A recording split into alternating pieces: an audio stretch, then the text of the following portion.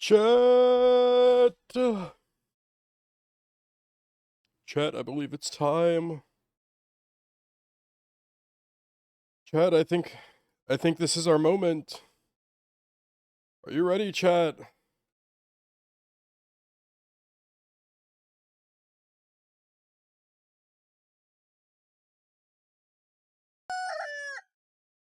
Are you ready?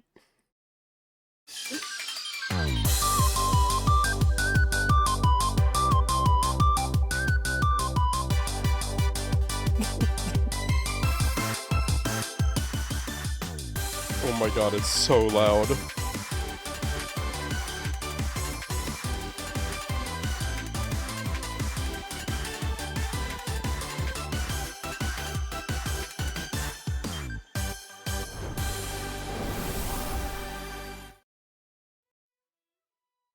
Welcome, everybody,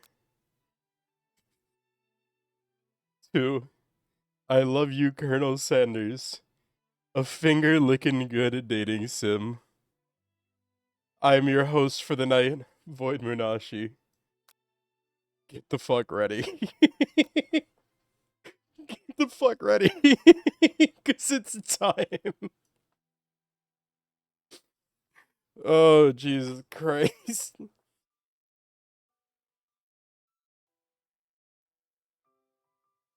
Alright, let me get the audio balanced.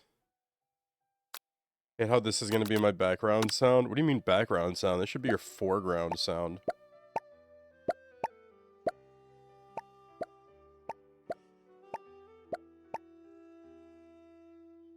Entire stream seems like it's going to be unbalanced. Why bother balancing the audio? We're just gonna try. It doesn't mean we're gonna succeed, but we're just gonna try real quick.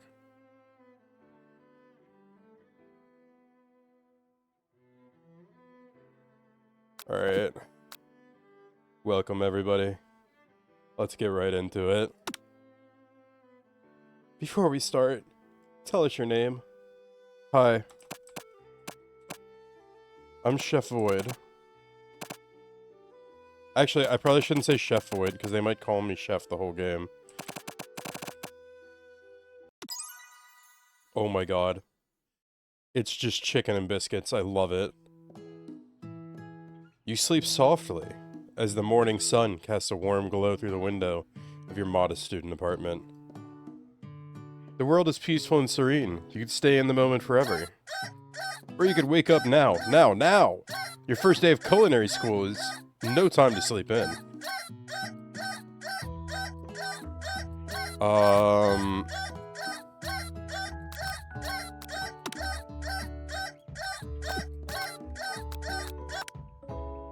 You sleep through the school year and give up on the once-in-a-lifetime opportunity to meet Colonel Sanders. Game over already. You might not be cut out for this. Alright, just for shits and giggles, I give up. Is it gonna close the game? No, it takes us right back. Oh my god, so it's gonna be that loud every time. Can I skip? Okay. Okay. Is that the fucking alarm? What the fuck? My ears? Yeah, this stream's gonna get a little crazy.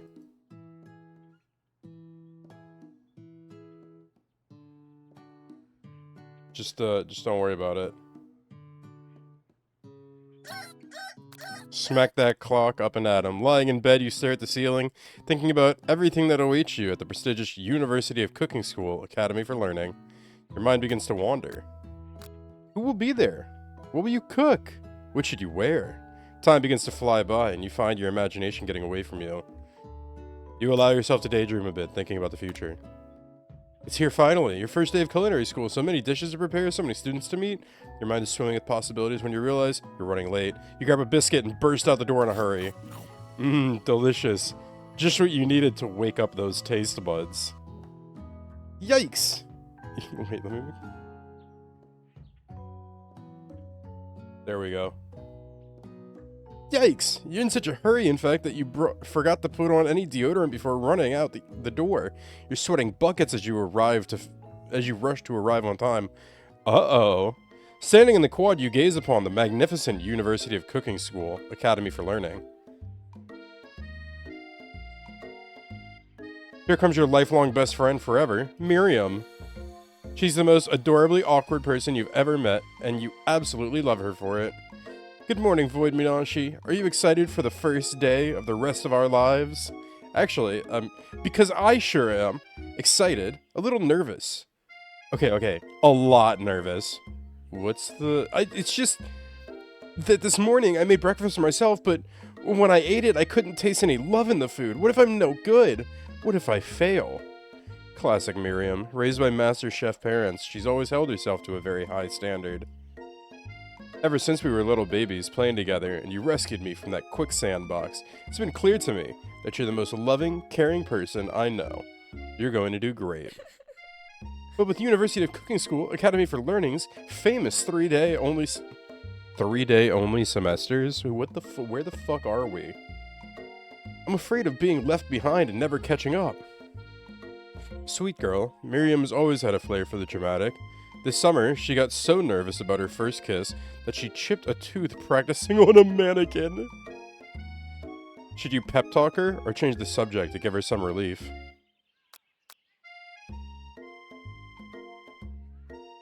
School gossip. It's hard to see Miriam like this, and frankly, quite exhausting. Rather than dwell on her anxiety, you try to change the subject to something more interesting. All summer, you've been hearing rumors about a dreamy, enigmatic mystery student who's enrolled at the school. Yeah, it's a little worrisome, but you'll be fine. Now, what about this mystery student we read about on the school message board? Any new deets? Oh, get this. I heard his name is Harland, and he's no ordinary student. They say he has powers. He's had them ever since he was born. From an egg! Wait. An egg like a chicken? Don't be ridiculous. But the thing about having powers, it would line up with some of the other rumors I've heard. Like I heard he once fought a bear with just his smile. You both sigh, thinking about a student so handsome that the laws of physics don't dare apply to him. Dreamy. Before you can get another word, you're rudely interrupted when someone smacks your books and custom engraved measuring spoons. Damn, we got some nice shit, what? Hey, it's... Ashley? Hey, what the, how the fuck? Ashley? How the fuck, bro? It's Ashley. It's Ashley, your archer, I don't give a shit. Ashley, yeah, I was about to say, I'm just spelling it, I'm saying it like that. She's totally evil, but you can't help but be filled with jealousy. She can get anything she wants, and she knows it. Hello, Ashley. Oh, I didn't see you there, chicken shins. You leave Void Minashi shins alone, they're perfectly normal shins. You can't stand Ashley, even her name is annoying. You know for a fact that it's actually Ashley, but she had to add extra letters to make herself feel better than everyone. If anyone here knows what perfect shins look like, it's us. Hey, write that one down, Chad. Write that one down. We're not going to let you or your really weird insults get to us. Across the quad, you see Ashley's best friend, Van the man. Fucking what?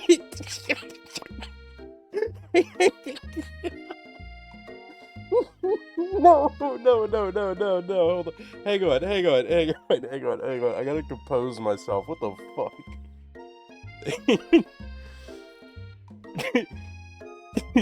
I gotta compose myself for this one. What the fuck?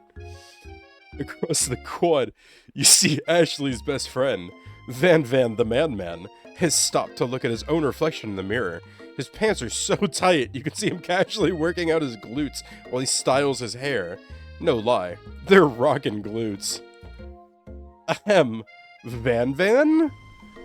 You ring.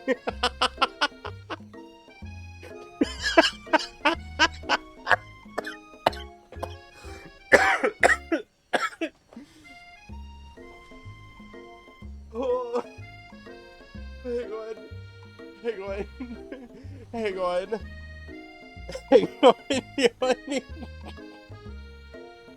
Hang on. Wait, wait.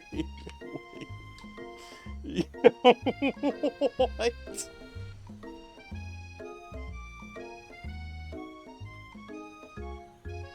Oh my god, okay. you you rang. You've never been sure what their argument is, but as long as you've known them, Ashley and Van have been just as close as you and Miriam, but substantially more devious. I can't believe that University of Cooking School, Academy of Learning would ever allow people like you to attend as students. I know, right? You'd think they just hand out diplomas now. Or maybe hire us on as professors. You amateurs could learn a lot from us. With the first day of school about to start, there's just not time to properly tell these two off, so you resist the urge. Let's go, Miriam. See you later, losers. As you approach the door, you see a goofy-looking kid pushing hard against the window directly next to it. Oh, he's gassed up. He's just gassed up. Oopsie! I think it's broken! You reach forward and easily pull the door open. That should do the trick. I love you! I think you mean thank you? My name is Pop. I was named after my Pop. He's old. Could someone like this also be a student at this school? He must be one heck of a chef. Also, his name tag clearly says Bob, but I guess he's reading it upside down. Hi, Pop. I'm Void Minashi. So, are you going to make me hold the door all day? No. And with that, the young man walks to the building ahead of you. Is it just me, or is he kind of... It's just you. It's just you. I think it's just you. You both shrug your shoulders before following him into the building. You Who's that a poster of up there? Can somebody give me a check on who that is? Also, welcome in Sabel, Daimao, Rex, Warren, Nisaki, Witchery. I kind of just wanted to jump right... Alright, fair. I kind of just wanted to jump right into it, dude. This is so funny. What the hell? Oh shit, I also have no idea where my phone is. Oh, no, now I do. Okay, I found it.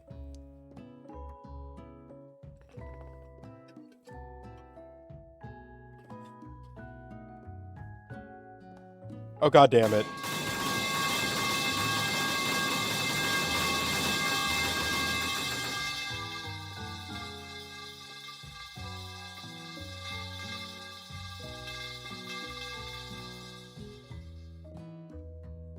Is this all I am to you? Also, that was really funny that my my model spoke with the the stimulate your senses.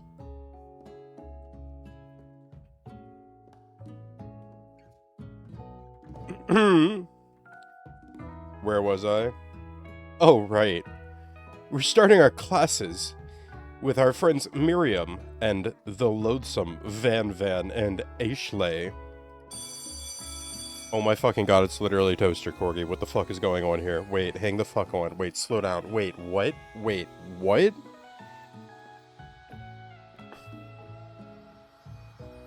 A scruffy looking pooch.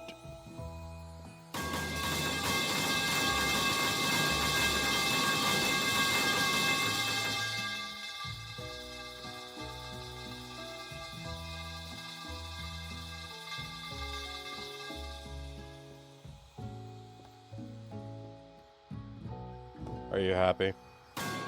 Are you? Jesus Christ!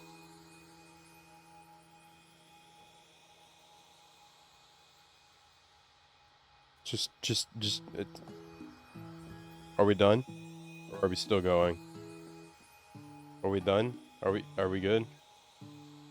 Are we happy? Are we fulfilled? Have we beaten up the streamer enough? Thank you, Rex. Rex, I appreciate you. God damn it! So mean. So mean.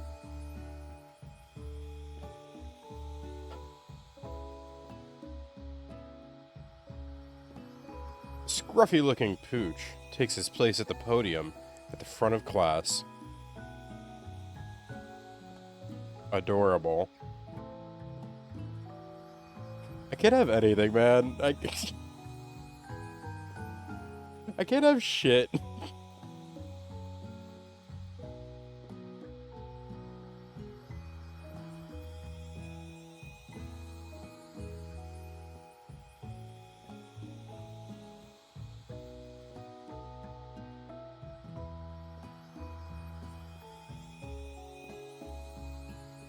Scruffy-looking pooch takes his place at the podium at the front of the class. Adorable. His name is Sprinkles. Oh, chat, his name is Sprinkles! Now, quiet down, everyone. Who is this unreasonably cute pup, and why is he in our culinary class? You must be Sprinkles, head instructor and CEO of UCSAL. Please, call me Professor Dog. I may be cute and little and fluffy, but I still demand respect. Woof!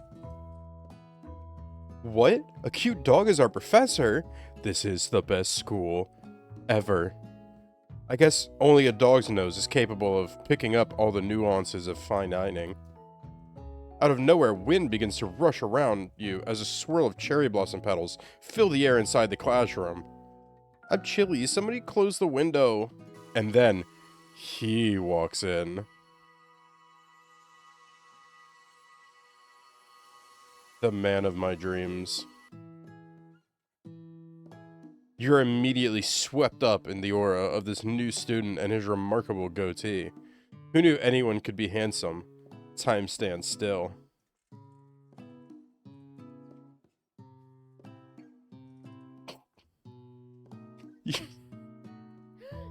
It's him. It's... If it isn't my favorite student, Harland. Colonel Sanders interrupts Sprinkles. Sorry, Professor Dog. Before he can finish his sentence, please, call me Colonel. Colonel Sanders. A hushed murmur rolls across the classroom as Colonel Sanders walks down the aisle of desks. Suddenly, the room is sweltering. Sweat begins to bead across your brow. You feel like everyone is looking at you, and you're not entirely wrong. And this over here must be Sweaty Sweats. Shut up, Ashley. Maybe we should open that window back up before Faucet Pits melts into a puddle and evaporates entirely. Dude, your life is a meme. Your hair is literally a star. You two both know my name. We were in the same kindergarten class. And what is with you? I can't read. What is with all your really weird insults? There's one option. You turn to Colonel Sanders, standing right in front of you. Colonel Sanders, beautiful angel that he is, stands before you, smiling gently, his hand outstretched. Boy, howdy, this classroom gets hotter than a Kentucky fryer. Please, use my handkerchief. You freeze up. Colonel Sanders is talking to you. Wait, Colonel Sanders is talking to you about how sweaty you look? You're completely mortified. This can't be your first interaction. What if he never forgets this moment? You stretch out your hand, and Colonel Sanders places a fine silk handkerchief in it. It's so beautiful you hesitate to press it to your face. When you do, the feeling is transcendent. It has this natural scent on it. It smells of the most delicious chicken you've ever smelled. Professor Dog steps in to settle the class down and set some ground rules. Welcome to University of Cooking School Academy for Learning, the greatest culinary academy in the world. The birthplace of culinary legends past, present, and future. Oh shit! Guys, hang on. Wait, I forgot something. Wait, I have to do this real fast. Oh my god, how could I forget?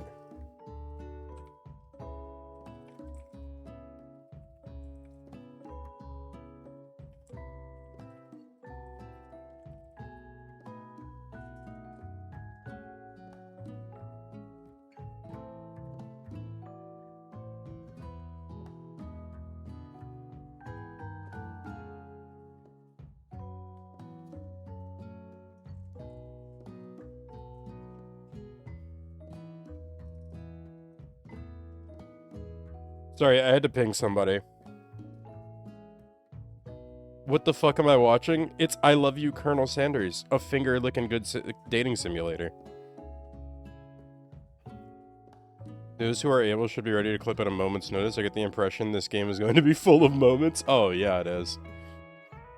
This is going to be a rich 2 hours. Well, 3 hours if I'm slow, which I am. The birthplace of culinary legends, past, present, and future. Many challenges await you. There will be tears. There will be blood. There might, even be really adorable tiny food. Aww. And when all is said and done, there will be a battle. You will lift your sporks and compete in the broom cooking arena. Just then, another student enters the classroom and interrupts the professor's rousing speech. Hi guys, sorry I'm late. I hope everyone had a good summer. I really miss— Quiet! Late to class is bad enough, but interrupting my monologue? You're on the fast track out of here, young man. Are you sure you're even in the right place? Don't you recognize me? This is my 3rd year in this school with you as my teacher. Everyone stares at him blankly. Does no one remember me? You're expelled if you utter one more word before I finish. Let that be a lesson to you students that tardiness is unacceptable. Even Clank made it here on time, rolling halfway across town on his tiny wheels. You turn to see the student Sprinkles is referencing, who appears to be some sort of industrial kitchen appliance. What the hell?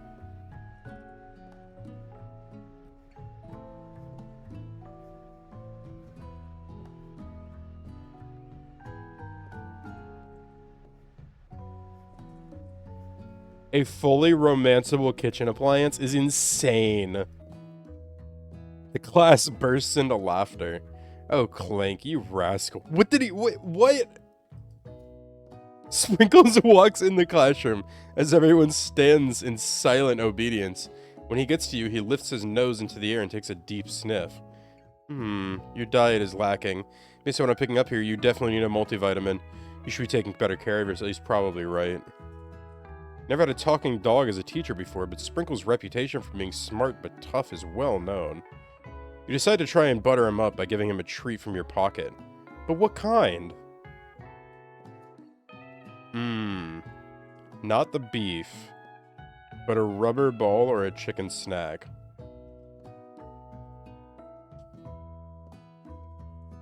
But I feel like if I give him the chicken, then it's gonna be, like, it's not gonna be too good. Right? Given the theme of this game, there's only one option. Obviously, the rubber ball. Oh, maybe we gotta do the chicken snack. You reach beneath your apron and return with a chicken snack in your hand. Sprinkle's eyes go wide as he locks onto it. His favorite. Well, well, well. I think there might be some competition for new star student. The furry professor immediately devours the snack, leaving her hands slick with a coating of warm doggy drool. You see the other students eyeing you jealously, but pay no mind to them. If they wanted to succeed in life, they should have learned the importance of carrying a range of dog treat flavors on them at all times. Settle down, young chefs. Take your seats and prepare to have your minds opened to the amazing possibilities of culinary creation. As everyone rushes to claim their favorite seats, you're left standing at the front of the room. Only 2 options remain. Oh, God.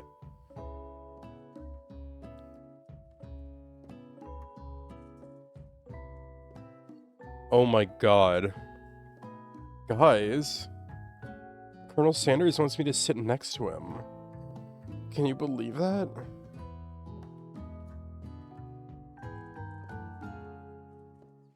You gotta sit with him? Okay.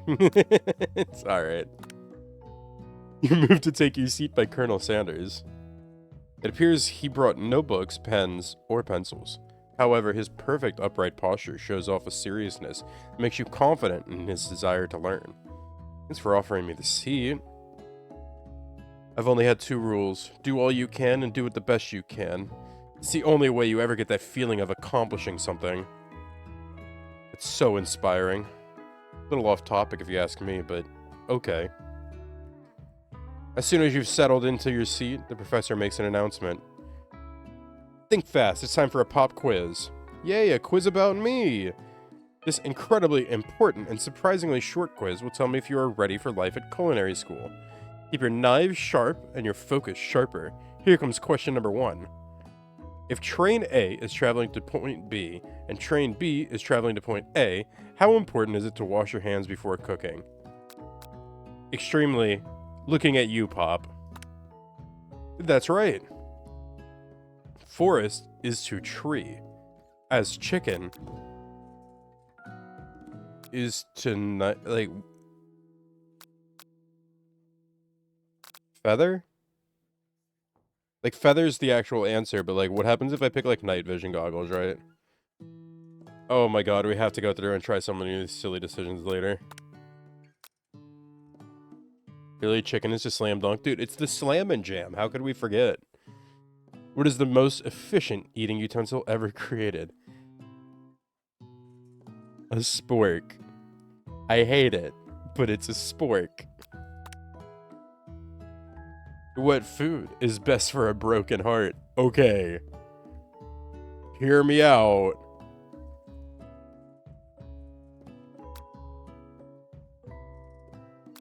I've never had camel meat. Pancakes with silly faces are pretty good. That's a pretty good one, but probably anything with love and not too much salt, right? That's right. Yeah, there we go. Is Sprinkles a good boy? I swear to God.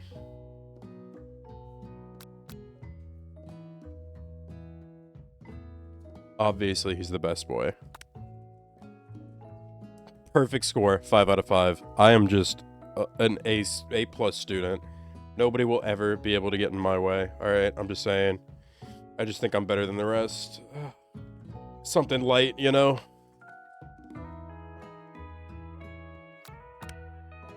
Wow, be honest. Did you cheat? No, definitely not. You look up to see that Colonel Sanders has been watching your tally score. He's impressed. I know we just met, but I have to confess. I think you have a beautiful brain. Oh, Colonel Sanders, you know me so well. Hot diggity, Void Minashi. You just scored some major Colonel Sanders points with that performance. May I have your attention, students? I have an important announcement to make. Time for lunch! Food.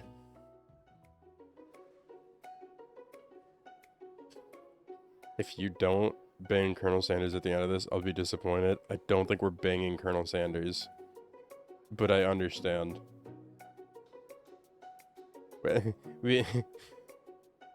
make a Baldur's Gate character that looks like Colonel Sanders.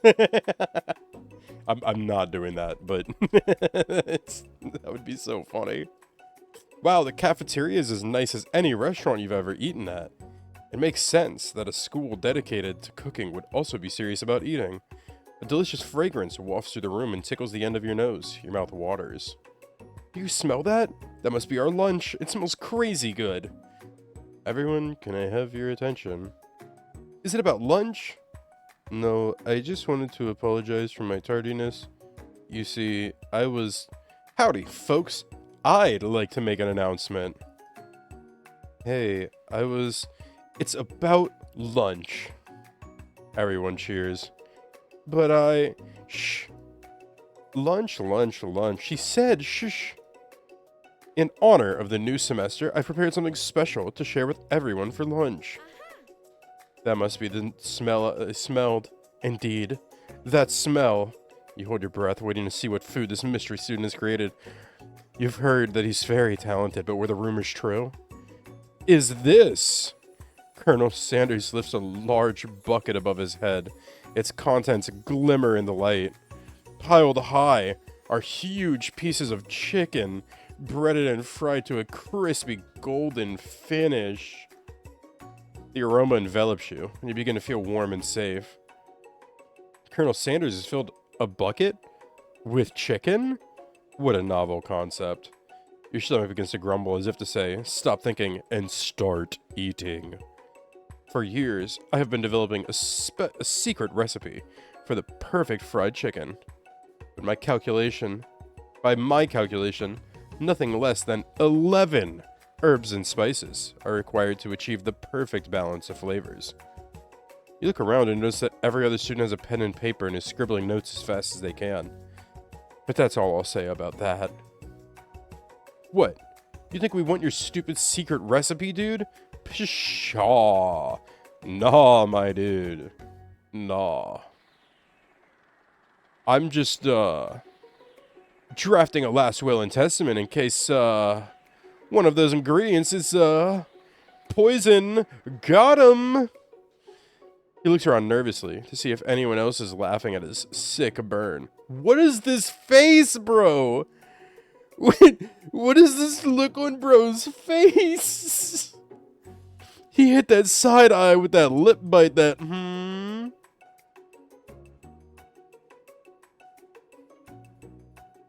Van, you scamp. He's just like me, for real. You wait to see what zinger Ashley is prepared to follow up, but she suddenly takes a different approach. Yeah, and I was just like, writing in my diary. Dear diary, today I smelled something beautiful. I knew at that moment that only the hands of a true gentleman could fry chicken so tender. You see her body language change from bitter and evil to sweet and innocent as she slides closer to Colonel Sanders. She realizes that he is destined for greatness and fame with cooking skills like this. She wants him all to herself. Oh, please. Well, Van, the man. If you don't want any, I'll take his. Whoa, hold on. I mean, I guess I'll try it.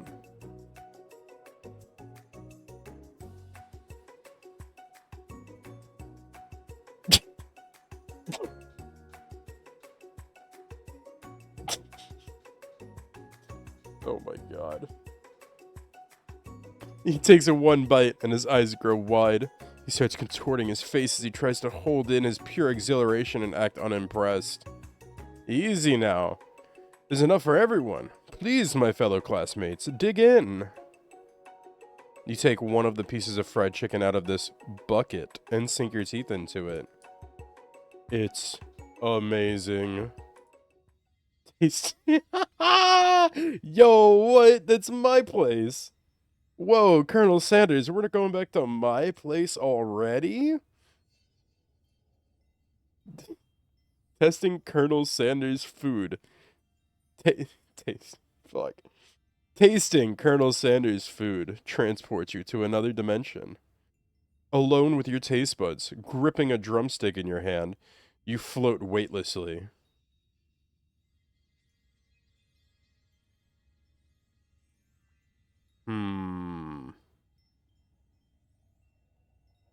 Savor the moment and everything that it tells you about Colonel Sanders' culinary heart.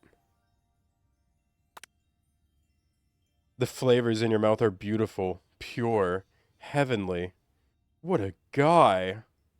Alone with the flavors, you feel something that you can only describe as love. For a man? For a flavor? Are they the same?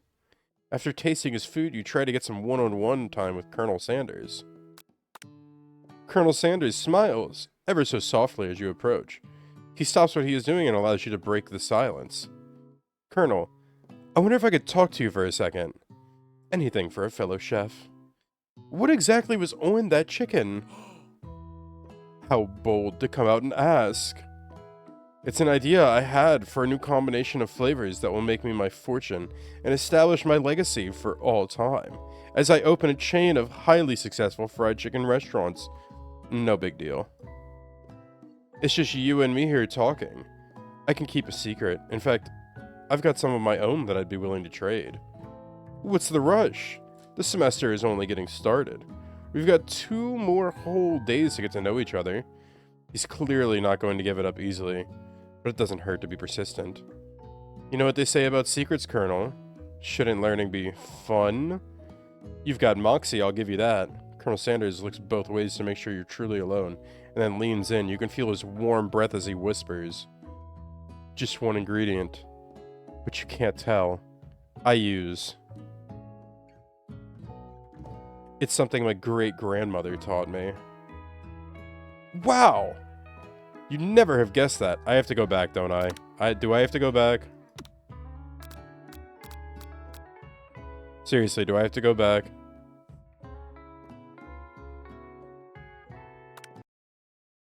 God damn it.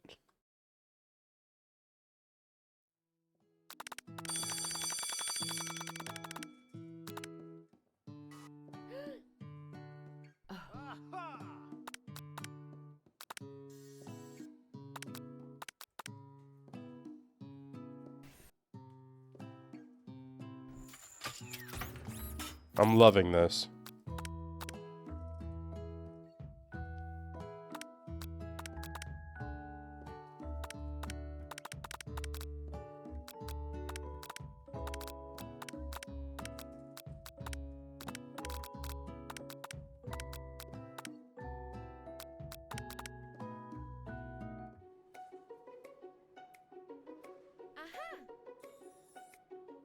No, no, I'm loving it as a different franchise.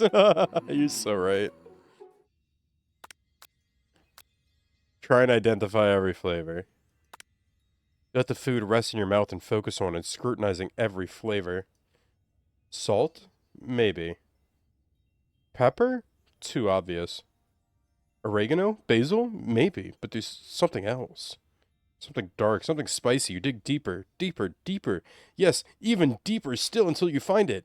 Could it be? He really did it. How bold, how adventurous to use. You try to go even deeper into the sea of flavors, but this revolution alone is more than you can handle. You snap out of it and realize that this information was meant to remain a secret, and yet now you know. A mantle of responsibility now rests upon your shoulders. As you look around, you realize that everyone in the room is consumed by the lunch. No one noticed that you've traveled through space and time. After tasting his food, you try to get some one-on-one time with Colonel Sanders.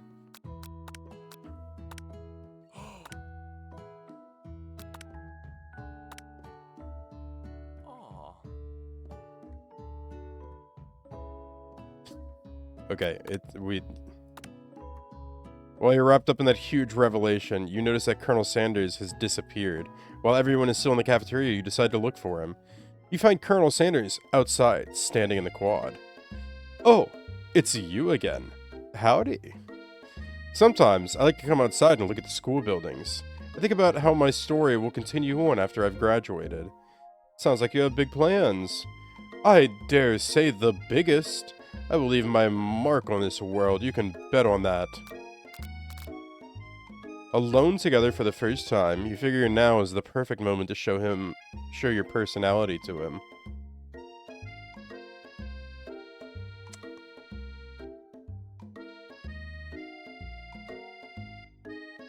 Hear me out. 11 herbs and spices, that's pretty good. But 12 herbs and spices? I'm just saying there might be something there. Maybe there's something there. Maybe he's got it wrong. Show your personality. Is that a euphemism? Word.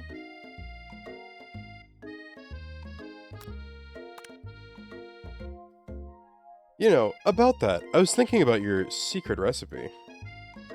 I don't doubt it. It has a way of leaving an impression on all who taste it. You decide to show him that you also know a thing or two about blowing minds with new flavors. I actually had some thoughts on how you could improve it. Improve it? You want to change my secret recipe? And you think you can do better? Have you ever heard of habanero pepper? Ooh. Heard of them. I tend an entire garden of chili pepper varieties. Habanero, poblano, cayenne. But that's not the point. You can't just toss new ingredients into my secret recipe and expect to improve it. A recipe is about balance. It involves careful consideration and refinement. I didn't mean to... Let this be the last time you improvise on my recipes, Void Munashi. I'm headed back to class for the next lesson. That certainly didn't go as planned. Oh god, guys. Oh no. Oh jeez. Oh god. Oh, I messed up. Better head back inside. But wait a moment. We had to wait a moment. I think we fucked up, gang. Shh, we got this.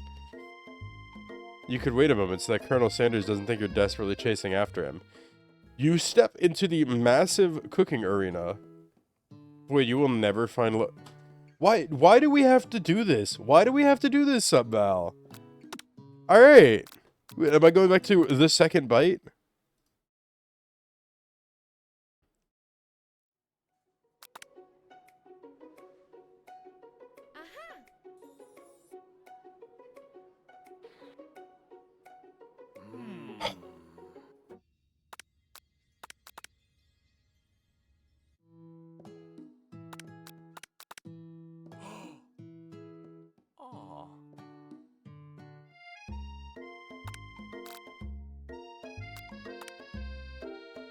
Well, I just wanted to tell you that I really enjoyed your recipe.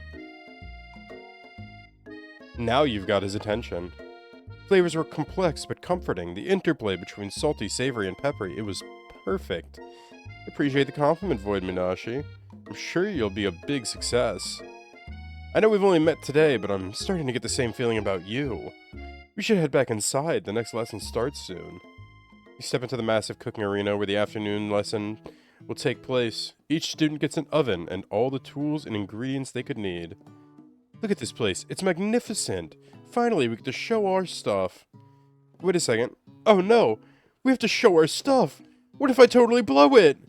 You're not gonna blow anything, except maybe kisses to the crowd of fans you're gonna earn with your signature, adorable tiny food creations. Welcome, students, to the cooking arena. For today's lesson, we'll be cooking with partners. Hurry up and pair off. Oh god. I was about to say, are we just neglecting our best friend entirely? That's so mean. You pounce on Colonel Sanders. Now it really is Food Wars. Yeah.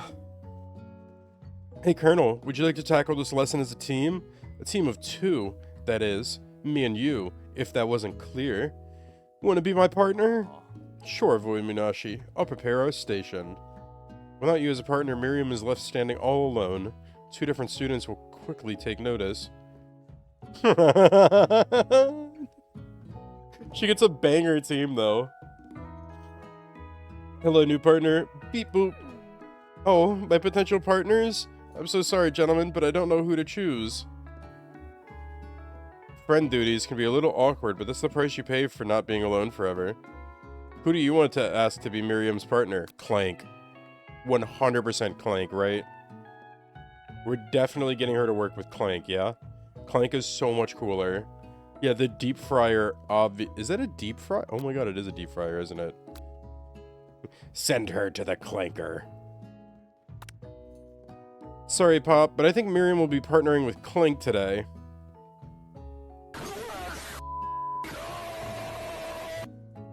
Yeah? Yo, Pop kind of went crazy right there. Thought he was a pressure cooker. No, that's a deep fryer. That's... Buddy, what? Oh wait, maybe it is a pressure cooker.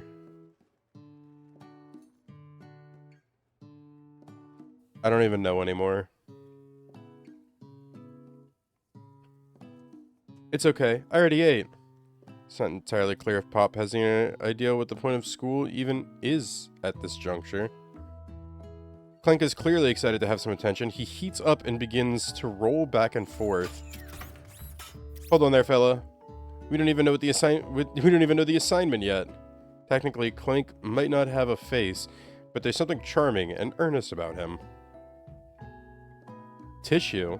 I hardly know you! Clank judders and a panel shakes loose. You get the impression that this is a sign of affection. Looks like the 2 of you will be just fine. Now it's time to focus on your own cooking classwork. Alright, you 2. For today's lesson, we're going to keep it simple. Pick a basic dish and divide up the steps. No chef is an island. It takes 2 flints to make a fire. You get the idea. This was the most romantic partnering I've ever seen since me and Van Van.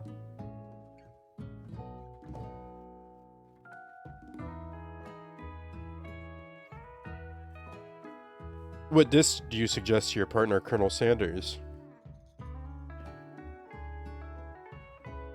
Oh my god. Your grandmother's mashed potatoes and gravy, obviously. I've always been something of a down-home chef. I was thinking we could make something warm, inviting, comforting. Maybe mashed potatoes and gravy? I couldn't imagine one without the other. Colonel Sanders casts a coy look at you, causing your whole face to go beet red.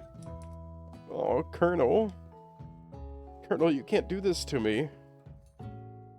Embarrassed, you quickly turn away. I'll go get the potatoes. No, please, let me. Picking perfect produce is a passion of mine. Looks like things are getting pretty fresh around here. Does someone have a crush on Colonel Sanders? We're just cooking partners. Mind your own business. Sanders' heart is my business, and you better keep your fingers off of my man. Did someone call for me?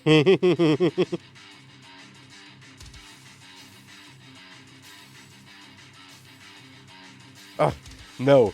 Jeez, Van Van. While I'm over here crushing Void Menashe's dreams, you're supposed to be taking care of our classwork. That was the deal, remember? Colonel Sanders returns. Whoa.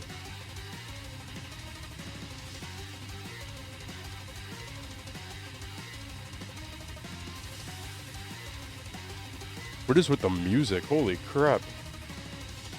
They're both haters, and they are perfect for each other. Colonel Sanders returns, arms full of peeled potatoes. He tosses them into boiling water and turns his attention to you and your old friends. Oh, howdy there, Ashley Van Van. Are we working in a quartet instead of a duet now? Actually, no. It looked like Void Menashe was struggling, so we offered to give them a hand. You know how it is. These young amateur chefs need a lot of mentoring. I was going to say, Colonel Sanders, maybe I could also teach you a thing or two about fancy food. Maybe one day, you might be able to get on my level. Ha! Doubt it. Don't be rude, Van Van. Personally, I have no doubts whatsoever about Colonel Sanders' ability to concoct creations worthy of admiration. After all, your fried chicken was quite spectacular. But Colonel, if you ask me, I might make a better partner for you than this thing that has positioned itself at your station. Don't you feel deep down that we cast complementary shadows? We fit together. Like a thigh and a drumstick. It just makes sense. Nothing about this makes any sense, but one thing is clear. She's coming for Colonel if you don't watch out. Ashley is really going at you hard. You need to ask for some backup here before things get ugly.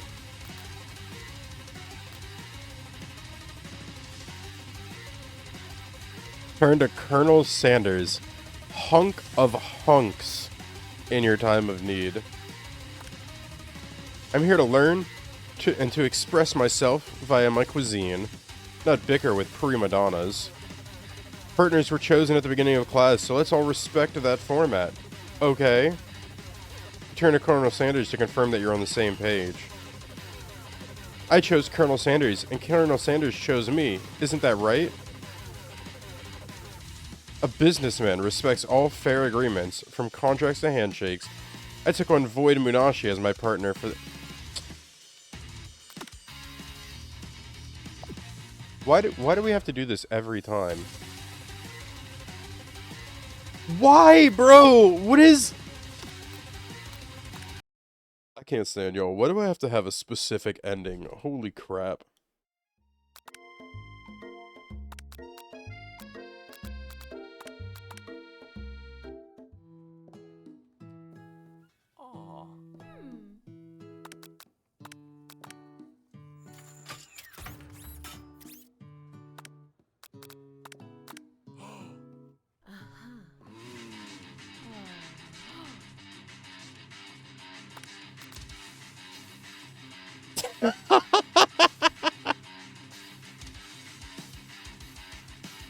Welcome in, Lychee.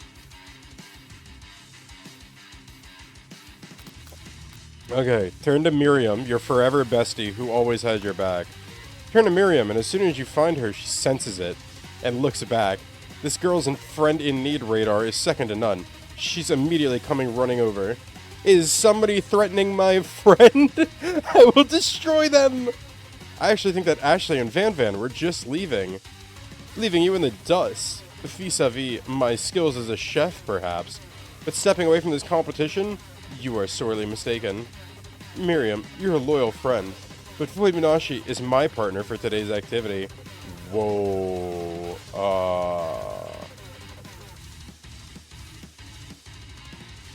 Well, that was kind of forward of you, Colonel.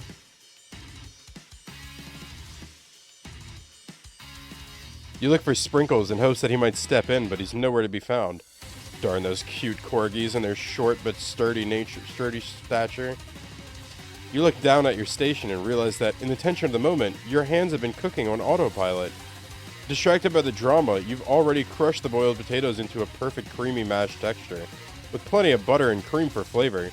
It's as if your natural passion guided you through the steps. The steps you know so well while your attention was elsewhere. I know just what to do. Colonel Sanders extends his hand. He's holding a beautiful white porcelain gravy boat, out of which pours a smooth brown gravy, smothering your nearly finished potato dish. Gravy flows down the mound of mashed potatoes. The results look spectacular. Granny would be very proud. Colonel Sanders holds a spork out to you. You reach out and grab hold of it, but he doesn't immediately let go. The two of you stand holding the same spork, and for that small moment, all of the madness and pressure in this crazy world stops. Your eyes lock. The moment is electric. Time stands still. If you love something, set it free. Together, you dig the utensil into the mashed potatoes and lift a heaping sporkful up. When you see Ashley with a sinister look, you know she's plotting against you to be with Colonel Sanders. And then, filled with rage without thinking, you fling the spork of mashed potatoes right into Ashley's stupid, beautiful face. Van Van, do something! Scooping up a fingerful, Van Van tastes the dripping mashed potatoes and gravy and realizes that it's delicious. Horrified by this revelation, he slinks away. Will he ever be able to cook something with so much love and integrity? Hold on right there, Void Munashi. We do not waste food in the broom cooking arena. Oh shit. I think I messed up. I expected better from you. Oh, Colonel Sanders, I expected better from you. If you throw one more spoonful, you better be prepared to eat it from wherever it lands. Can I has potato face? Van Van rushes back over, a covered dish in his hand. Why is it on an mashed potatoes with gravy? Pathetic. In just a few minutes, I prepared a full meal. Gaze upon my specialty, braised tentacle of an octopus, and my silky saltwater sauce, plated on a battle axe blade forged by my supreme chef ancestors. You've ignored me for too long. That ends now. It is I who will have first bite, and you will all look on with envy. The interrupting student rushes at Van Van and swipes a bite of his signature dish right off the plate.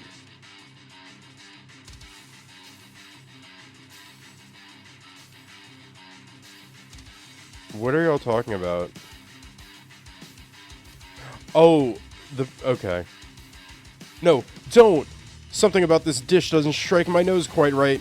I think the octopus was rushed and may have turned in the process. The results could be toxic. Too late. It has been eaten. I think I left something in the oven. I don't feel so good.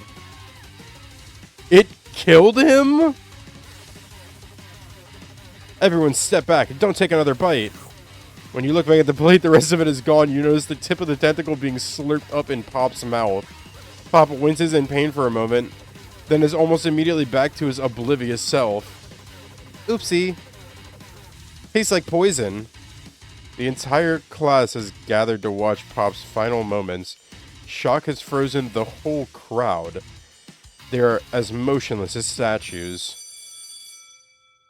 Class bell rings, disrupting the moment, snapping everyone back to reality. It would appear that Pop's enthusiasm for trying new things, despite obvious danger, has inoculated him against poisons of all kinds. There's a man that died. There's a dead man in the room. I'm not sure the professors here make enough money. Hello? I just turned into a ghost over here. Seeing that you're shaken up by that really annoying student and all his nonsense, Colonel Sanders approaches you. I'm sorry you had to go through that. Please, let me walk you home. What? Like, for real? Oh, come on! You follow Colonel Sanders out of the room. At night, the school building has taken on another vibe entirely. It's dark, and more than a little spooky. Colonel Sanders stands in the quad's neon glow and speaks softly. Those mashed potatoes you made in class today.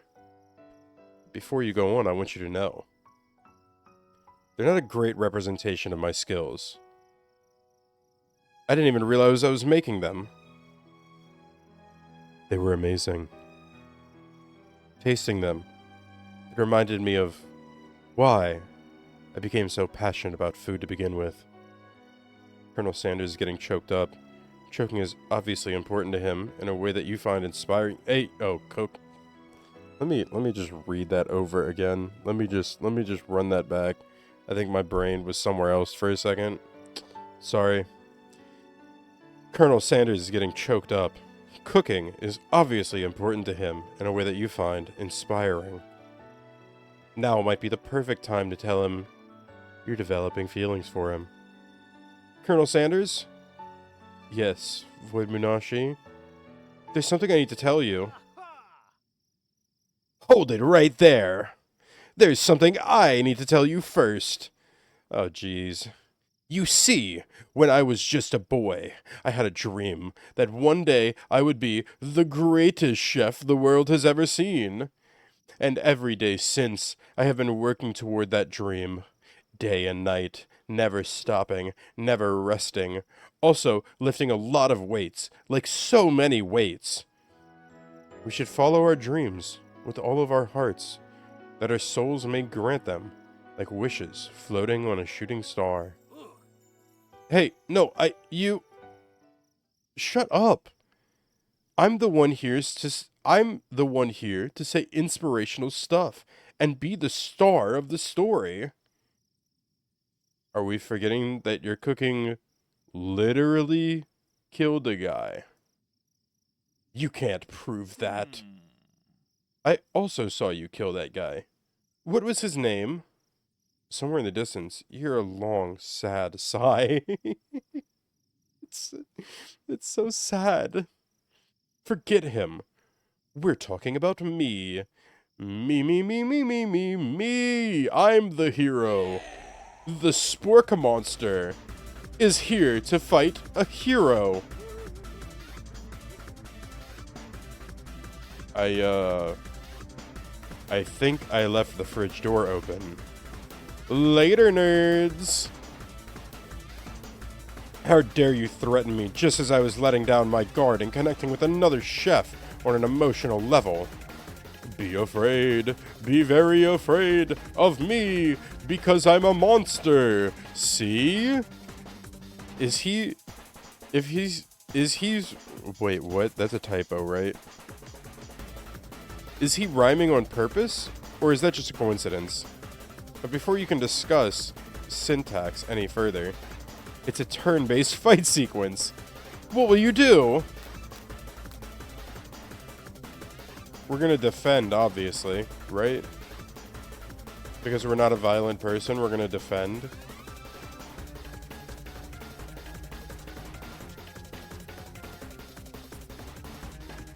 Murder. But we're not a violent person. I think we're gonna defend. You decide to defend. Which defense will you choose? Trepidation works, yeah. You close your eyes tight, but then open them for just enough to squint and see the Spork monster across the battlefield. For some reason, this makes you feel more prepared for what comes next. Spork monster goes on the attack.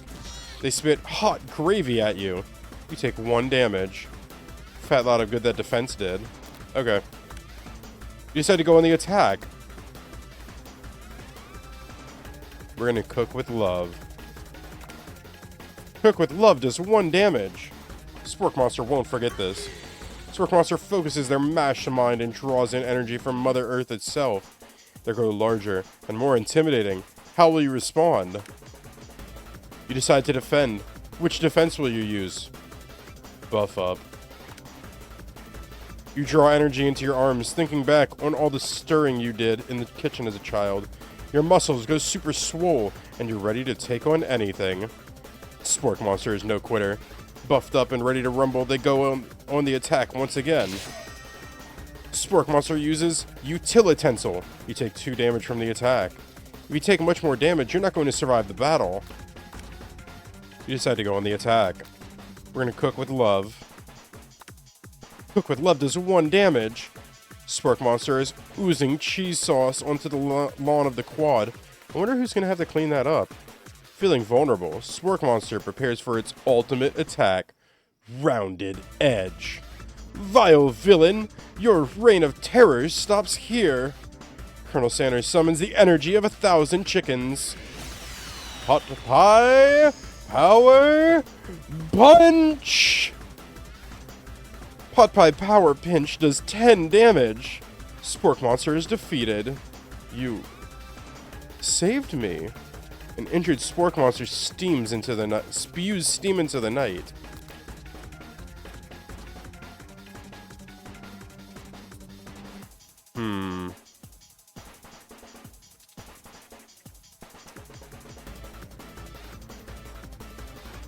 Violence is a good solution. And Colonel Sanders seemed ready to defeat him as well. But he is a giant ball of mashed potatoes and gravy with sporks.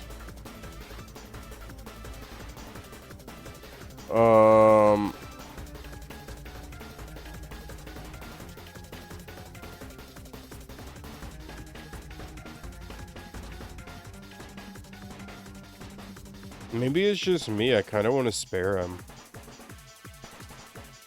You would dare let this subpar dish stain the reputation of your love? You know what? You're so right. No student will ever walk in the quad in fear again. This monster messed with the wrong chef. You're ready. Your final attack. You'll never survive my... Oh my god. Student debt loan destruction. Student loan debt destruction does 10 damage. Spork monster is completely vaporized. Colonel Sanders looks on in awe. You continue to surprise me, Void Minashi. Defeated monster left behind a special item. It appears at first to be a cookbook, but upon closer inspection it's so much more. It's a book of magic spells with a golden chicken on the cover. You open the cover and find a library card tucked inside. The last name to have signed it out was Borko. Borko. That name sounds strangely familiar. Your blood is pumping as you stand in the quiet of the night, holding the mysterious book in your hands. As you calm down from the battle buzz, you realize that your final attack has left you completely depleted. The world around you begins to fade away. Without any energy to keep your eyes open, darkness overtakes you. The image of Colonel Sanders flashes before your eyes as you fall asleep. He must have helped you get home. In your tired state, you don't know if you could have made it without him. What a guy. You want to thank him. You don't have the strength to utter a single word. You feel your covers being pulled up over you as you're tucked in tightly. Good night, my colonel. Oh my god. I can't, bro. Alright, let me take a quick break. Let me take a quick 3-minute break. I'm actually gonna go make some coffee because I'm really tired and I didn't think about that before stream. Sorry, chat. You're the best. Be right back.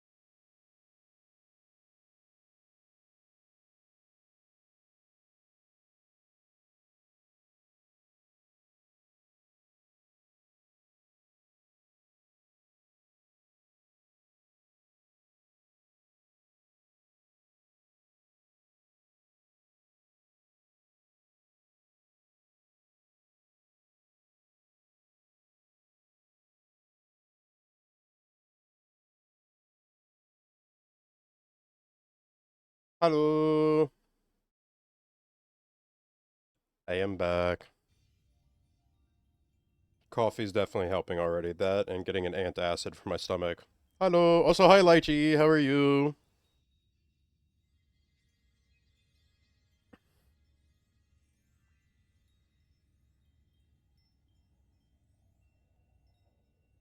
Okay.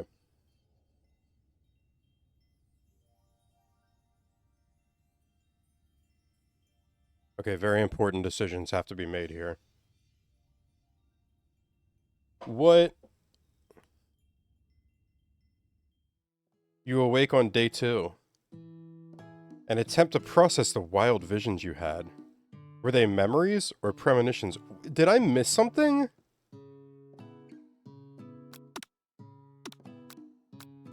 Did I miss something right there? What the hell? Wait.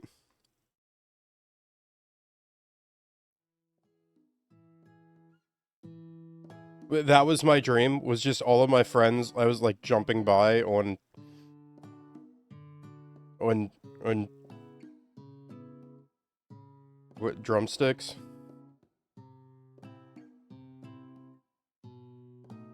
You awake on day 2 and attempt to process the wild visions you had. You lie in bed and stare at the ceiling, thinking about the secret you discovered while tasting Colonel Sanders' cooking yesterday. You can't believe he really used... And then, there was that secret ingredient that Colonel Sanders went ahead and told you outright. Not much of a secret, huh? It's probably just because he already trusts you so much. Sure, that makes sense. We'll go with that. You meet up with your bestie in front of the school. Before you can tell her about the encounter with the Spork Monster, she launches into a story of her own. Okay, I know this might sound a little strange, but I think I might be, I think I might like Clank. Like him? Like... I know, it sounds like it's moving too fast, but there's something about him. I like him. Like him. We got to talking after class, and he's actually a totally sweet guy. Not only that, but he's really smart. He told me all kinds of stories about Colonel Sanders. Did you know that Colonel Sanders was the most popular kid in his high school?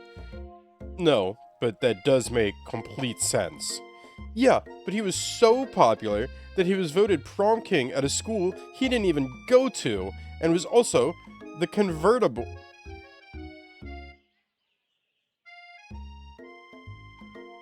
Wait. He was so popular that he was voted prom king at a school he didn't even go to, and was also the convertible that he himself rode in at the front of the homecoming parade. I don't think that sentence grammatically makes sense.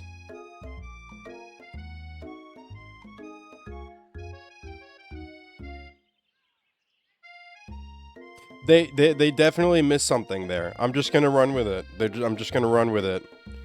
This game was poorly translated from Japanese. Yeah. I'm thinking maybe something got lost in pressure cooker link. Yeah, okay. Wow, that's really funny. That is hilarious. That is so meta. I'm thinking maybe something got lost in pressure cooker language translation there. That's really funny. Either way, maybe it'd be best if you took it slow with this new boy. Like, I'm with Colonel Sanders. You and Colonel Sanders, the coolest guy in school? The most famous student to ever attend University of Cooking School, Academy of Learning? You're a thing now? We definitely connected yesterday. You sure? Sure you did. You're great. Why wouldn't he be into you? I guess? Laughing at the implication that you and Colonel Sanders might be a thing is definitely not cool. You are great. You have an idea of how to prove that your love is real. Well, if he's not into me, why did he tell me one of his secret ingredients? However, you don't tell her that you know a second ingredient too, which you discovered on your own. Your bestie's eyes light up. A secret ingredient? Yeah, I just said that. A secret ingredient. Is there a dramatic echo in here? Miriam checks to make sure you're alone before continuing. So this summer, while I was on vacation with my family, a lovely man approached me in the botanical garden where I was wandering. This can't be good. He told me all about his passion for spices, secret spices. This man even gave me some to show me what he meant. He said it was a powder created from super duper rare dried flower petals. Also, that if I did him a big favor, I could have some of my own. Please, Miriam, don't tell me. So I filled my suitcase with them and brought them home. He was so nice. He even met me at the gate when I arrived. Later, when I cooked with him, a very strange feeling came over me, and that flavor was unlike anything I'd ever tasted. I think you're being very liberal with the meaning of spices here. Whatever. Anyhow, we both share an interest in cooking, so we've stayed in touch, you know, like pen pals. I bet he would love to know more about new spices. Well, I'm definitely not supposed to share Colonel Sanders' secret recipe. And besides, I only know the one ingredient, so I doubt it'd be very much use to anyone. Please, please, please! It would mean the world to me. No one has to know it came from you or from Colonel Sanders. We're making up a fake ingredient. I'm sorry, bestie. There's no way. There's no way.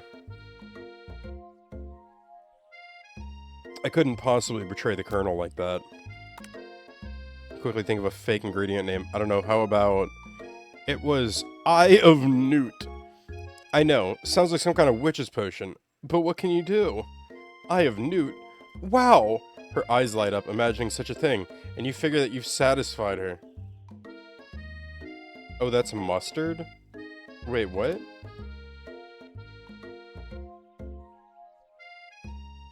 Wait, what? She immediately turns around and does thumb typing on her phone that you can't see. That's probably not good. Eye of Newt is a mustard plant, like mustard gas, or like mustard the... Like, you mean like mustard?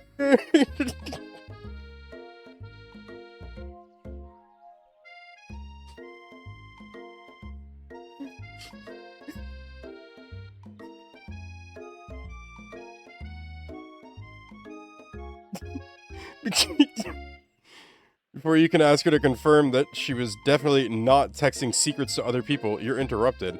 A wind rushes in. Cherry blossom petals fill the air. It's Colonel Sanders. He's arriving at school. Oh my god. Colonel Sanders' horse is truly a thing of beauty. Without ever acknowledging that he's being watched, he does a short horse dance before dismounting with a flourish. He then slaps the beautiful creature gently on its rear, sending it running free into the countryside. Okay. Eye of Newt is a metaphorical term used, not a literal animal part. It actually refers to mustard seed. The term likely originated from a plant name, possibly eye referring to a seed, and newt being the name of for the mustard plant. Oh, interesting. Some herbalism lore brought to you. Thank you, Sabal. You're so struck by the sight of him that you lose the ability to speak coherently.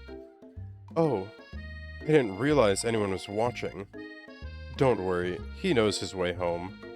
You attempt to compliment Colonel Sanders, but the words don't come out exactly right. What a horseful butte you have. I mean, what a horsyful butte you have. Dang it, that's what I just said. Being a good friend, Miriam attempts to cover for you.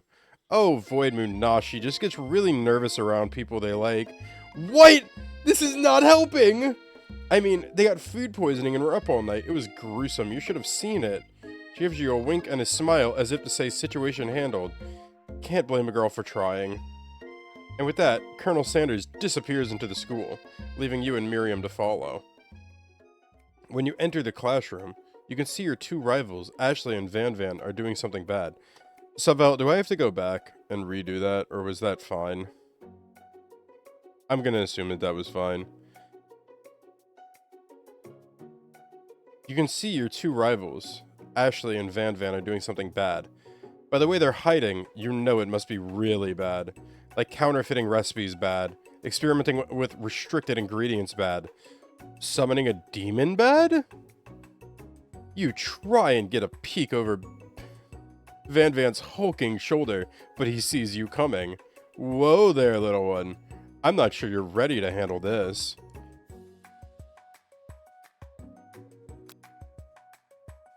Why don't you make like a bee and mind your own wax, honey? You sit near the rivals, but leave your back turned to them. You even hear Van Van mutter something that sounds a little bit like a magic spell. However, he notices you eavesdropping. You try and cover your tracks and improvise an excuse. I will yell at you if you have strayed from the canon ending. It's time for class and you're distracting the rest of us who want to learn. Now you've upset them.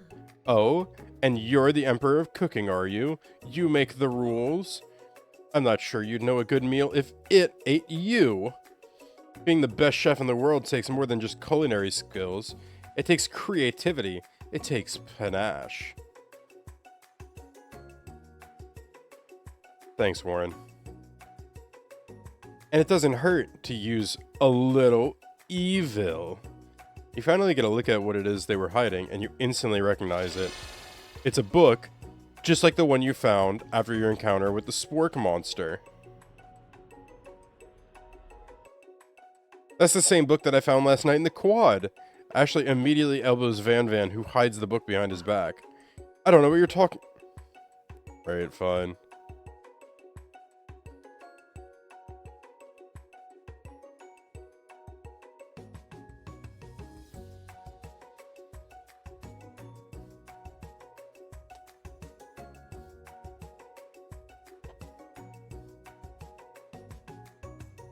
Okay.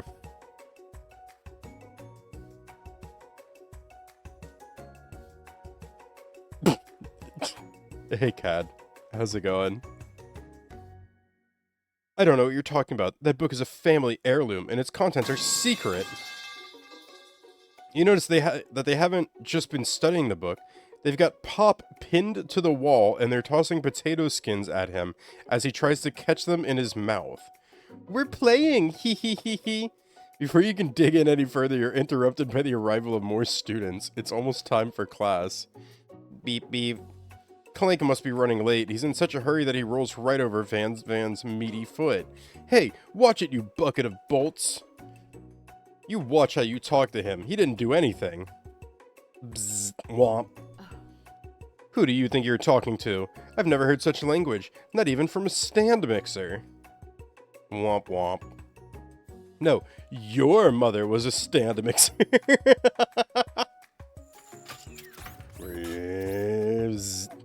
Van Van jumps to attack Clank, but Clank shocks Van Van, sending him flying across the room. Protect me, Colonel Sanders. These crazed men are about to come to blows. I think it must be over me. It must be over me, but I'm not interested in either of them. Ashley's tone has completely changed in an instant. She bats her eyelashes at Colonel Sanders. Surely he must know that this is a ruse, right? Gentlemen, get a hold of yourselves. Save it for the arena, at least. Or don't. Honestly, what do I care? I've got lofty career aspirations to focus on. Maybe I can help you with your business plan. Just then, Sprinkles arrives to signal the true start of the class day. He's panting, which doesn't seem that abnormal. He's a professor, but he's also a dog. Students, please, take your seats. I apologize for my late arrival. I spent the morning chasing a car all around town, and my tiny legs are very, very tired. But I'm here now, and I hope you're ready to learn. Rub his furry dog belly, he loves it. After he catches his breath, Sprinkles regains control of the classroom. Without further ado, we'll review the global history of my favorite fowl, the chicken. You want to pay attention to the lesson. Truly you do. Which is why in 1776, at the signing of the Declaration of Independence, it was a chicken who first signed their name. But you can't help but daydream about Colonel Sanders, and you miss most of the important parts. When you come to, Sparkles is holding a tray of food in front of you. Well, Void Munashi, naturally this appears to you to be a sample platter. Which item do you want to sample?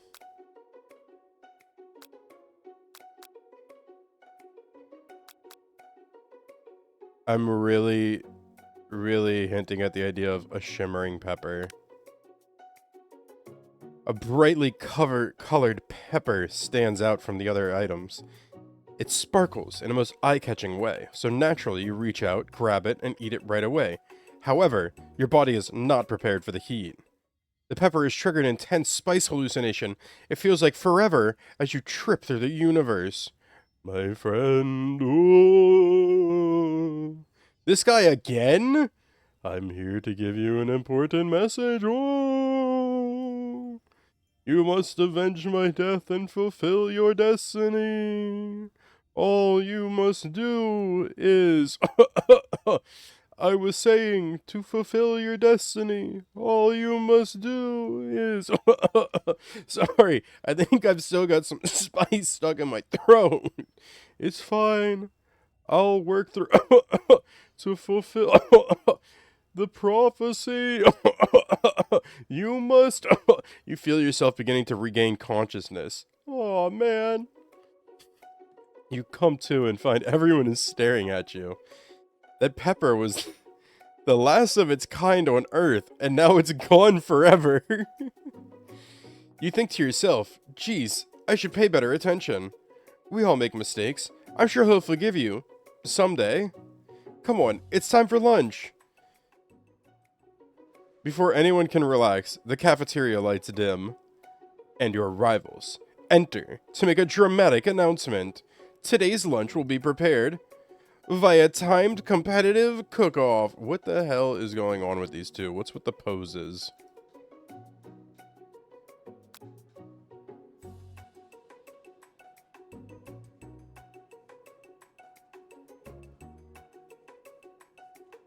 Step up and tell them you're on. A bit of lunchtime competition, eh? Count me in. If I have to wipe the tables with you fools before I set my lunch down on it, then so be it.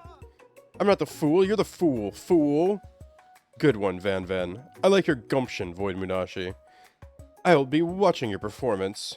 Just as things reach a boiling point, Sprinkles steps in. Surely he'll put a stop to this madness.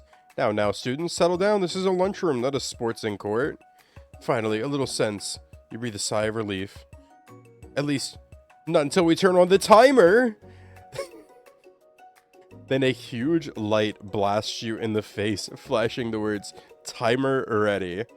That's what I'm talking about. Aru! I stand corrected. The hard way builds... The hard way builds solidly a foundation of confidence that cannot be swept away.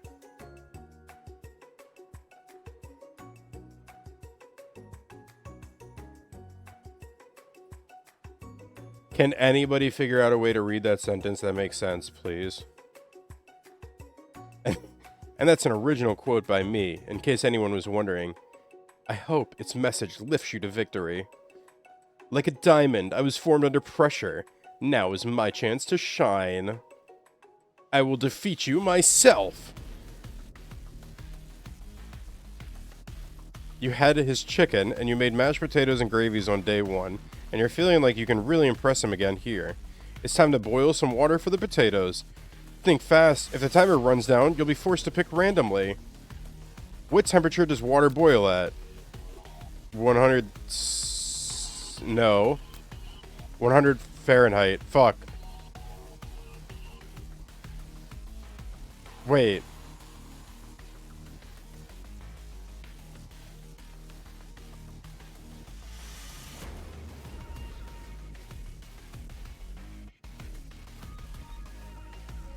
I don't know my Celsius, motherfuckers, okay?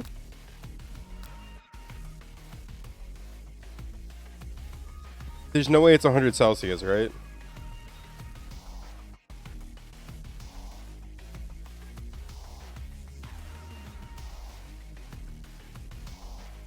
Celsius goes from 1 to 100. I thought that it boiled at 40 Celsius. Clearly I'm wrong.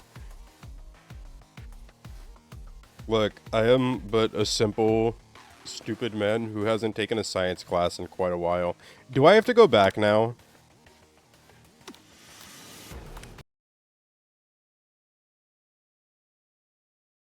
Wait, it gets to 40 Celsius all the time.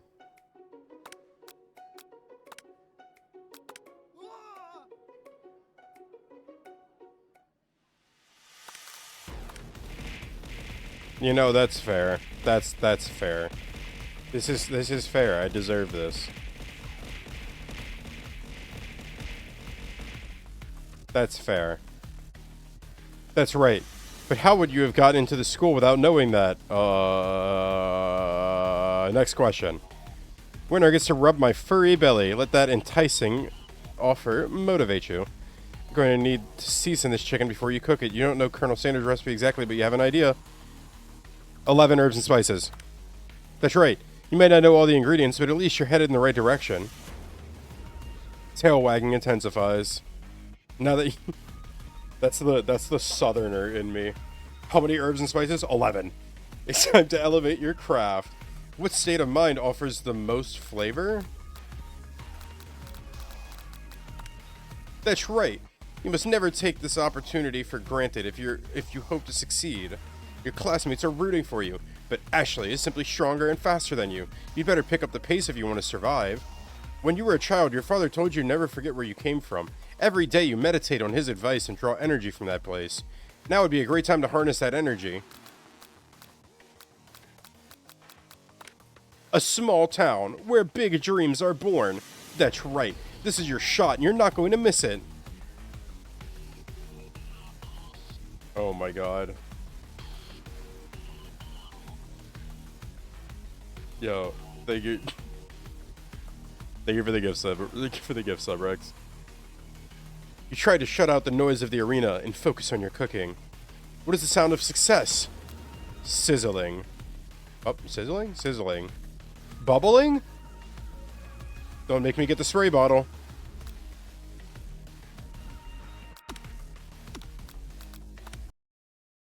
So anyways, there I was.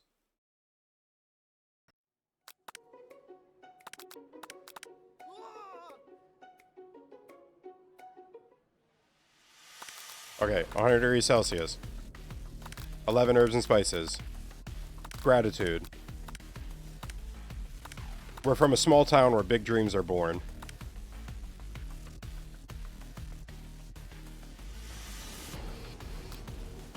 Hey man, I go till my chicken's sizzling. Okay? Alright. I actually have a fucking thermometer so I can check the internal temperature of my chicken when I cook it on a barbecue so it doesn't dry out. Talk to me about I don't know how to cook chicken. Alright? I know what I'm doing. Like 80% of the time.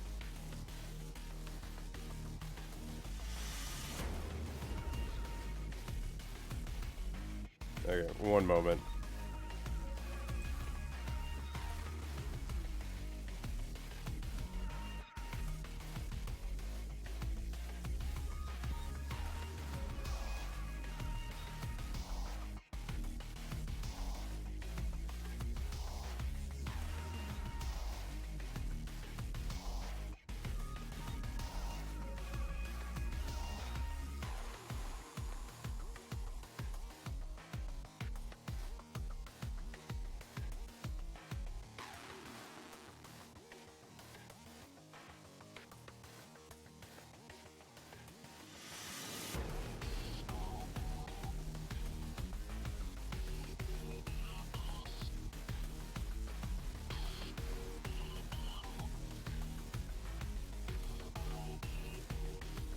Okay, sorry about that.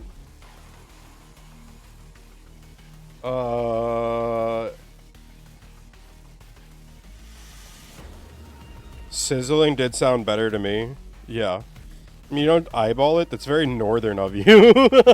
No. Usually I would eyeball it, but then I found that if you actually measure the temperature, it's so much better. Like, it's really, like, holy shit, so much better.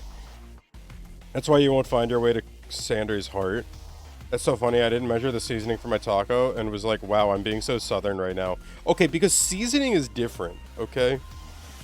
Seasoning is different, right? Like, okay, so cooking is where you like take stuff and you mix in material, like different ingredients and like, you know, like throw things in and get the right flavor. Baking is an exact science, and grilling, Basically, I'm just making sure I'm not getting salmonella poisoning when I grill. I'll be honest. Your inability to cook proper southern chicken is why you have yet to find love. That's not true. I can cook some really good chicken, but it might come out a little bit dry. That's because I don't do it the most often. What I really need to learn, though, is how to do a crawfish boil. Love my measuring cups and you'll never make good sourdough. I won't, but that's okay, because I don't like sourdough anyways. And you'll never have a dough bash cake in your life, but that's just the way that it goes. Cooking is an art. Following a recipe and exact instructions is good for learning, but it's still paint by numbers approach. Yeah, I mean, true, but that's why I make my marinades on my own. I'm hungry now. I just ate and I'm hungry. That's right. This is your shot and you're not going to miss it. All right. We got to focus up, class. We got to focus. All right. Lock in. You try to shut out the noise of the arena and focus on your cooking. What's the sound of success? Bubbling?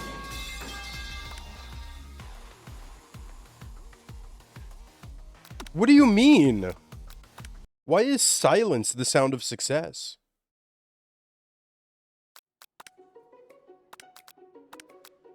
Alright, one more time. Get ready. 100 degrees Celsius.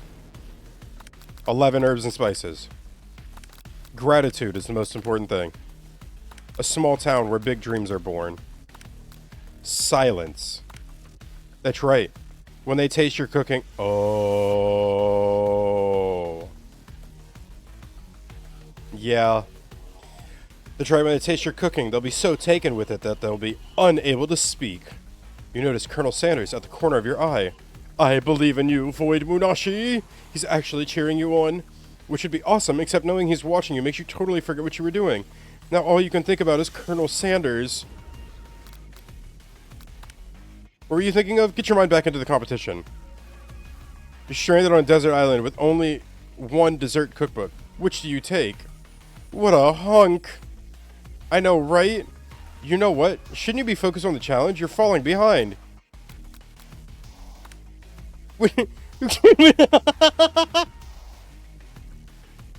All I can think about is like getting married to Colonel Sanders.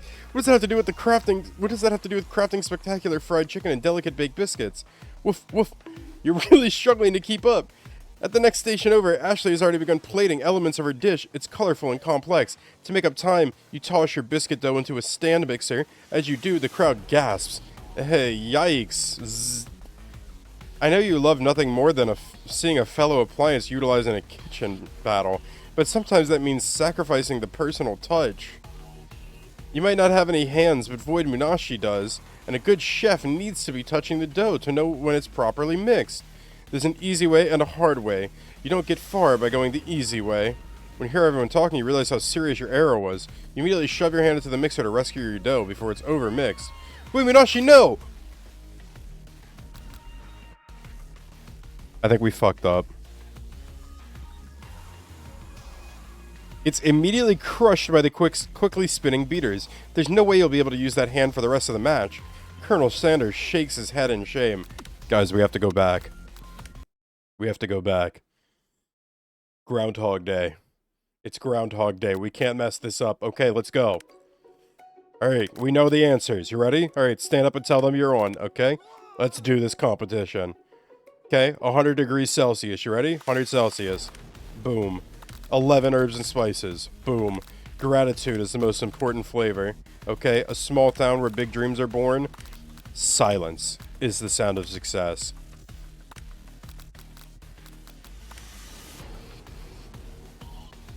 I'm so confused. All of my options were bad options. Oh, wait, I get it! I fucking get it! I'm so dumb. I get it. Hang on, I understand it now.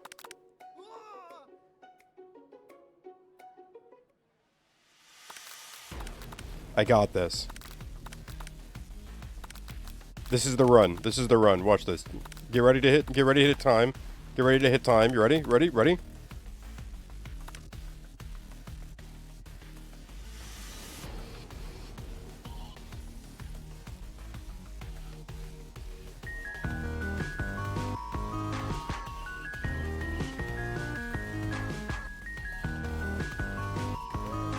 I don't get it.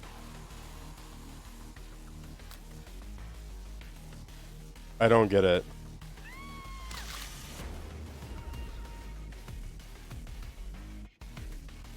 I don't get it. What am I supposed to do here?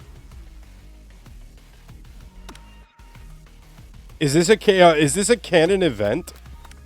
Is it a canon event that I crush my hand in a mixer? This is not the timeline. What? Oh my god, is it because this morning I stood there and I stared at him on the horse? Does it all go back to the fact that this morning I decided to admire him on the horse? What the fuck, bro? Alright.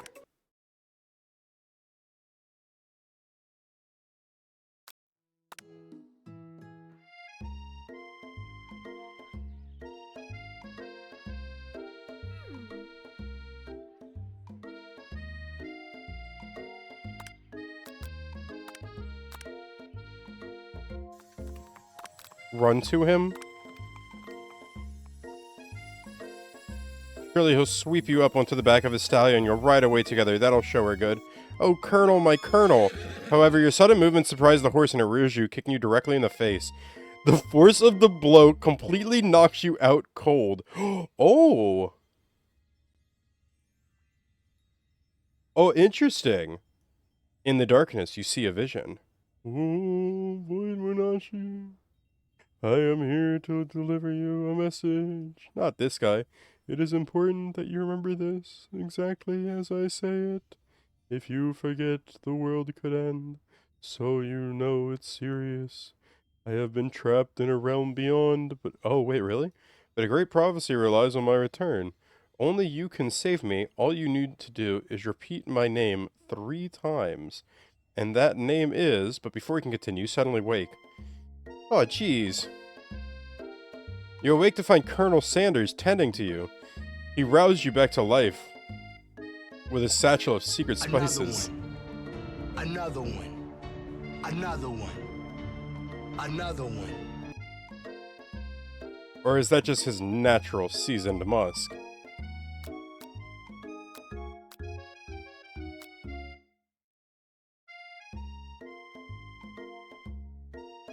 I'm about to risk it all, chat. Whoa, whoa, whoa, you've known him for a day, are you really sure? I guess you must be. You put your arm around Colonel Sanders' neck and pull him in for a kiss. But he turns his face and you awkwardly kiss his ear. You can feel him shudder. You know, sometimes you just shouldn't risk it all.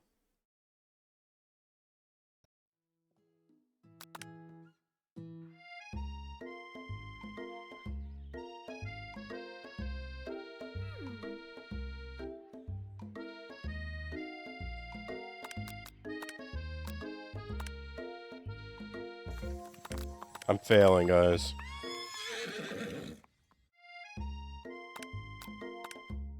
Maybe he shouldn't be riding a horse to school, and maybe you shouldn't be running up to animals, but you don't know. It's hard to say who is in the wrong here. But one thing is for sure, that Colonel Sanders is pretty dreamy. That horse has beautiful shoes. I could really feel how smooth and sturdy they were when they were pressing into my face. It's nice to hear. No one truly appreciates good craftsmanship anymore. And with that, Colonel Sanders disappears into the school, leaving you and Miriam to follow. You enter the classroom, you can see your 2 rivals, Ashley... Right.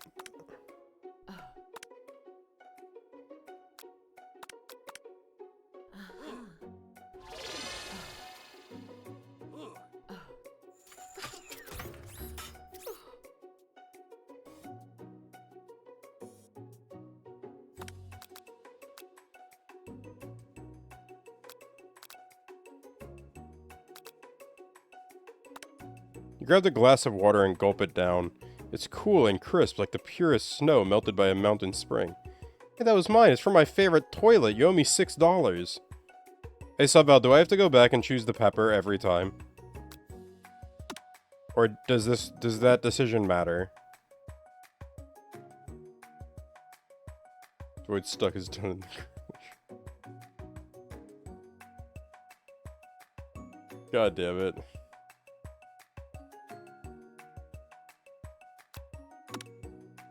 You'll find your way there, I believe in you.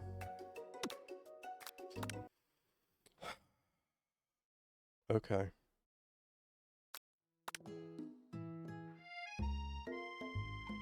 The spacey visions seem important. That's what I'm thinking too.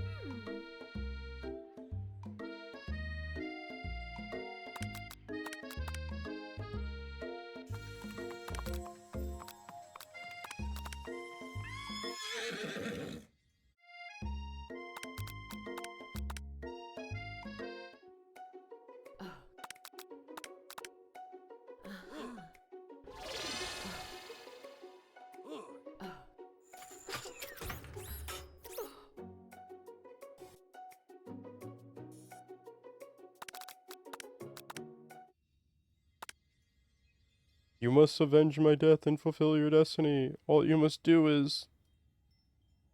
Is this the same? Okay.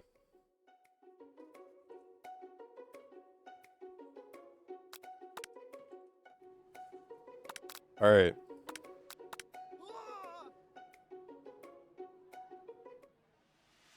$100°C. 11 herbs and spices. Gratitude. A small town where big dreams are born. Silence. Okay. I'm locked in. You notice Colonel Sanders at the corner of your eye. I believe in you, Void Munashi. He's actually cheering you on. Which would be awesome, except knowing he's watching you makes you totally forget what you're doing. Now all you can think about is Colonel Sanders. How many spoonsful of gravies would it take? This isn't the timeline. I don't think this is the run. Oh. I don't think this is the run, guys.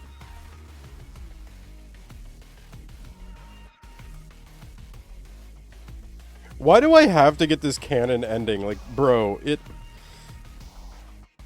This is not the timeline, but I'm not gonna lie, I forget this part. Okay, can you just, like, look it up for me? That I say goodnight since it's 1 a.m. Alright, we'll take care of Daimao. We must figure it out the hard way.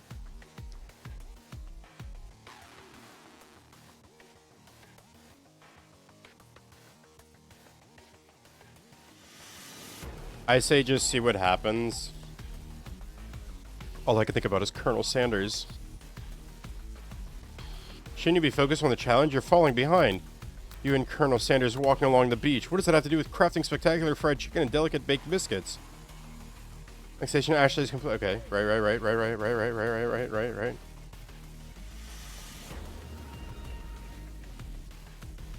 And then we destroy our hand. Colonel Sanders shakes his head in shame. What you often find is that the easy way can turn out much more difficult. Everyone stop what you're doing right now. The battle is over. It can't be. I was so close to finishing my dish. Sweetheart, look at your hand. You simply can't go on. Oh, that's too bad. And here I am with a complicated dish ready to serve. Surely that makes me the winner by default. No, it wouldn't be fair to compare the two on account of Void Munashi's injury. You see Sprinkles begins to lick his doggy chops as he locks onto the dish. But I suppose you should at least tell us what you prepared. Well, because I'm the sweetest, I skipped straight to dessert. Under this white chocolate dome, you'll find an array of delights, taking you on a journey of flavor and that tastes good and tells a story of excellence. I was going to ask Void Munashi to do the honor, but since you're injured, I'm afraid that pouring this creamer of delicate, hot chocolate sauce might be too difficult. Colonel Sanders, if you wouldn't mind lending me your strong, steady hand. Colonel Sanders pours the hot chocolate sauce on top of the dome, causing it to melt away, revealing the ingredients hidden within. Inside, you'll find a delicate fried cheese croquette atop a slice of honeycomb, ice cream 2 ways, tender nougat, and pearls of blueberry... Is that supposed to say jelly? Or is it like gelée? Like puree, but gel? I don't even... This shit's so fancy, I don't even know how to read it.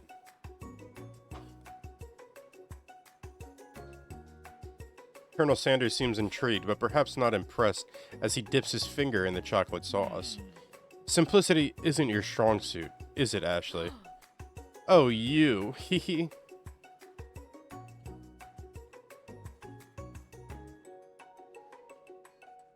As he places a sauce-covered finger into his lips, Ashley leans over and whispers something into his ear.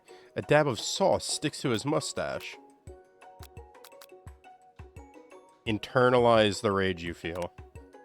Your rage burns so intensely within your eyes that they burst into flames. The flames cause your eyebrows to catch fire.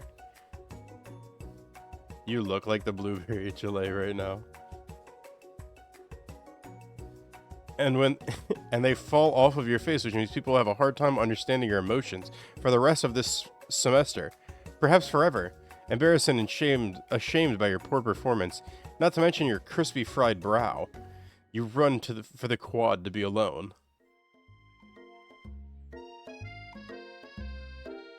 It's just jelly. Okay.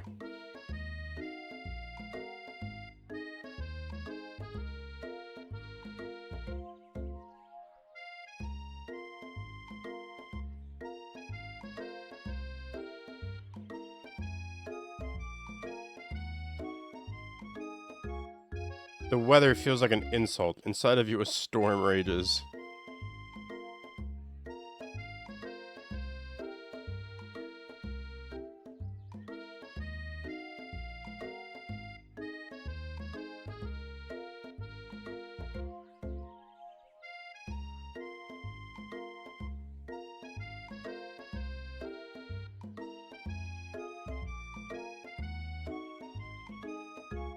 Power's out. But apparently that's not enough of an excuse for me to leave. Wow.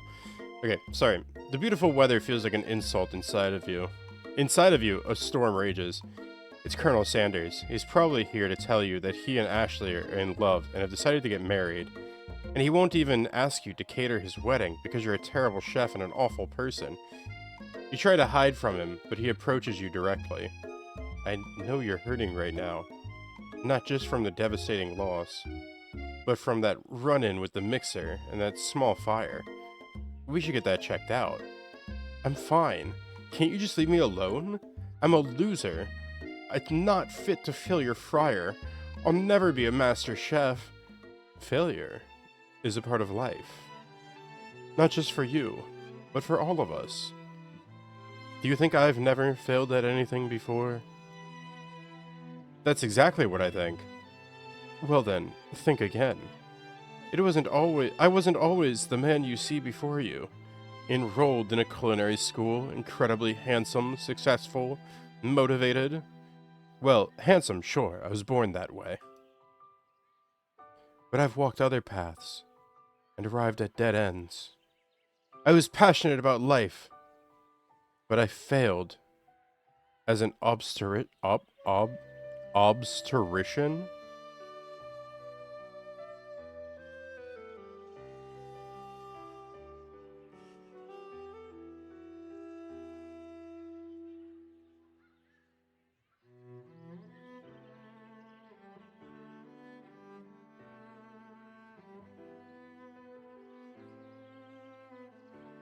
Let me fix my camera real quick.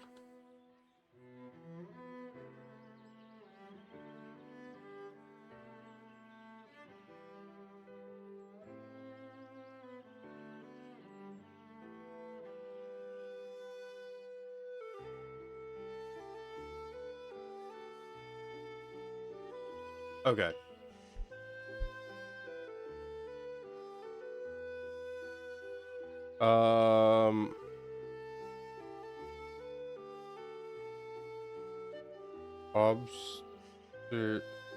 Obstetrician.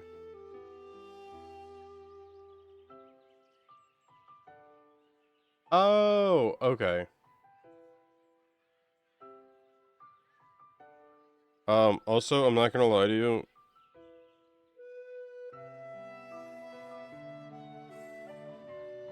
I think I need to do this right.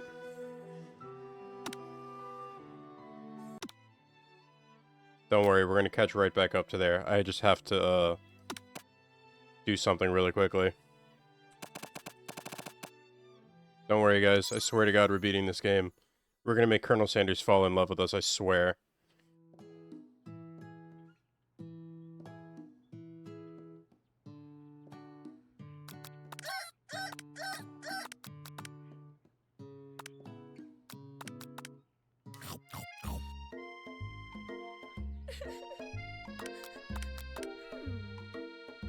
We got this, guys. I want to make sure that the timeline is corrected.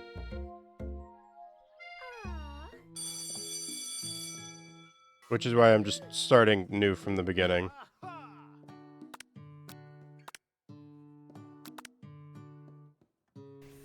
Don't worry, guys. We're professionals. We've played so many romance games, and by so many, I mean none at all.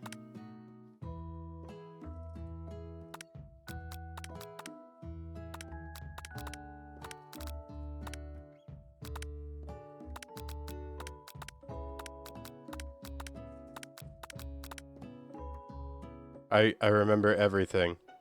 We're speedrunning this. I remember it all. He JoJo stands, and then we taste it, and we focus, and we find it. The hand crunch is unavoidable? That's tragic. Did you actually, like... Okay, never mind.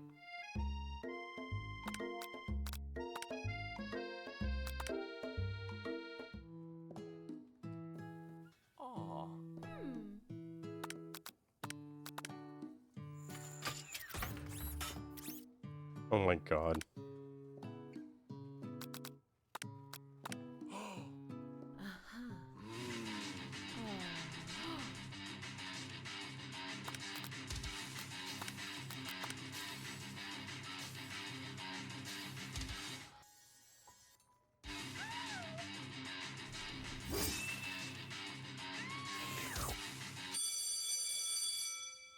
We're speedrunning the timeline, guys. Except I do have to fight the beast again.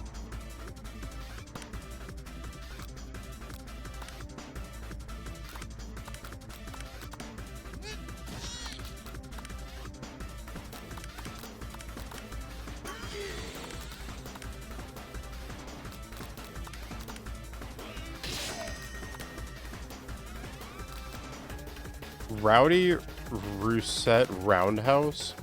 Light beams out from... I didn't notice this before. Light beams out from your eyes. You've transformed into a being of pure flavor. You spin so quickly that your movements become nearly invisible as you lash out at the spork monster. It does 8 damage. Oozing cheese sauce all over the lawn. I wonder who's going to have to clean that up. We're sparing him, because he deserves better than that. You managed to tamp down your disgust at the sight of this gnarly beast long enough to realize that he is still a living creature with a pure soul who deserves your pity, not your wrath. Begone, beast, and don't dare come back for a follow-up encounter tomorrow. I won't forget this. And I certainly won't be back, like you said. Spork monster scuttles off into the night. Beat a monster leaves me out a special item. Okay, it's our chicken book, yep.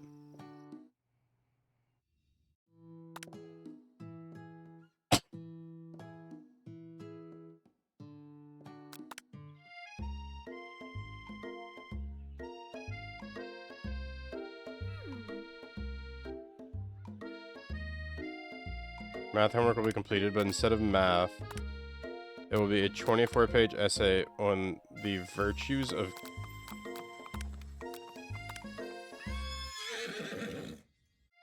Okay, Warren.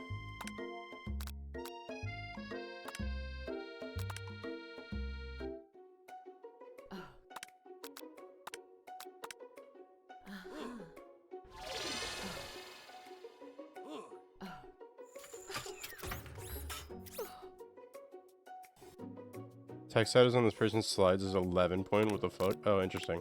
Because of the shape it's baked in, you assume the dog biscuit is a treat made by Sprinkles. An example of his own culinary talents, perhaps. You reach out for it when Sprinkles jumps up and bites onto your cooking apron.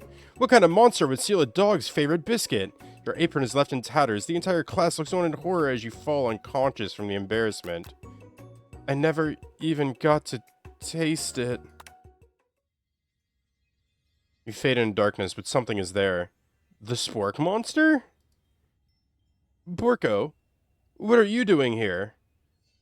It's not your time, my friend. Wait! Saving him with the... What the baby? Look at the buddy! He's being sweet to us. It's not your time, my friend. Your act of kindness has not been forgotten. You watch as your apron magically repairs itself. You won't have to live in embarrassment anymore. Thank you, my friend, wherever you are. Oh, wow, so that actually did nothing. Okay, well, I'm just gonna owe the dog $6. It's fine. Alright, we're gonna take them on. You ready? I remember this perfectly. Ready? 100 degrees Celsius. 11 herbs and spices. Gratitude offers the most flavor. A small town where big dreams are born. Silence.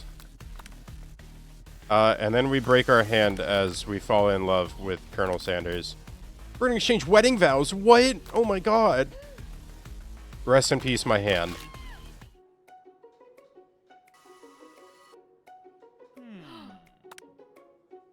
We're gonna internalize our rage because we never learned how to deal with emotions.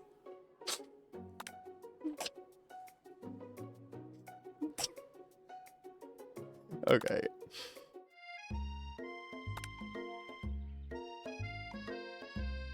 Eyebrows are overrated? Real. Okay.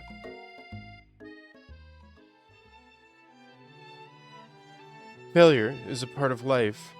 Not just for you, but for all of us. Do you think I've never failed at anything before? That's exactly what I think. Well then think again. I wasn't always the man you see before you. Enrolled in culinary school. Incredibly handsome. Successful. Motivated. Well, handsome, sure, I was born that way. Hang on, maybe I should... But I've walked other paths and arrived at dead ends. I was passionate about life, but I failed as an obstetrician. Okay, was Colonel Sanders really going to be an obstetrician? Is that a real thing? I was passionate about justice, but I failed as a lawyer. Okay, I'm starting to think maybe not. I was passionate about livestock, but I even failed as a mule handler. That one was especially humiliating. Mules can be so cruel. I lost my business partner to a gunfight. And I lost my innocence when I picked up a firearm and put a bullet in my rival. He survived. For a while, anyhow. I didn't know. People see my delicate ribbon tie, my well-kept beard, and assume that I've got it all together. Which is true now, but it hasn't always been. Sounds like this guy could really use a hug. I resolved then that I was going to amount to something. No amount of hours, labor, or money would deter me from giving the best I had to give. As Colonel Sanders changes focus, you can see something ignite inside of him. A burning passion. One has to remember that every failure can be a stepping stone to something better. My new dream is pure, it's honest, it's something that a humble man in a crisp white suit can be proud of. I will create a new chain of chicken restaurants that will bring joy to the entire world and make up for my past misdeeds. Yay! Just as your moment grows intimate, you're interrupted by a threatening, shadowy presence. Battle scarred from the night before, you prepare for the worst. Borko? It is I. I know I said I wouldn't be back, and after the whole fight to the death thing, maybe you don't really want to see me anymore, but I just wanted to say that I was wrong to attack you, and I apologize. I know what it's like having to always look over your shoulder. Monster problems, am I right? Oh, thanks, Borko. I'm glad there are no hard feelings. Getting jumped by a giant creature in the dark of night can really rile a person up. I also want to apologize for the way I switched right into attack mode. I know that you're strong, and cooking school can put a person under a lot of stress. I actually used to go to this school. I wasn't always a spork monster, you see. I don't believe it. You were human once? Well, no. I was a golden retriever. But I was still a student. Until one day, some mean kids with a magic spell book cast a dark enchantment on me, and I was forever transformed. A magic spell book. Precisely. I had procured a copy for myself, but somewhere along the way I've lost it. If you find such a book, I beg of you, respect it. You're a powerful chef, and you shouldn't rely on such dark and evil magic. No, you should be protecting the innocent from those who would cheat them through sorcery and guile. If you need me, don't fear, I will be there. Sounds like there's some bad cooks in the kitchen of life. Avoid Munashi. Together I'm sure we can defeat— Ah! Come back to my hideaway and we can— Come back to my hideaway? Hey, yo. A personal invite? You can't imagine what Colonel Sanders' home must be like, but it sounds like you're about to find out. Oh my god. Oh my god, guys. Oh my god.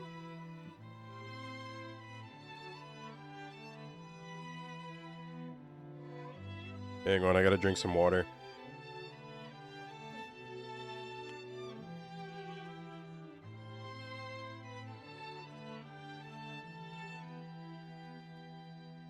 I never did the Warlock's Wisdom. But thanks for reminding me of that. I didn't do it because I was in the middle of reading, but now that I have a moment,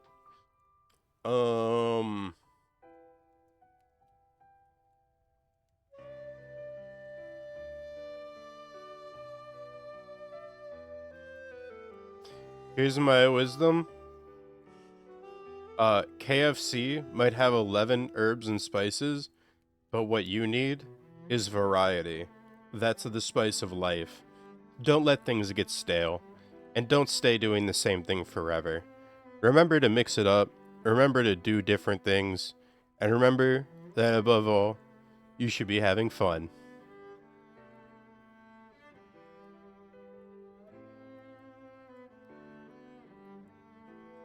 When you talk about, damn, they got Granny on the coffee table. Wait, what? Wait, what are you talking about? Oh! I just realized that's what that is. Also, it's really funny that that's Kentucky right there. Anyways, stepping inside to Sanders' home, surrounded by his things, you start to feel a special bond with him. It looks like you live such an exciting life, Colonel Sanders. Every day can be an adventure if you approach it with the right attitude. Long ago, I made the decision to never stop searching, never stop working, never stop imagining. Have you been working on any new recipes of your own lately? I'm always excited to talk about food with another ambitious chef. Well, there is something. It's just a side dish that I've been tinkering with. Trying to find the right balance of flavors and textures. I'm not sure I've nailed it yet, but I'm close. Colonel Sanders' eyes perk up as he starts to wonder what dish you might be describing. It's meant to pair with something spicy or something crispy. Both, perhaps? Now you've got him right where you want him. Should you reveal your new creation to him, or keep it a secret just for you? We have to trust him, chat. We have to let him know our secrets. I'm gonna reveal it. You decide that you're as ready as you'll ever be to share your original cooking with Colonel Sanders. Before you can talk yourself out of it, you decide to dive in head first. You reach into your lunch bag for a special dish you've been keeping on ice all day. I present to you my original coleslaw. The shredded cabbage dish glistens in the light of Colonel Sanders' Lux? Am I just supposed to say Lux? Is that all that it is? It's just Lux?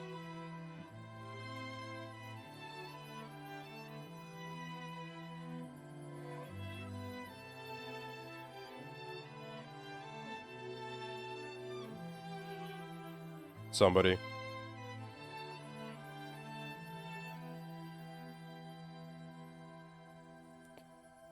Yeah, thank you, Lychee. The shredded cabbage dish glistens in the light of Colonel Sanders' Lux hideaway. Magnificent! Together, you chow down on the creamy slaw until just a spoonful remains in the bowl. Do you mind if I hold on to the last bite? I'd like to have it around so that I can admire its taste later and think back on this moment. You could offer to make him more, but he seems like a very sentimental kind of guy. Sure. Why not? Please, make yourself comfortable. I'll be back in just a moment. You realize that now would be the perfect time to do some snooping. Around the room are various items that you can look closer at. Each item seems to radiate memories and emotions. Tap on an item to discover more about the Colonel. You gaze out the window across the vast lake and mountain range beyond. Just then, the ghost of Student pops up.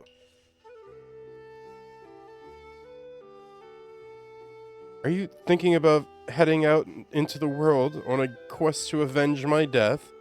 Wait, what? I'd never even learned your name. Why would I avenge you? I could just tell you my name right now. Can't you see I'm in the middle of something? You open the window a crack and the ghost of Student is swept out with a breeze. Tap on an item to learn more about the Colonel.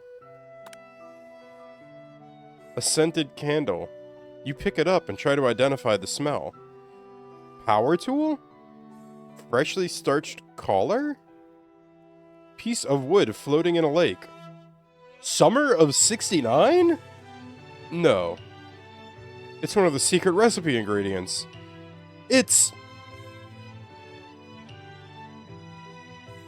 Tap on an item to discover more about the Colonel.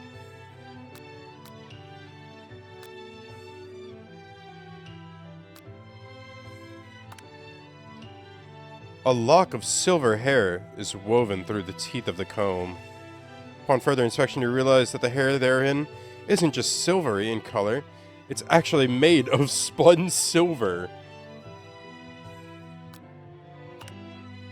This must be where he keeps the secret recipe. You think for a moment. What number is important to Colonel Sanders? Then it dawns on you. As soon as you turn the dial to 111111. Wait, what? I don't get it, but okay. Inside it, you find a single note. Can chicken be prepared sashimi style? Tap on an item to discover more about the Colonel. Oh, the door. You open the door to Colonel Sanders' closet and find a row of his signature white suits hanging within. You take one off its hanger and try it on. Jacket is a bit big for you, but it's soft and comfortable. You give yourself a deep hug, breathing in his scent.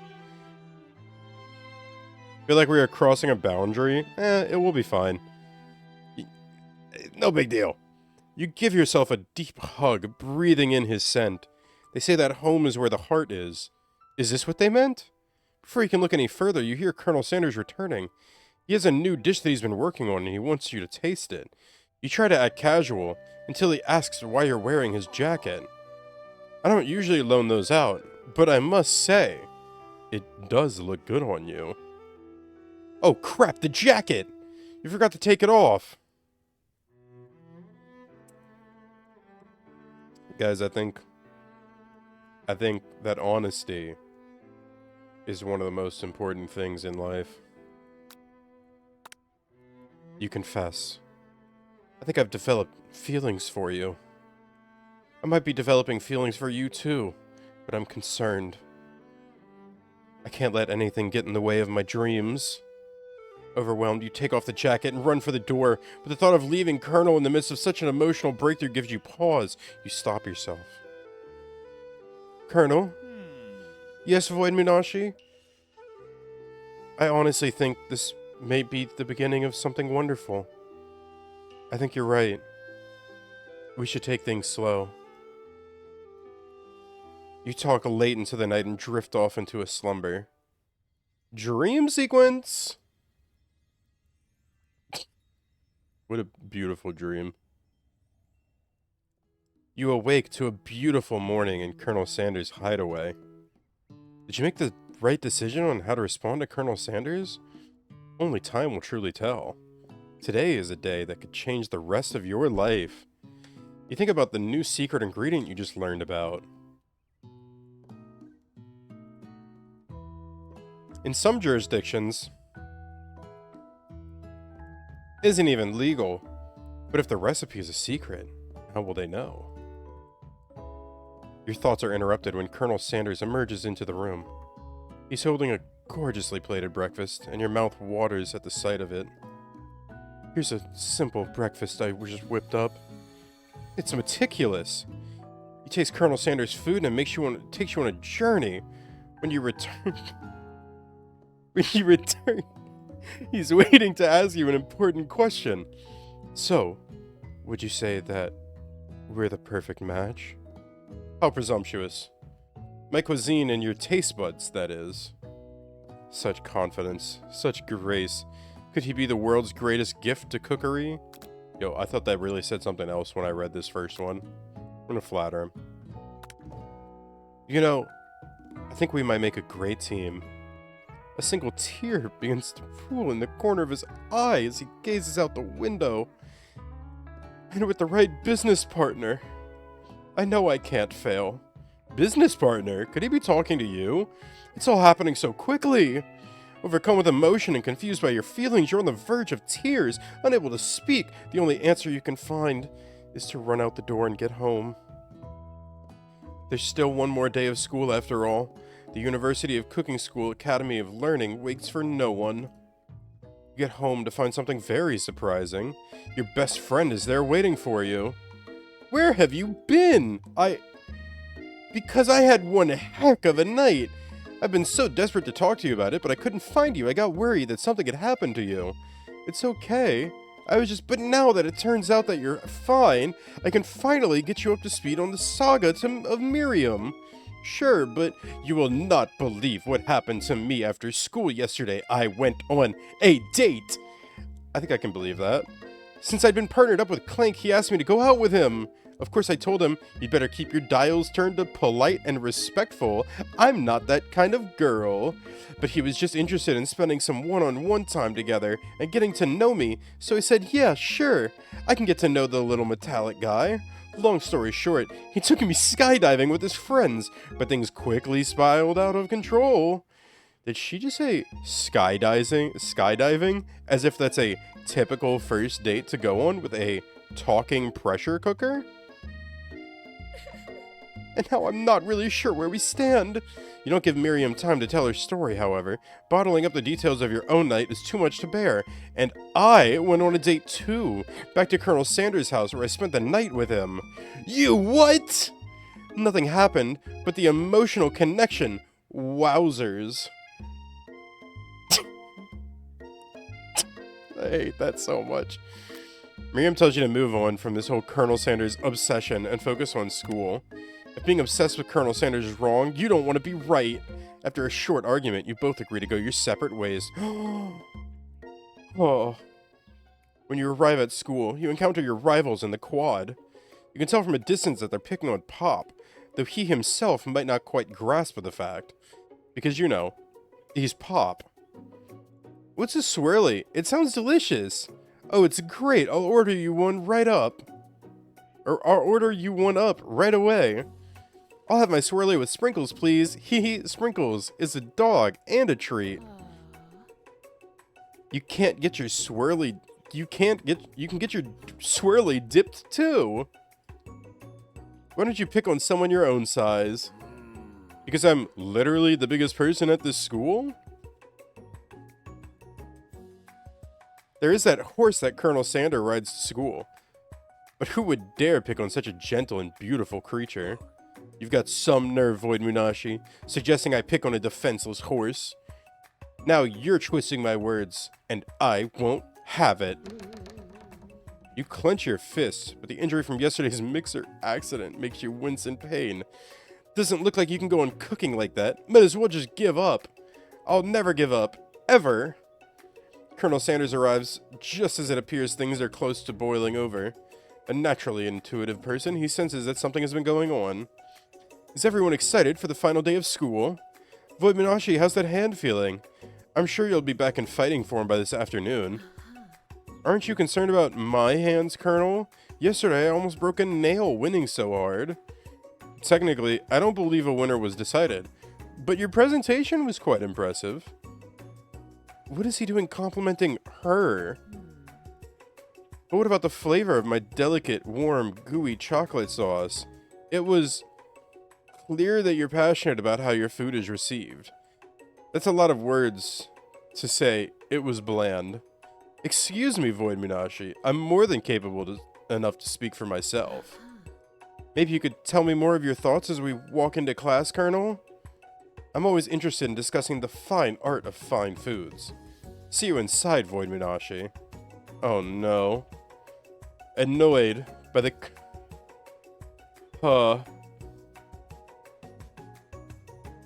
Why did she describe it that way? We don't need to go over that. Annoyed by Colonel Sanders' inability to see Ashley for who you know she really is, you walk across the quad to get some distance. In an attempt to distract yourself from how excited you feel by that interaction with Ashley, you take out the spell book you recovered yesterday and start flipping through the pages. Whoa! That's that book! It looks like bad news. It's just something I found lying around. It would appear to be some sort of grimoire, but I don't really believe in that magic stuff. A grimoire? Like a book of spells? I don't know. Who would spend so much time decorating a magic book if it weren't really powerful? I can think of one surefire way to find out. You open to a page covered with arcane warnings, cast only in case of extreme emergencies, it says around the edges of the page. I could use this spell here. It says it will erase anyone I choose from all of my memories. If I scrub out Colonel Sanders, it would probably help me focus better on the upcoming final exam. That is way drastic. Couldn't you do something else? Like anything else? Not rooted in dark magic? Maybe tie a string around your finger. Okay, fine, it is drastic, but desperate times call for desperate measures. You've got a memory erasing spell right in front of you, and a pretty good excuse to try it out.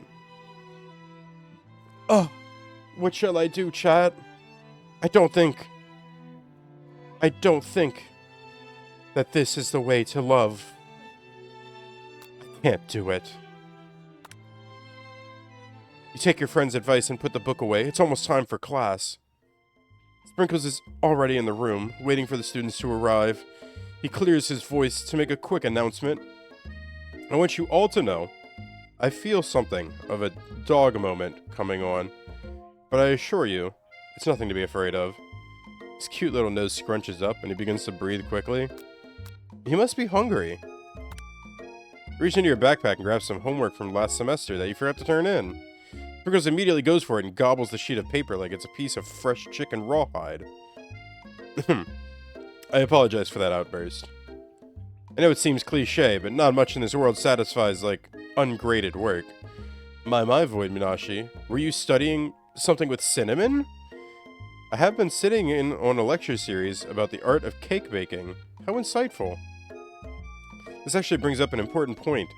Thank you, Void Minashi, for reminding me to dole out this indispensable bit of wisdom.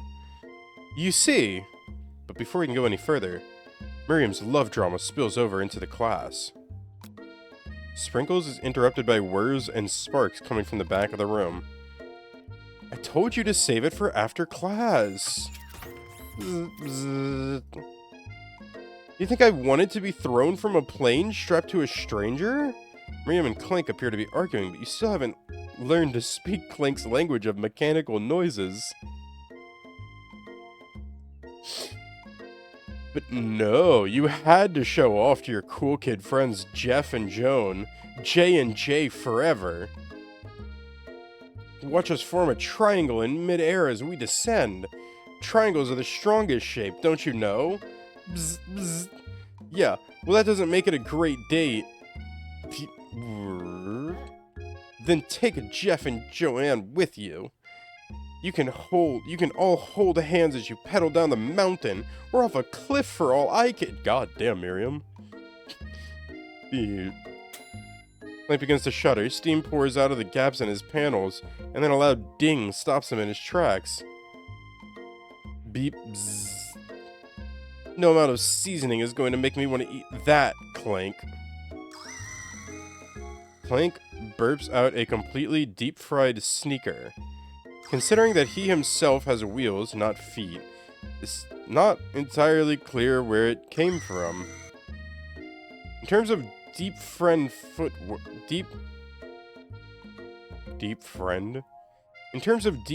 footwear, I guess it looks okay. Did he eat someone? We're not gonna worry about that. We're just gonna push past that. Clank slowly rolls out of the room to be alone with his shoe. Everyone tries to pretend like they didn't see that entire thing go down. Nothing like a loud public breakup to cast a pall over the final day of school. Well, that was unfortunate. But we mustn't be distracted from what lies ahead. The final competition. Showdown Challenge Exam. Trademarked. I'm still working on the title, but I think you get it. The time approaches. See you all in the arena.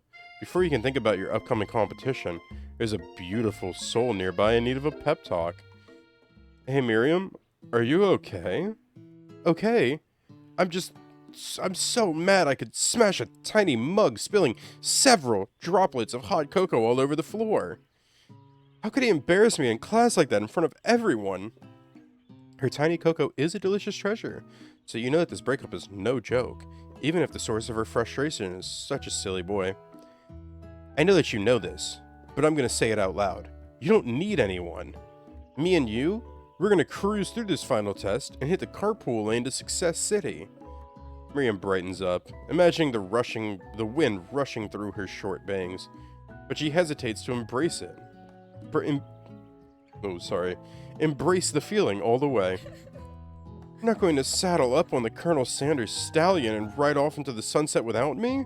Of course not. Well, maybe sorta, but I'm sure there's a pony out there with your name on it and a ranch big enough for both of us and whoever else we want to bring along. If it's not Pop or Clank or anyone else you meet today, tomorrow, or this whole year, so what? You're a special person. You shouldn't settle for the first someone to show a little interest in you. Real. Miriam gives you a big hug and wipes the tears from her cheeks. I should really review my menu for today. I'm going to make a very special soup. And I bet that Professor Dog is going to love it up. While you were pep-talking Miriam, you completely missed lunch. But that's okay, because you had a better idea on how to spend the time before your exam. You've decided to head to the arena early to practice a dish. This is it. The location of your final challenge. A test of will. A test of courage. A test of talent. And a chance to beat the pants off of Van Van, the supposed madman, and his eviler counterpart, Ashley. As planned, you begin to run through a quick test of a recipe you've been working on. Void Munashi's famous chicken pot pie. After practicing for months, making this dish comes second nature to you. You're able to quickly get a fresh pot pie in the oven. But as soon as you do, your cram session is interrupted by Colonel Sanders. Void Munashi, what are you doing here? There's still time before the final exam. Oh, just taking it all in. I'm big into visualizing success. I'm looking at my station and picturing victory. Pot pie has begun to bake. The smell is slowly filling the space around you. Visualizing, huh? That's too bad. I was hoping you were here cooking something delicious. You usually happily share your food with anyone who is hungry, but the last time you let Colonel Sanders get in your head, it cost you a cook-off. You decide that it's time to put your cooking above your romantic desires, but that decision gets hard to stick to when the oven timer goes off behind you. Colonel Sanders, I have something to tell you. Okay. You got me. I'm doing a little more than just visualizing. I know. My nose can smell a pot pie from 400 yards. That's an oddly specific distance, but you'd expect nothing less from such an oddly specific man. You knew it was a pot pie just from the smell? Not just a pot pie, but a chicken pot pie with an all-butter crust, and my nose is telling me something else.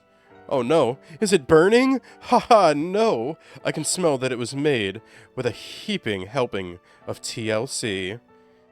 but it'll probably start burning any second if you don't pull it out. The moment of truth. Wow. This is the best pot pie I've ever tasted. I've always loved country cooking, and I could eat this all day. There's no time left. The final showdown is about to begin. Sprinkles lays down the ground rules. There are no rules, that is, except to cook with everything you've got.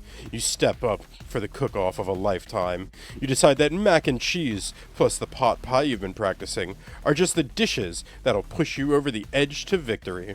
Meanwhile, both Van Van and Ashley are prepping wildly elaborate dishes per their usual over-the-top selves. Miriam has her giant magnifying glass and several sets of tweezers. She's definitely prepared to go big going small. Colonel Sanders seems to be harnessing his 11 herbs and spices, but he's trying to find a way to improve on something perfect.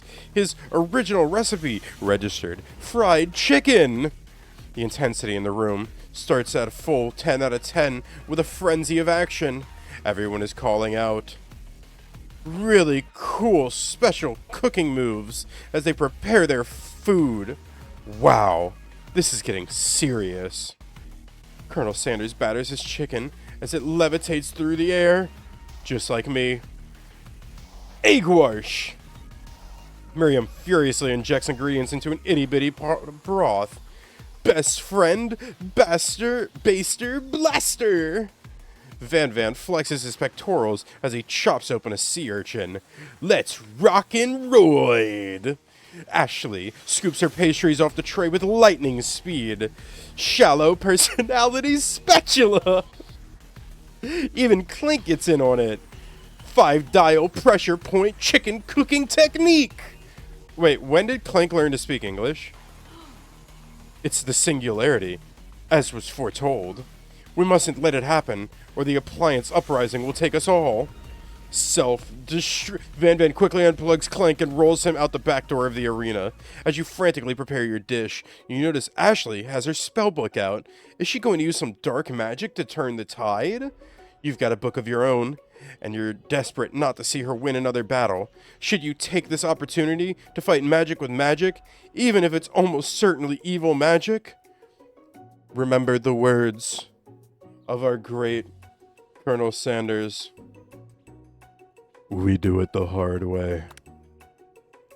Who needs magic when you've got passion? I'm going to do it the hard way.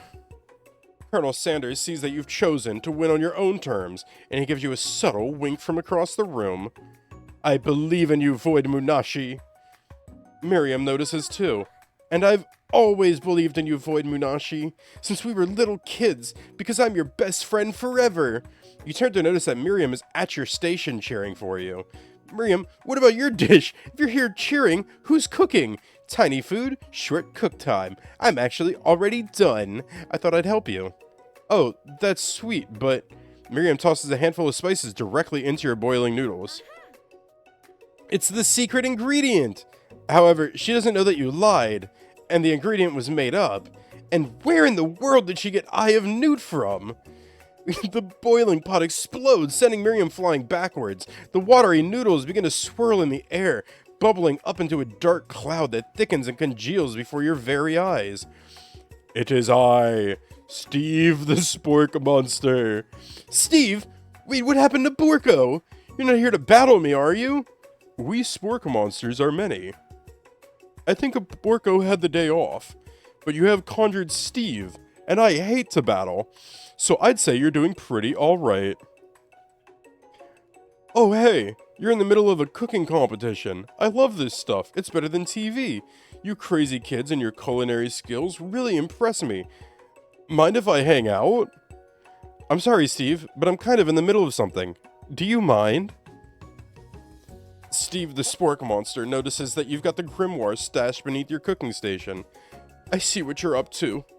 Crisscrossed some magical items and accidentally summoned me, huh? Huh, yeah, you guessed it, sorta. If you're here, would you mind tossing me some fresh noodles in a pot of salted water?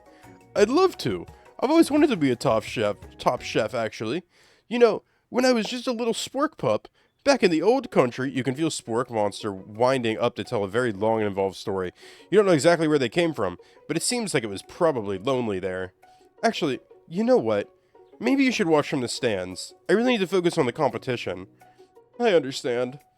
It's kind of like that time in monster school that I had fallen asleep during scare tactics class, and when I woke up, you toss a serious look at Steve and he takes the hint. Never mind, I'll tell you later. Good luck. Having suffered from this huge setback, you know how you could ever win. I need to summon the extra power from deep within myself. I can do this. I have what it takes. I came here to win. Your hair turns mac and cheese orange as culinary energy flows through your body. My heart is pure. My hands are steady. My taste buds have been preparing their entire lives for... Yes, Void Munashi, you are the chosen one. You will avenge me. The power you'd been summoning immediately fades back out. You interrupted my inspiring monologue. Sorry. My heart is pure. My hands are steady. My taste buds have been preparing their entire lives for this moment. I will show the world my cookery. You begin to levitate off the ground. Energy courses through your body. You know that with this power you can do anything. Except turn back time, which would be super useful because, like, while you were powering up, your chicken pot pie overcooked in the oven and can't be served. Oh shit. Don't worry, dear Void Munashi. You may have suffered some setbacks, but all is not lost. Impressed with your fortitude, Colonel Sander decides that you have earned his support. I've been watching you today, and I must say I'm truly impressed. You've been thinking on your feet and rolling with the punches. He steps up to your station and stands right beside you. I'm here to help. All you've managed to do is make mac and cheese, and time is almost up, so you're going to need it. But Colonel Sanders, what about the test? What will happen to you? What about the rules? Following the rules has never really been my thing. I follow my heart. What a guy. Colonel Sanders unfolds a delicate white towel to reveal the most delicious fried chicken tenders you've ever laid your eyes on. And besides, sometimes unexpected combinations can have surprising effects that surpass their individual efforts. Are you suggesting? If we combine forces, we can form the perfect food union. Time's up, students! With time expired, it's the moment everyone has been waiting for. You must now prepare to present your dishes. A handful of students stand tall, but the class seems incomplete. It seems we're missing some students. Pop? Clank? From off screen, you hear a pure and innocent giggle that can only come from one student. Hee hee hee hee, I'm flying! It sounds like it's coming from that broom closet over there. Miriam, would you mind? Inside of the closet, you see Pop hanging on a broom hook by the elastic of his underpants. Oh my god. He's so innocent.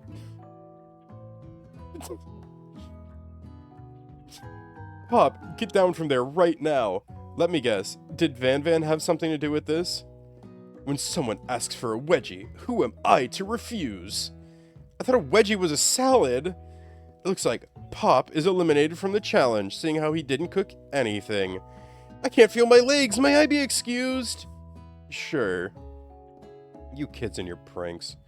I must say, it's not the worst prank in UCSAL history, but it's not exactly yearbook material. Wait a second. Pranks. Pranks. Clank! Where'd that pressure cooker roll off to? You wait to hear a signature whir, beep, or other onomatopoeia, but there's none. Somehow he must have gotten unplugged, I guess. We'll have to figure that out later. That leaves only 4 remaining students. Please, collect your final projects. Yes, it has been a long semester. Wow, 3 whole days long. But after days of hard work, the time has come for me to eat.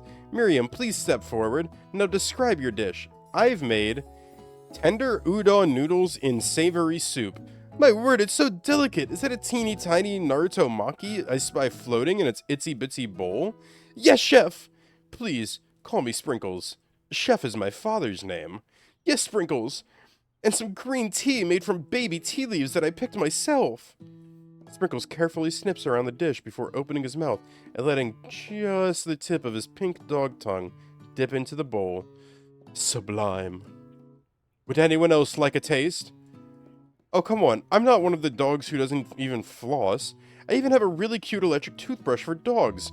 Fine, I'll enjoy it all by myself. And in a flash, the entire meal has been devoured. Not that it took much. It was less than a thimble's worth of soup. A+. Rarely do I taste a dish with as much love poured into it as yours. Miriam is overjoyed. She gives you a huge hug. Thank you, Void Minashi, for helping me to believe in myself. Van, you're up. Now describe your dish. I made uni over smooth egg custard in an axe-hewn urchin shell topped with caviar. Did you skewer one type of urchin with spines from a second different colored type of urchin? Yes, Sprinkles. A bit much, don't you think? That's exactly why I did it. A bit much is kind of my brand. Doesn't it look cool? Sprinkles leans in to sniff the uni, but he can't get his nose close on account of all the spikes. He begins to paw at it erratically, causing the custard to slosh around. Woof, woof. Please be gentle with my cuisine! Finally, Sprinkles goes all in, tongue first, but he can't get past all the needles. He reels back as his tongue is poked and prodded. Ow, my tongue! The professor appears to be having an allergic reaction to the sting. I can't eat this. It keeps poking my tongue. Disqualified. A stunning turn of events. Who would have thought that serving food in a bowl made of needles could make it difficult to eat? Dejected, Van does not go gentle into the night. Disqualified? For glamour? Don't discount simplicity. This isn't the last you've heard of me.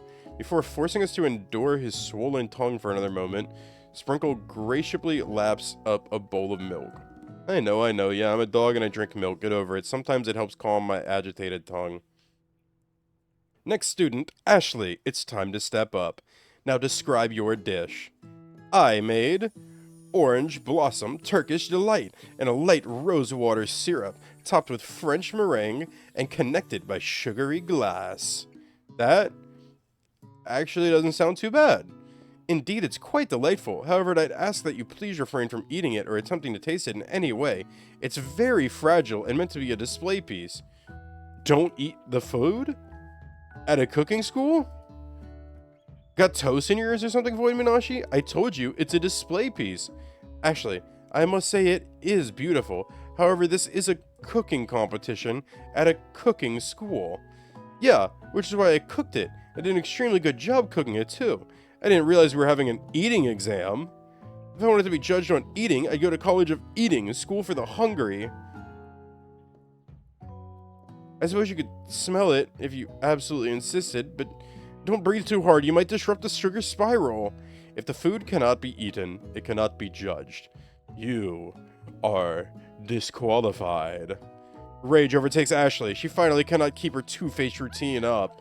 You wouldn't know high-end cuisine if it cooked you! And with that, Ashley storms off to rededicate herself to being the best, but this time without being shackled by trying to be fake nice and liked by everyone.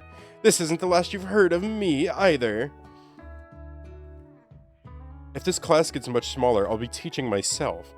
You and Colonel Sanders, the final cooks, step up together. 2 chefs?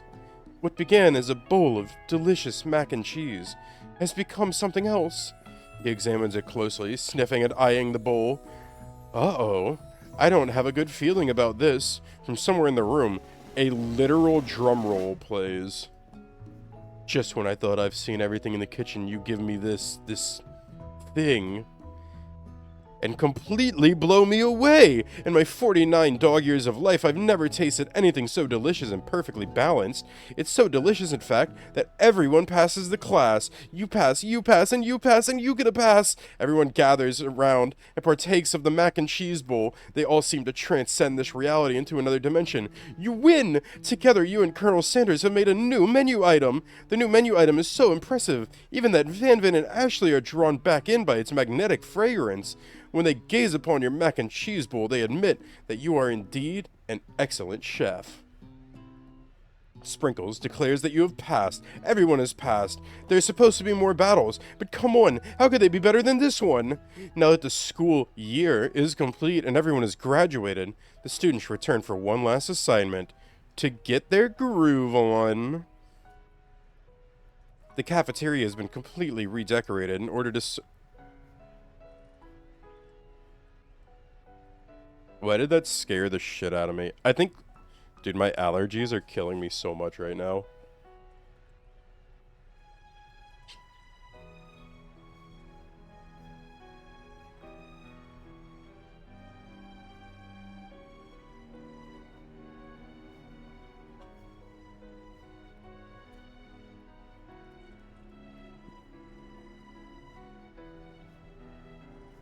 Okay. The cafeteria has been completely redecorated in order to serve as the site of the school's graduation dance.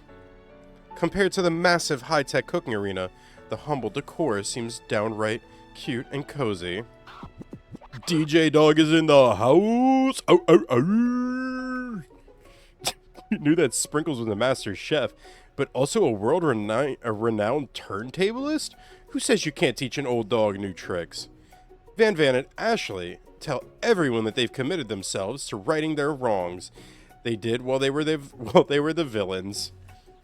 For a moment, you actually believe them. Not another haunting. No ghost allowed at graduation. It's clearly written in the school's bylaws. I was never actually a ghost. It was all a trick to get you to finally notice me. Oh, amusing. And now that everyone is together, it's the Spork Monster. He's totally mellowed out. Everyone, the Spork Monster is no more. From here out, I'd prefer that everyone refer to me by my new name, Party Monster. Student tries to finish what he had to say, but everyone is too wrapped up talking to Spork. Sorry, Party Monster. Dejected, student walks off.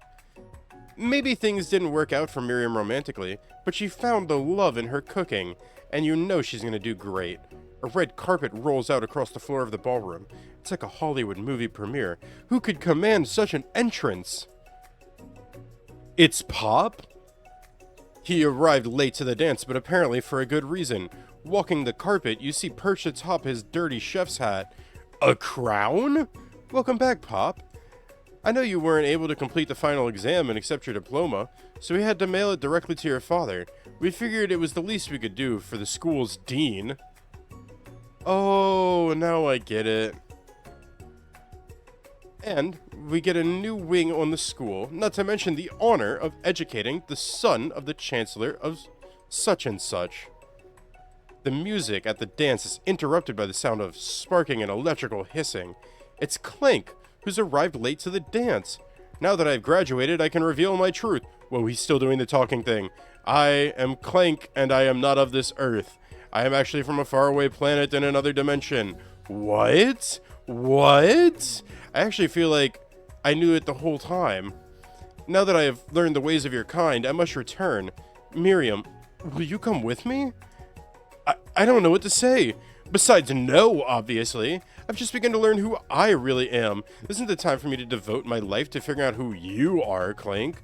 You're blown away by Miriam's maturity. It's pretty clear she's managed to surpass you in that regard. I understand. Kind of. Humans are weird. A portal opens up and Clank disappears through it. Finally, Colonel Sanders arrives. Howdy, classmates. Just like the first day you met him, he has come back prepared to feed the entire class. However, it's not enough just to give them a bucket of chicken. This time it's a full meal. I didn't get to be the most famous chicken man in history of chicken and man by not reminding people to go out and buy my chicken.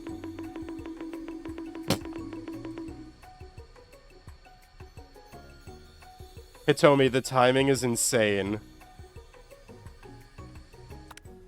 No, it's not the end. As everyone feasts on their delicious chicken dinner, Colonel Sanders finds you sitting at the edge of the dance floor. Colonel Sanders? Yes, Void Munashi. I couldn't help but wonder, was our final exam team-up purely an act of strategy, carried out by two cunning chefs? Or was it something more? I'm afraid I can't answer that question directly. Instead, I'd like to ask you a question of my own. May I have this do-si-do? Colonel Sanders extends his hand to you, and you feel a surge of energy jump off the tips of his fingers. His hand, the hand of a master chef, so dedicated to the craft of fine cookery, so tender yet refined, so milky smooth, fingers like finely battered drumsticks, turned in flour, soaked in buttermilk, and dusted with exotic spices. They do not reach for tongs, a knife, or even a spork. Tonight, they reach for you. And though our feet may tire of dancing, I believe that this is just the beginning of our steps together. Colonel Sanders, will you not only join me on the dance floor, but in the kitchen as my co-chef and partner in both business and in life? You gasp. Could it be? Is he really saying, me and you, together? Ever since I met you, my dream has changed. It's not enough to simply open the world's greatest chain of fried chicken restaurants. No, even then my life would be incomplete without you by my side. So what do you say, partner? I say, I love you, Colonel Sanders. The for real end? Wow, that was a life-changing 3 days. Overwhelmed by everything that just happened between you and Colonel Sanders, you step outside to get some air. The quad is dark and quiet. Too quiet. You start to smell something salty. Potato? Gravy? Just then, Spork Monster appears. Hi, Void Munashi. You had some pretty sweet dance moves back there. Why, thank you. You weren't too shabby yourself. That moonwalk you did was pretty cool. Oh, you noticed? I'm so embarrassed. Anyways, I had something to ask you. You see, life as a potato-like creature is difficult. I have no place to call home other than people's nightmares. Oh, I had no idea. I was wondering if I might be able to go home with you permanently. I'll run out and get the paper in the morning and everything. What do you say? Guys, what a cutie. Yes. I'll adopt you. My hero. I will forever be in your debt. The end! Seriously, though, it really is this time. Oh my god.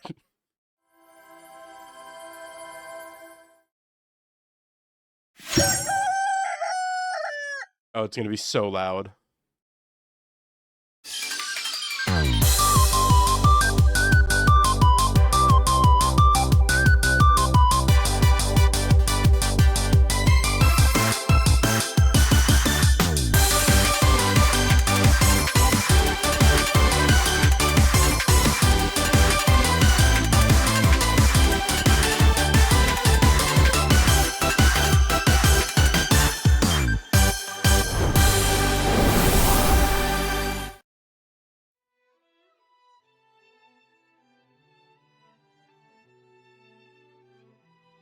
That's been I Love You, Colonel Sanders, everybody. I hope you enjoyed as much as I did. Here's the credits.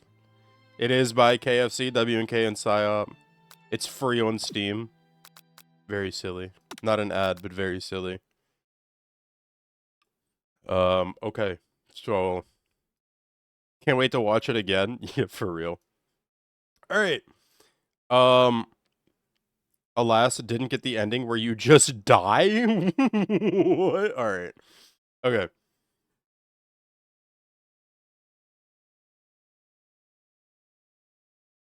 Okay, sorry. Alright. We're gonna take a 3-minute break. I'm gonna let my voice rest for a second, because honestly, that was kind of hard on my voice. And and when I get back, we're gonna be playing Devil May Cry. Woohoo! Yeah, DMC Devil May Cry. Let's go.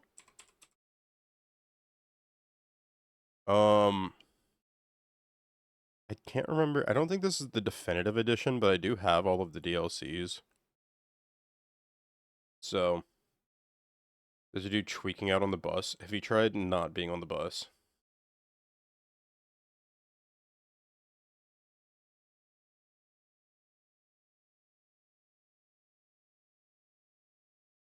Um,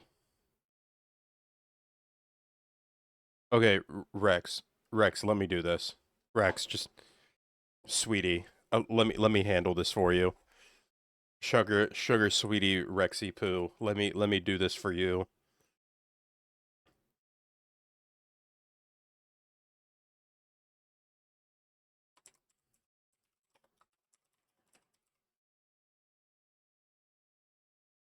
Also, to clarify, Rex, here are your commands that you're trying to look for.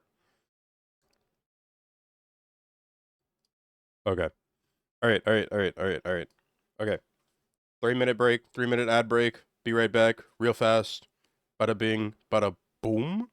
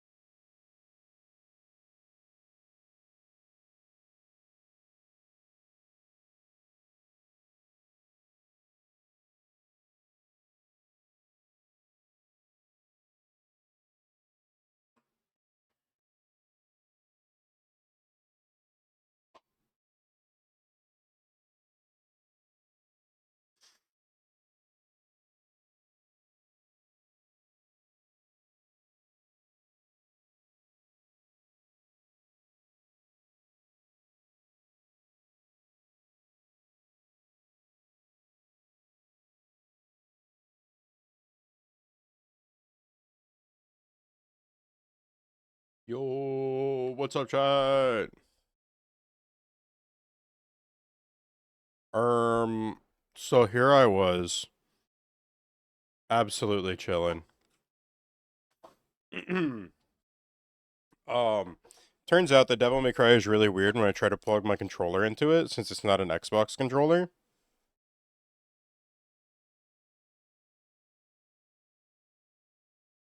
But I'm still gonna see if we can't figure out how to do this either on... Okay, so we're either gonna do it in a really weird way on controller, uh, or I'm gonna have to do this on keyboard and mouse. Maybe I should, like, look up how to bind commands for this, or, like, binding controls for this for, Oh, thanks, Rex. Um, Achievement, roadmap, collectibles. No, I want to look up, like, control schemes.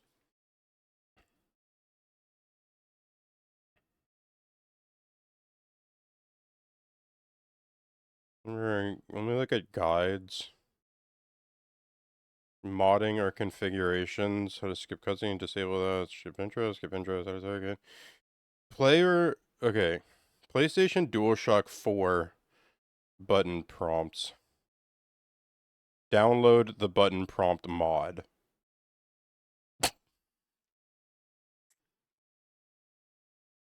That's actually so real, though. Do I just, like, quickly mod the game so I'm not losing my mind the entire time?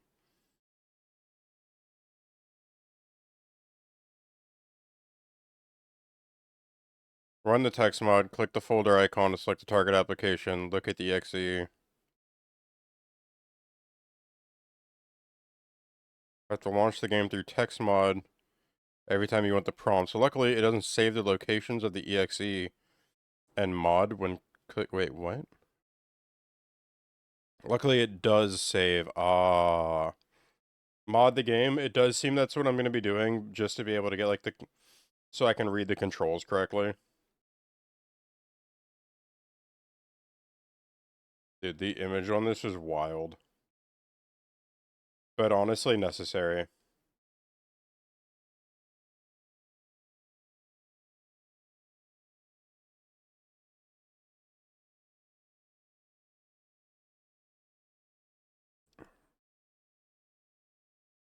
Mod the game. Yeah, that's all. That's what I'm doing. I'm just modding the game so that I can actually, like, read what controls I'm using and what they do.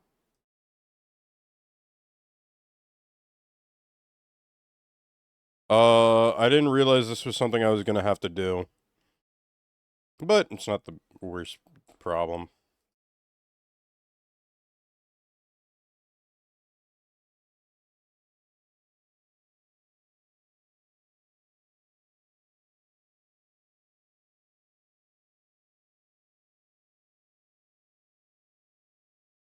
Hmm.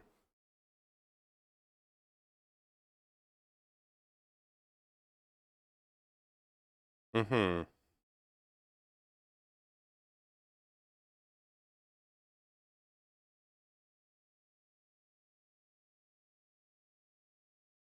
Mm-hmm.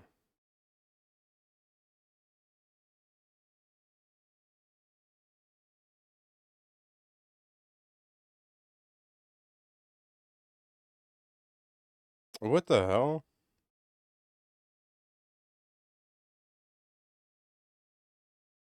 Okay.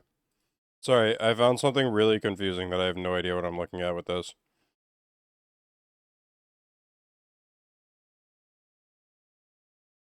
I was moving the mod to a folder, and then just this massive list of stuff showed up. I'm gonna just have somebody else look at it. E-Shrug, do you need some special support, under the desk? No, more like tech support, but, I appreciate it.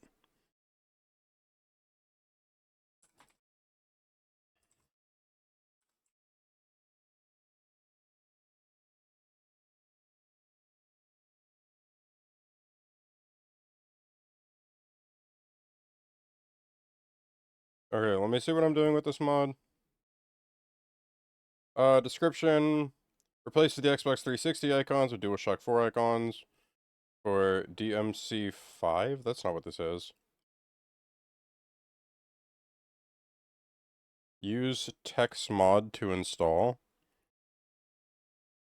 Are you telling me that I now also have to get something else?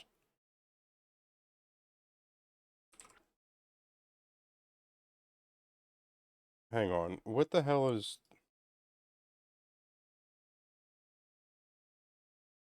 Where's Dino Nuggy?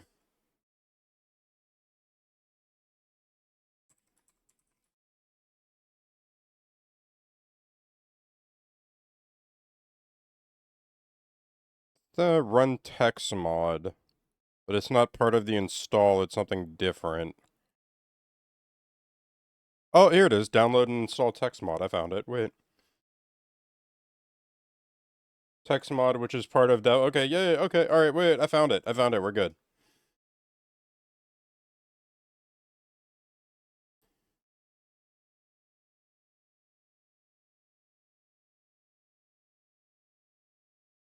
We're learning.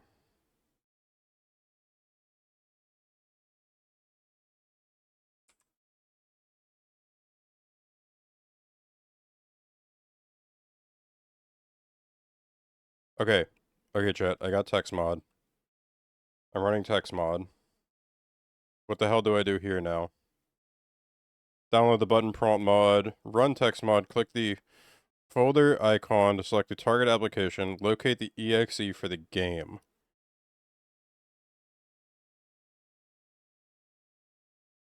Okay. And I know how to find that really easily.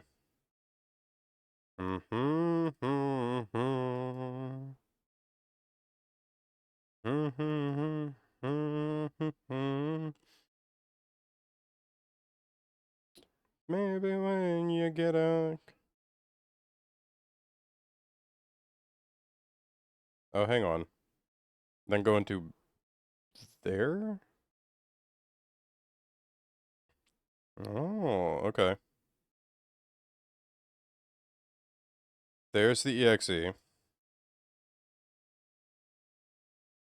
And then now click the folder icon to select a package. Okay, do this. Now is okay, okay.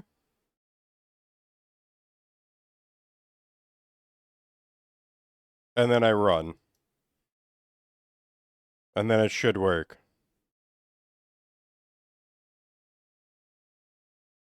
Oh, I think it's working. I think we're cooking. No, Jesus Christ.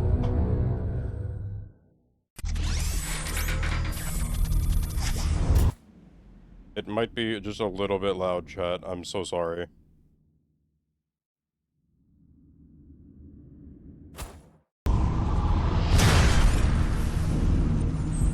Why is everything so loud? I thought I fixed this. I'm sorry.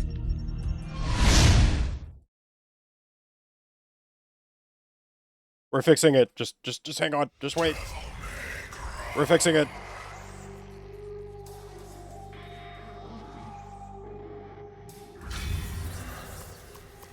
Why? It still doesn't... What do you... What?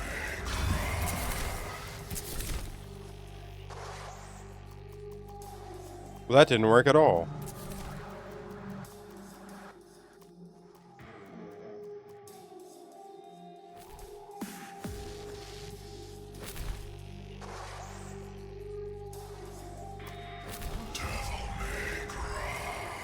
What the fuck?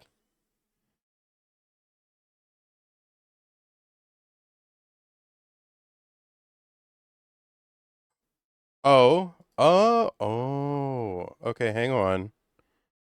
Hang on. I might have figured it out this time.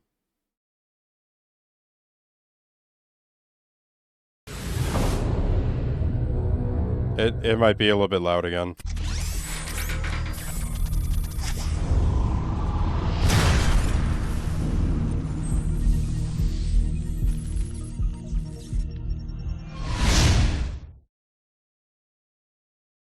Guys, did you know that this game saves automatically? Why is it not... Okay. I'll just have to get used to really jank controls. I don't understand why it's doing this. You have to launch it through this every time. Luckily, it says location. Run text mod folder. Locate the game exe. Okay, now click the little folder icon package. Locate and select dmcds4.tp4 file. That is what I did. Which replaces the Xbox 360 icons with DualShock 4 ones from DMC5. But instead, it gives me 1, 2, 3, and 4, which I don't know what the hell that means. For some reason, 1 is square.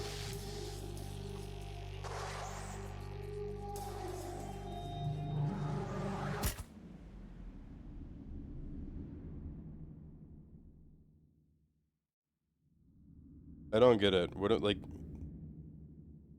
I feel like I missed a step somewhere. Locate it and click run. That's what I did. I located it, I clicked it, I hit run. Unless I'm supposed to do something different, but I don't think I am.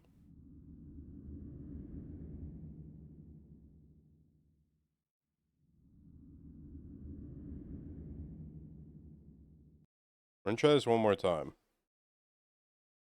And if it doesn't work, then I'm just gonna suffer.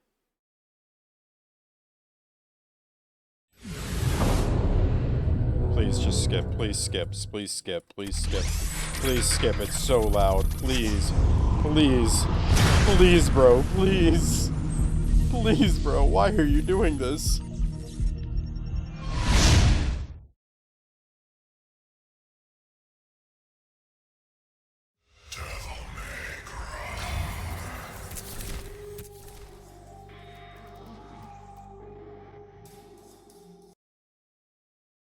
Dude, this thing is so scuffed. What the hell?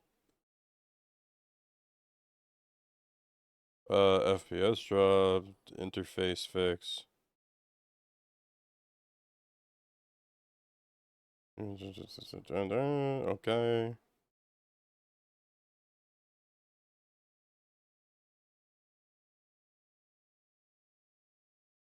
Hmm.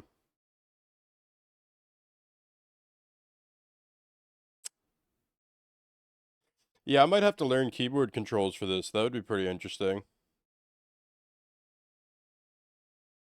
Um...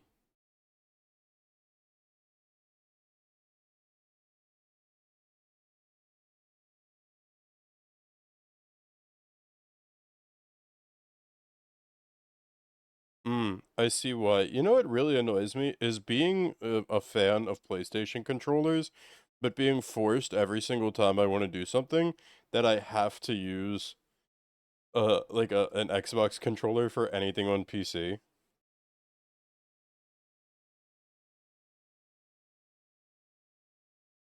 Chat, how are you all? How did you enjoy I Love You, Colonel Sanders? Let's hang out for a little bit while I try and figure out what the fuck is going on.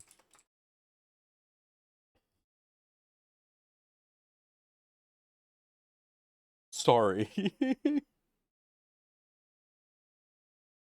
It's just a goddamn mess. How is everybody? I hope y'all have been well.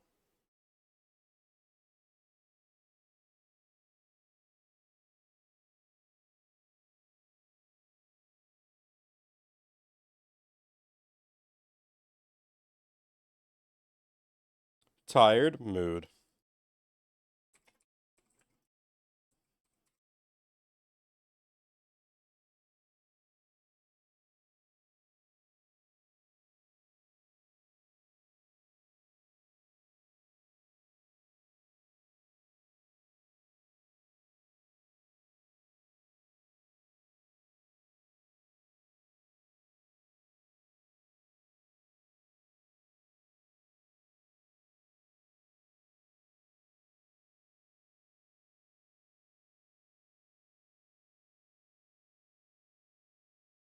Guys, they know how to fix this for DS4. Controller issue. Here's the DS4. The DS4. Now it's on Xbox controller. What you need to do is download the newest DS4 Windows and close all Steam and Steam-like programs and games. Anything that would use a controller or take notice of it. Once you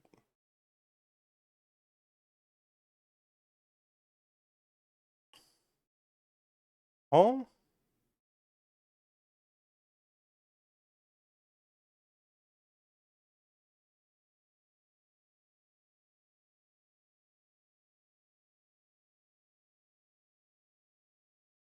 I think we're just gonna suffer. I think I'm gonna try and play a keyboard and mouse. Because I don't know what the hell else is going on here. Hey, Warren, do you happen to know if Hal had a fix for this?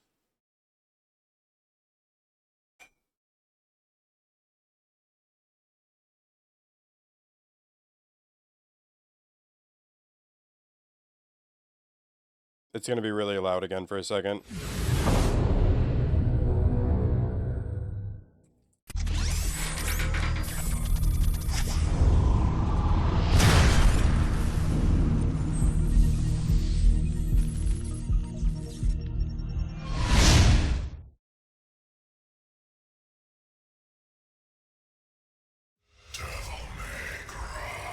I accidentally just turned on all of my toggles at the same time.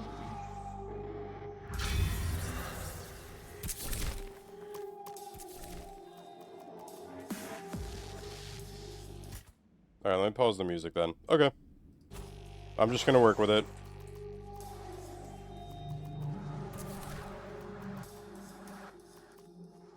Replay the intro sequence?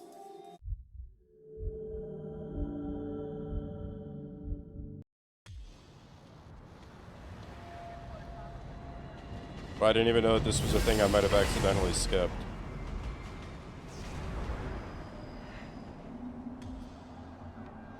Hell yeah. Okay, who here is familiar with Devil May Cry in any way, shape, or form?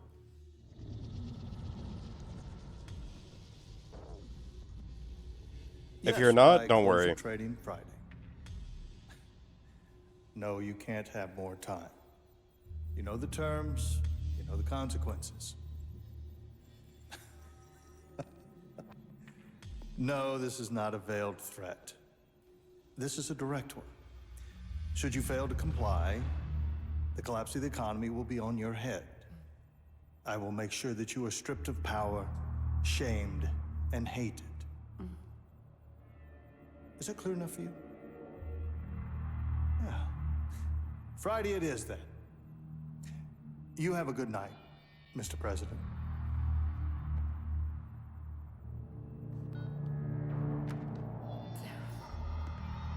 Did you get it, my darling? Over $1 trillion. Oh. Soon I will own everything worth owning.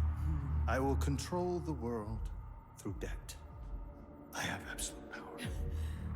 The world is at last your bitch, as am I. Nothing left but to grab it by the hair, bend it over, and... What's the matter? What's the matter? A loose end. A loose end, what? The son of the traitor Sparta. Dante. Him. He's still out there. The hunters will find him. They found Sparta and his whore. And when they do... I will rip open his chest with my bare hands and feast on his beating heart. Beautiful.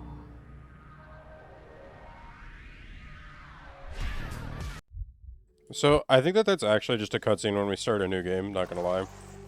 While I'm thinking about it... This seems interesting. Oh, it is. Oh, it is, let me just say. It's a really cool game.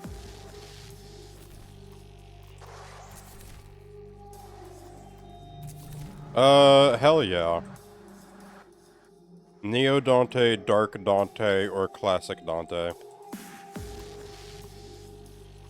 New costumes can be unlocked by completing the game on various modes or purchased from Steam. I got everything with the game. Increase the number of red orbs dropped by enemies and objects by 20%. It beeps when Dante is near. Okay, I mean, I'll leave these things on, because screw it. I'm probably gonna play on Nephilim, because I have played the game before, but like a really long time ago. Like to see tutorial messages you play, you can change the setting. I'm gonna leave them on because I don't know keyboard and mouse controls. But yeah, dude, it's such a cool game. Also, sorry, we're gonna have to watch this again real quick. I didn't realize that this was the intro sequence to the game, and thought it was like when you boot up the game, and I had accidentally skipped something. So, whoops. Let me, while I'm at it. I don't know the UI, but we're gonna figure this out little by little. Banger intro, so it's fine. True. Yeah, first thing the guy does is threaten the president. Yes, by close of trading Friday. No, you can't have more time. You know the terms, you know the consequences. No, this is not a veiled threat. This is a direct one. Should you fail to comply, the collapse of the economy will be on your head. I will make sure that you are stripped of power, shamed, and hated. Is that clear enough for you? Well, Friday it is then. You have a good night, Mr. President. I still just wonder if Hal ever figured out a way to deal with this. Because it's my darling? Over $1 trillion. it's so messy Soon with I the will own controls. everything worth owning. I will control the world through debt. But I guess we'll figure it out, right? The world is at last your bitch, as am I. Nothing left. I also but to really grab by hope the that there's hair, no bend it scenes that over, can and- get me banned. What's the matter? What's the matter? A loose end. A loose end? What? The son of the traitor Sparta. Dante. Him. He's still out there. The hunters will find him. They found Sparta and his whore. And when they do, I will rip open his chest with my bare hands and feast on his beating heart. DMC. What's up, Hal? Hey, Hal, do you have any suggestions on dealing with the controls for the game? Also, I can't help myself. I started watching the show. I'm on, like, episode 6 or 7. It's so good.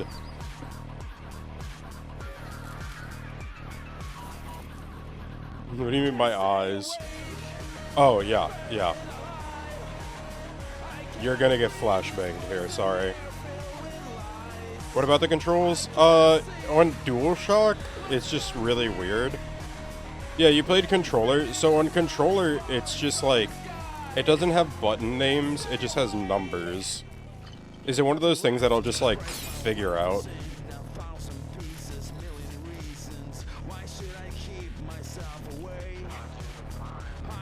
I'm in a dark room, bro. This shit is like a COD lobby.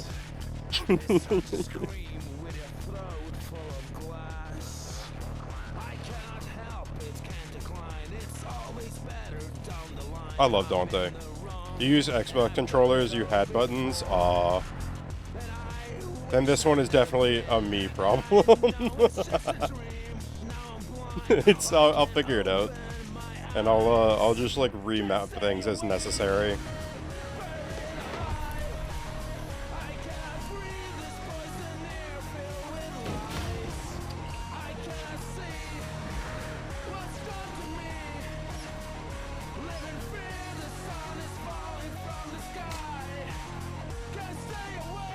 I don't think there's any like explicit nudity in the game though.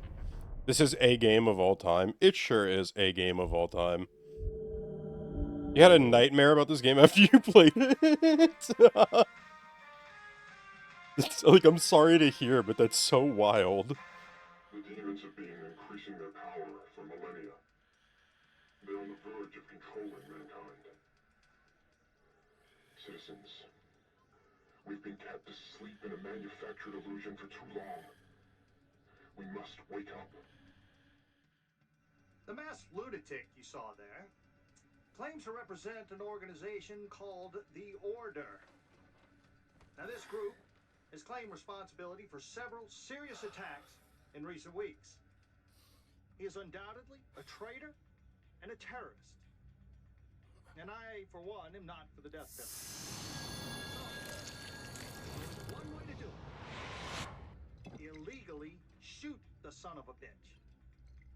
This is Bob Barbas, just doing God's work. Dante, get out of there! You're in danger! Oh, I love this start. This, this. Who are you? What do you want? You were careless. You left a trail. Now he's on to you. What are you talking about? Who's on to me? The hunter demon. Rex, you're gonna love this sequence. I'm just gonna say that.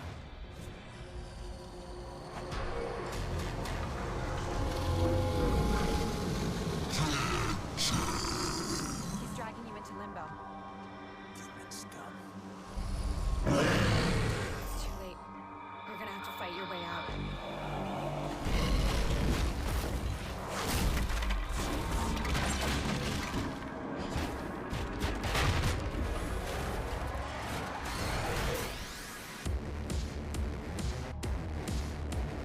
Shit.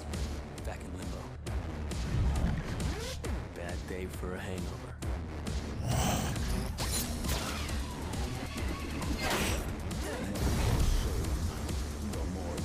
Get your filthy fucking claw off my trailer.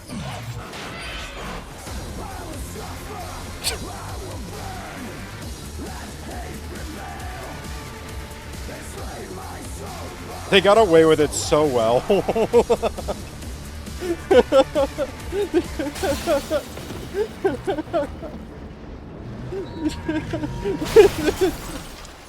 This is peak. Missed.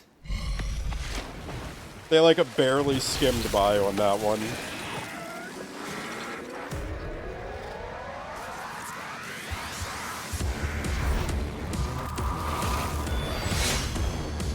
The damn pizza crust. No, the pizza crust really does get you there. You wanna fight? Let's go.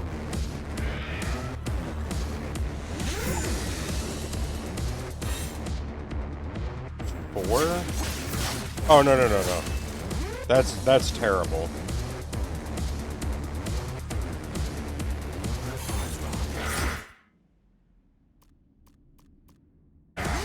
Sorry, I pause with okay, I gotta remap all of this. Pause is left trigger. And my select button is square. And then my back button is X. This is so weird. Okay. Jump is Y. Shoot is this. Basic melee attack is this. Special melee attack and stay as this. Start is this.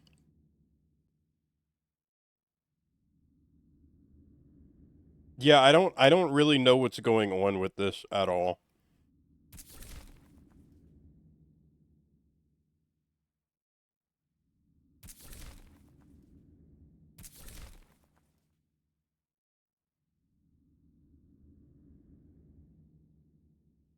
I think I'm just gonna have to do keyboard and mouse, I'm gonna be honest. This is so confusing.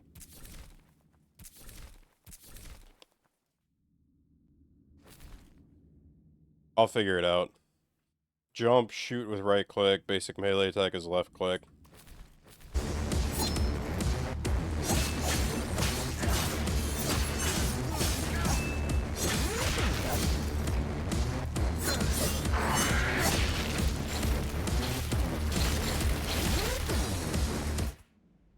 Yeah, I think this is gonna be the only way I can play it. This is so weird, though. Alright, whatever. F to launch?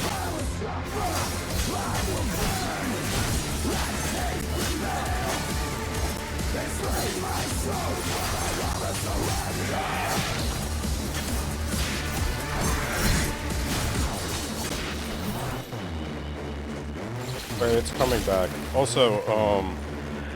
Also, is the game too loud? I feel like I could go down a little bit more.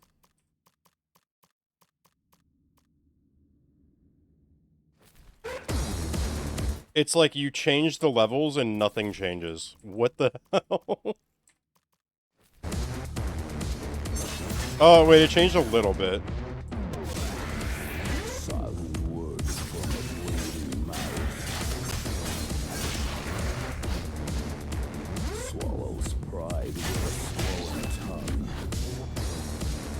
Slain enemies release red orbs, which can be spent at the item shop on consumables, health upgrades, and more.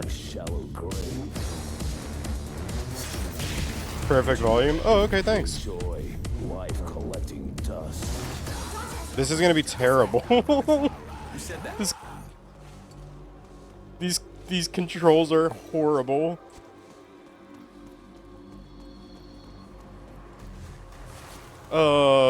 I'm just gonna be complaining about that the whole time, and I'm so sorry.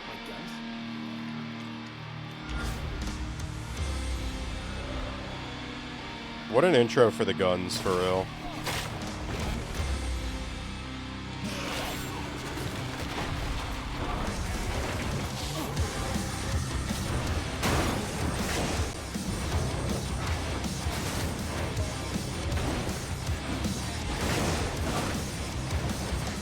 Dude, I don't even know if there's a run button or if I just... Okay. Ebony, ivory, mystery goods. It's certainly interesting.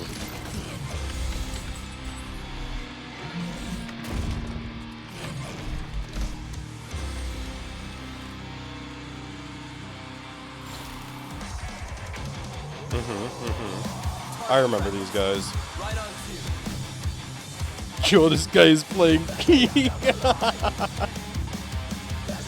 What's up, man? Welcome in. Caliber handguns.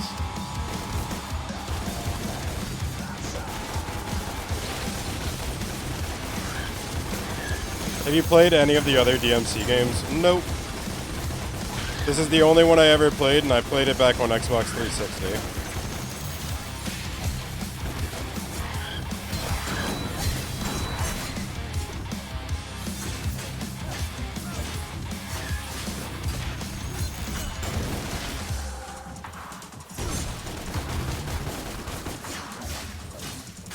Again, I played it like way back.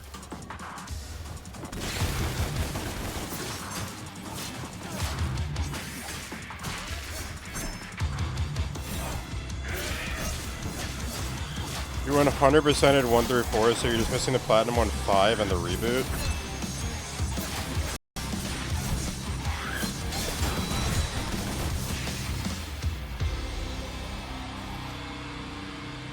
Wait, you've got to at least try out 3, 4, and 5? Okay. I'm not saying no, I just haven't done it. Dante. Also, I just have so many. My name is Kat. I'll go ahead and wishlist them right now is what I'll do. How come I can see you clearly? I'm a medium, a psychic. I can phase into limbo and Or I'll do it from my phone since I can't tap out. But I'll go ahead and I'll wishlist them right now.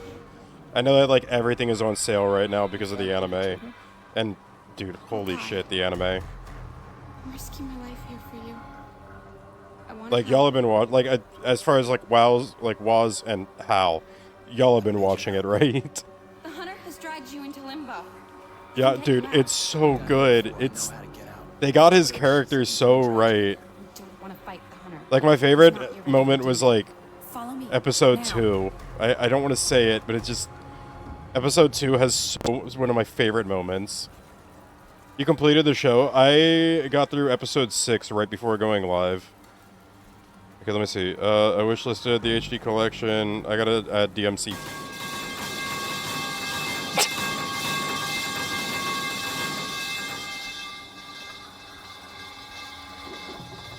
Yeah. 6 made me tear up. 6 was really good. Because 6 is the one that's just like all like backstory, right? It's so good.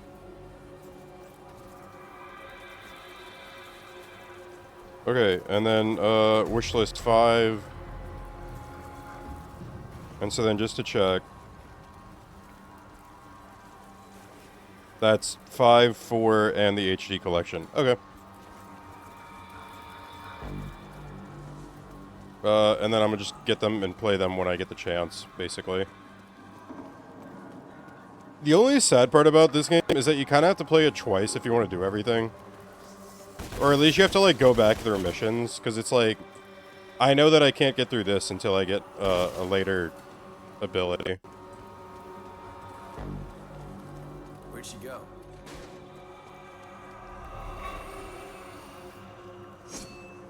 Wait, actually, that's kind of crazy that Savell saved up 2,000 points.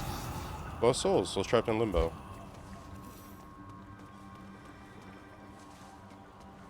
Oh my god, the mouse controls are awful.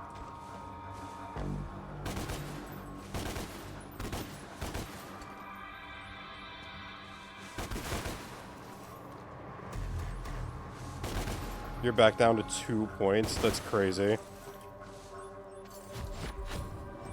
Copper key allows Dante to enter a copper door. Okay. Surprised you have 3.4k right now. Well, part of it is because fishing is disabled for the moment. These games are made to be replayed numerous times. I believe the game truly begins once you have all the... Yeah, I agree. That's like the one thing I remember from playing it. But like within the same playthrough, I should be able to like go back to different missions, right?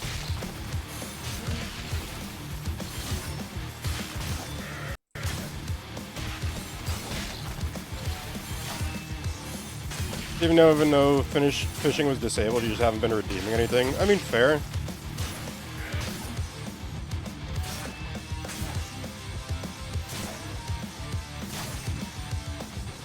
Come on, guys. Game allows you to mission select. Awesome.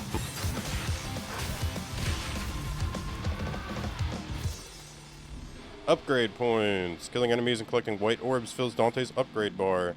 When the bar is full, Dante receives an upgrade point which can be spent at the shop to unlock new moves and abilities. The shop can be accessed from the divinity statues during missions or from the mission start. Oh, okay, mission start screen. Got it. Cool. So yeah, at least once I get like some of the more basic items, I can come back and do missions. Or like basic abilities. Gold orb can be used upon death to resurrect Virgil? Yeah, okay. The DLC casually spoiling the game.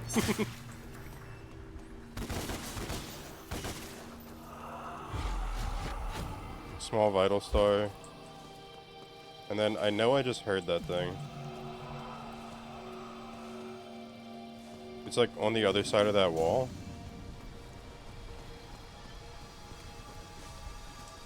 Oh, you know what? That's probably where I smashed through the wall on the other side. Just how it works, I'll be lurking. Stoked to see some other folks that can appreciate this title. It's like I said, like, I know that there's a really bad, like...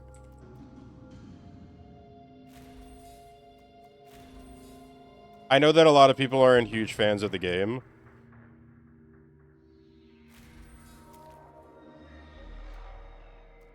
But, like, I just have so much fun with it.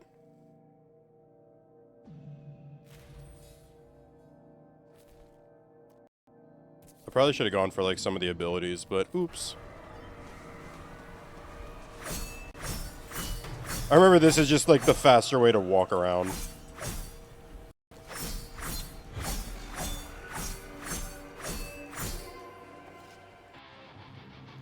Also, the music is just so good every time. It's got its flaws for sure. It's still better than most action games. Yeah. It's a really good hack and slash is the thing. Like, I don't know how it compares to the other ones, but I know that when it's like brain off hack and slash fighting game, this is it.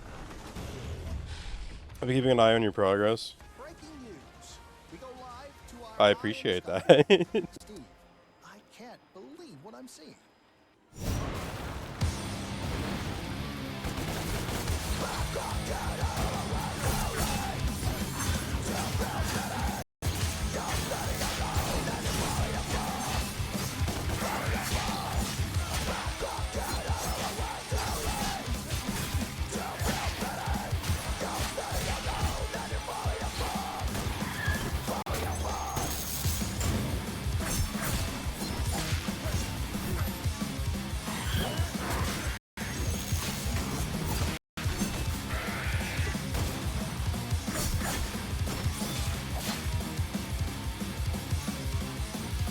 Oh, okay, I have to like fully charge it. That's what it is.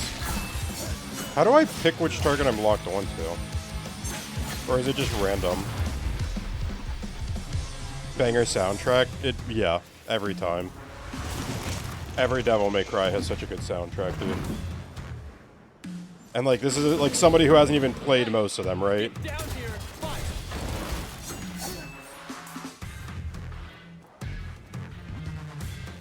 Someone who hasn't played really any of them.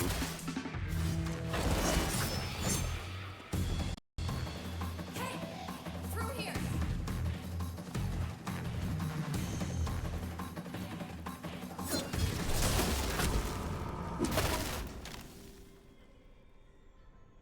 I just happen to have listened to the sound.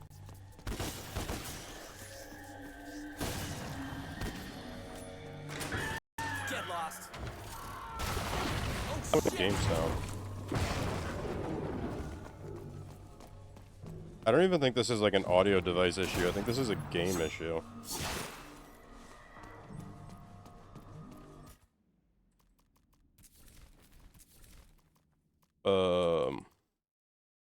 I mean, I can try unplugging everything, bring it back in.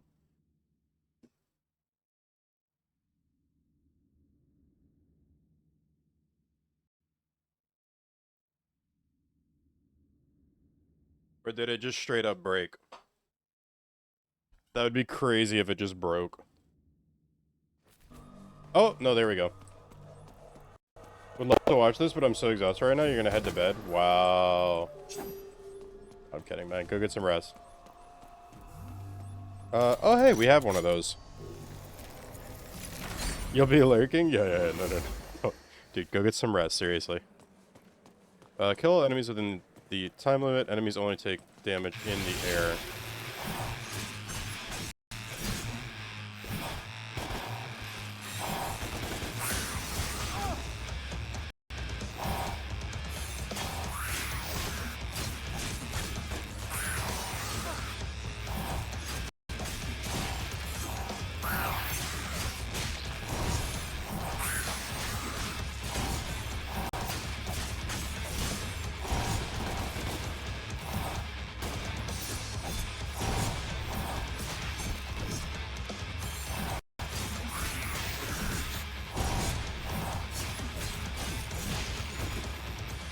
Man, my will still,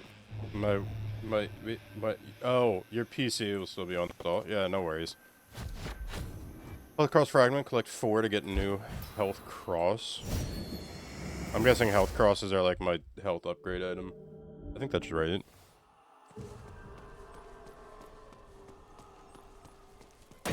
Well, hey buddy. You have an ugly ass face.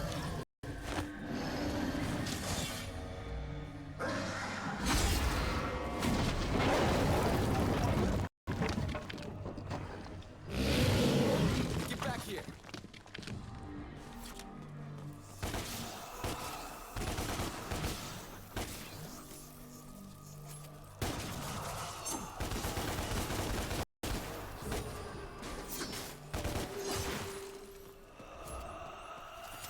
Oh, hey.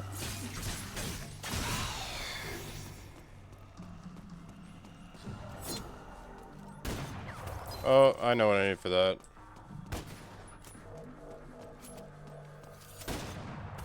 No, I'm trying to shoot the little guys. Oh, hey.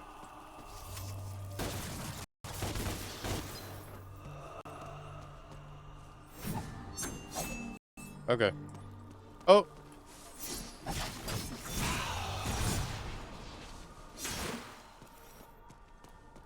Good thing I went that way.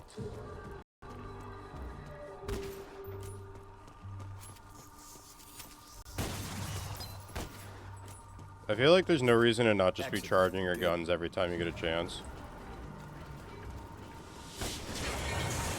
Not good. Yeah, whatever.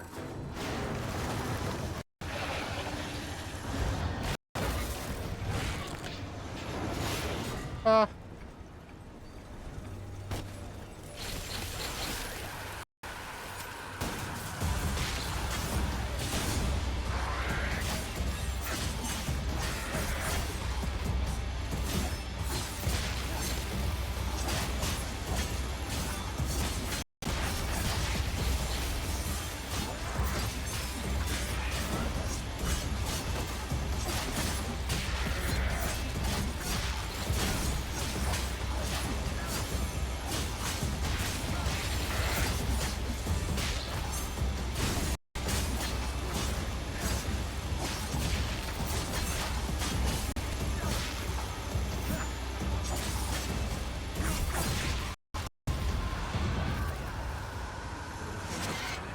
Let me out!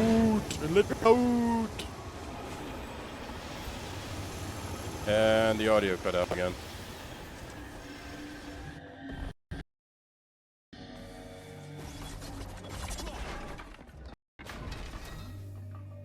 Ha! I love this joke right here.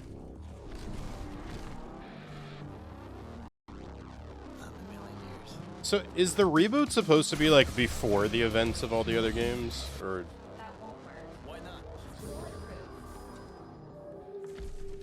That's the one thing I've never really understood. Like, I love it because you really get, like, Dante's origin story in this.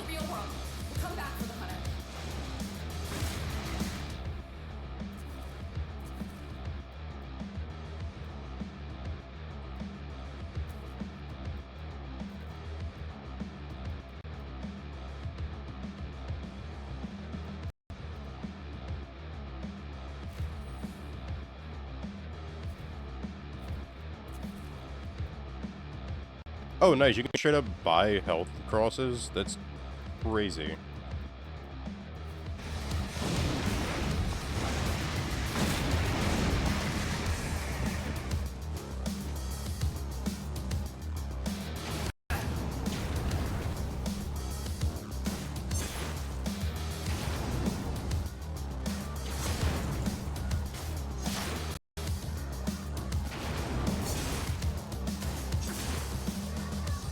This game's giving me a headache.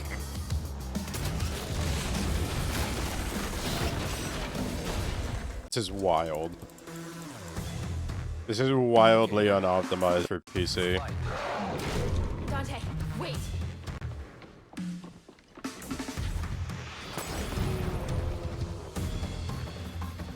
It's working.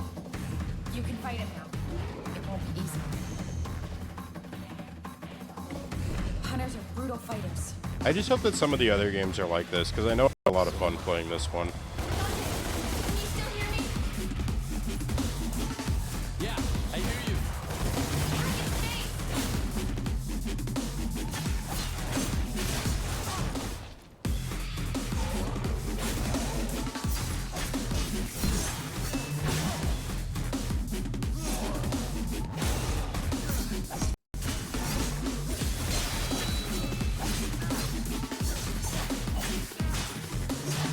Dude, what the hell is my target lock, though?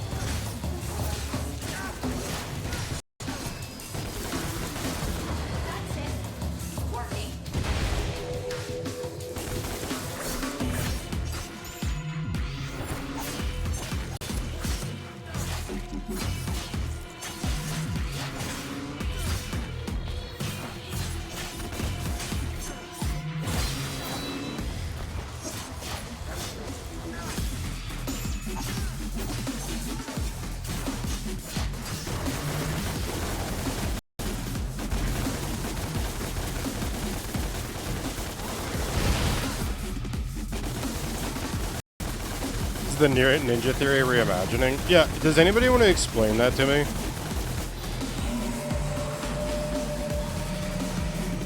So is this supposed to be like a reimagining of the entire series, or?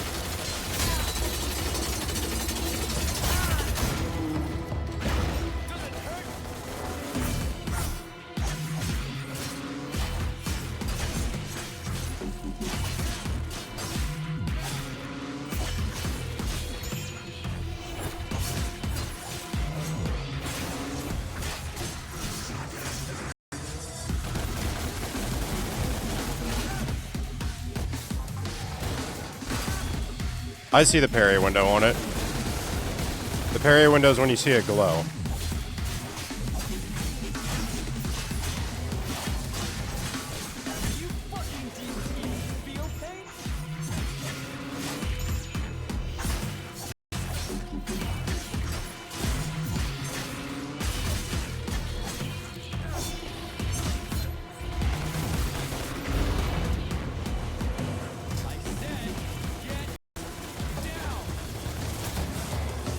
Oh, nice. Is it supposed to be the hardest difficulty?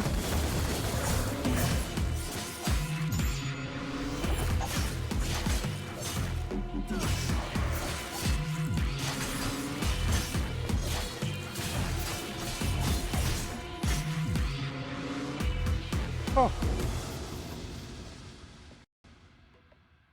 Game over. I wish I could get those higher difficulty ones, like Son of who? reimagination of Devil May Cry series was requested by Capcom, resulting in a total reboot. Capcom chose Ninja Theory to develop the game, assisting them to ensure that gameplay was reminiscent but distinct compared to Poor mother. previous titles. I don't know my mother, but if you're calling me a son of a bitch, you wouldn't be the first. That's funny.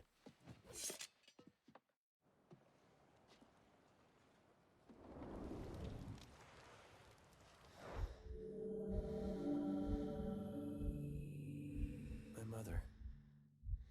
I barely remember her. Man, Rex is gonna miss out on all the cool story and gameplay.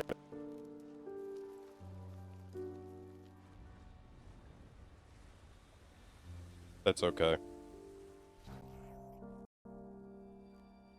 But, so, like, the originals have the same story, and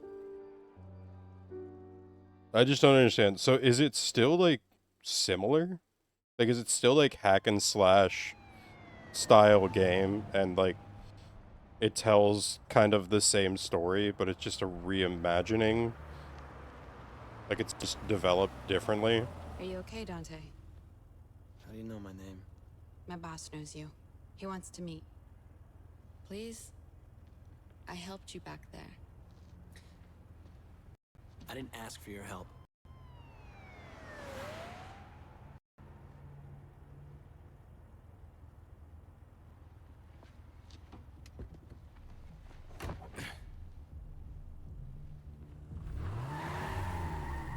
Trouble is, Dante's always a All pretty about good you, guy. Dante. I'm with an organization called The Order. Heard of it? Something to do with that masked freak on the net? That's my boss. Wonderful. Can't wait. We're just receiving reports of a terrorist attack that's taking place in the Bellevue Pier in the Western District of the city. Police are asking the public to remain vigilant. Further terrorist attacks could take place. I guess I'll just have to anywhere, play them and see, I don't know. and when you least expect them. We have your scent, son of Sparta. Now, it is You've only just a played the matter very of first time. game? Okay. I'll have to, like, look into it to see what are the best places to start, and also if I need an Xbox controller.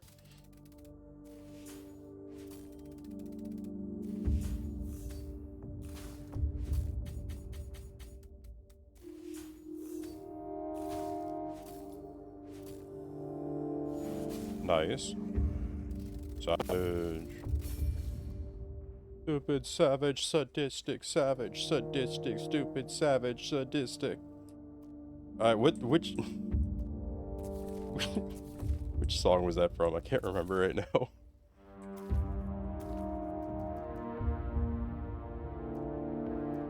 Bounce multiple times on a single target, nice.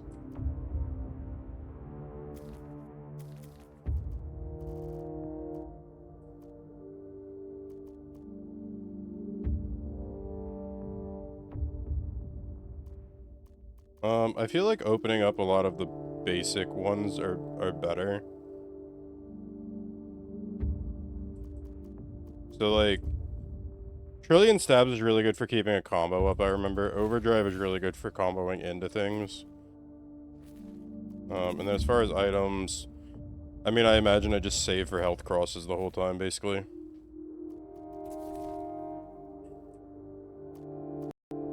And then I'll probably go with the, classic Dante. Maybe I'll go with Dark Dante. It's, I don't know, man. What the hell is Neo Dante? Anyways.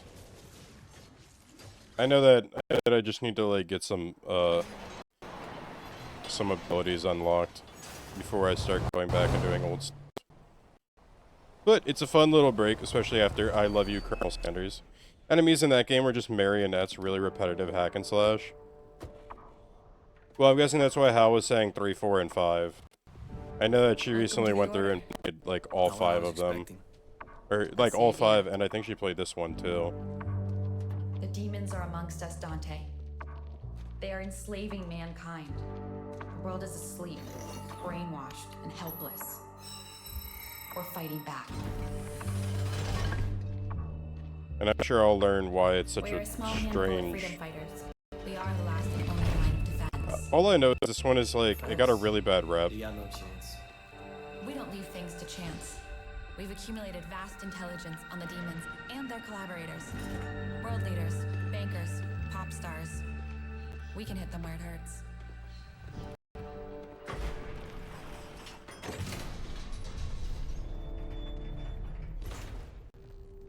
Oh hey, totally not super important, insanely important, incredibly important character that will have like an impact on every moment of everybody, every day of every year of every life. Dante, it really is you. You don't remember me? No.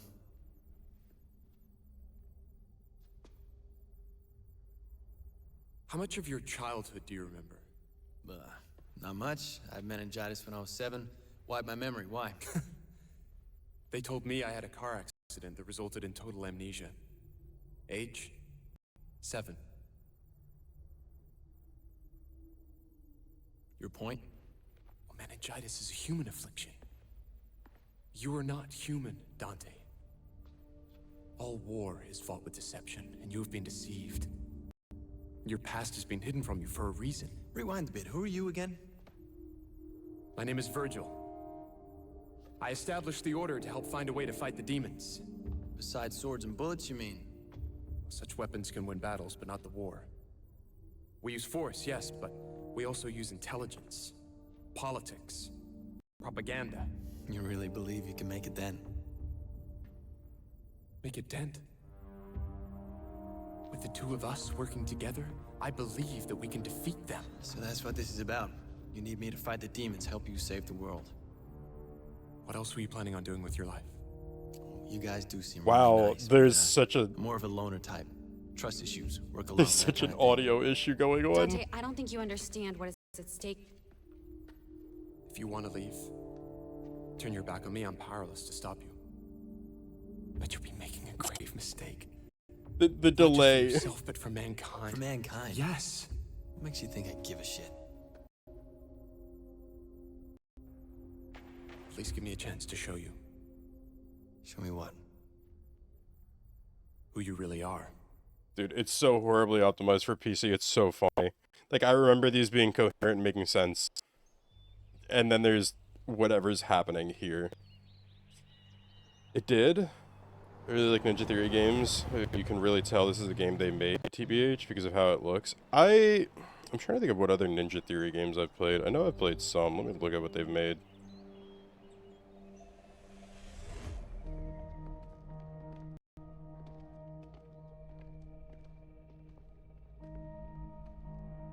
This was your home. I don't remember it. You will. Cat, open the gateway. No, I can't say I've played any of these, but I have seen Hellblade. What are you doing? Our world and Limbo are very close. Yeah, I've seen Hellblade. Yeah, Hellblade is the most popular. Yeah, I remember seeing a big thing about it, like Hellblade Senua. It's here in the rifts that we can create gateways to and from Limbo.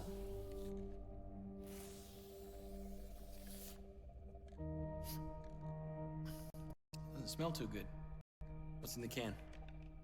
A compound I created based on an old Wiccan recipe.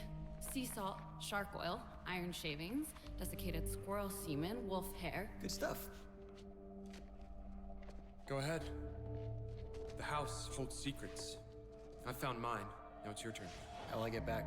We'll take care of that. Just be careful. It can get rough in there. I like it rough.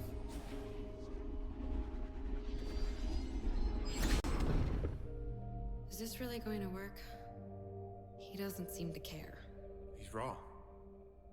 Just like you were when I first found you.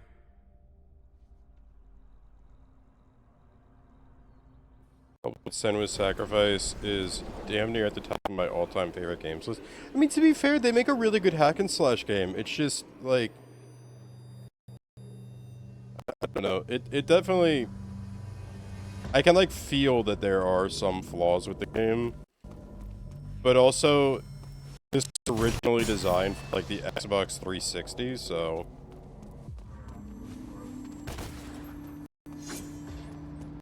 And...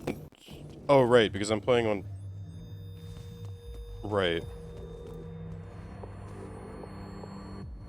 I was like, I picked up my controller just instinctively, and I was like, nothing going on here feels right. Well, show me your secrets.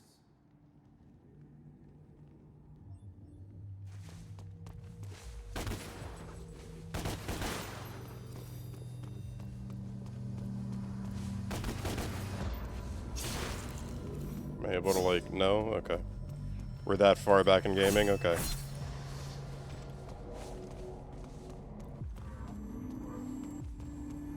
Hey, key.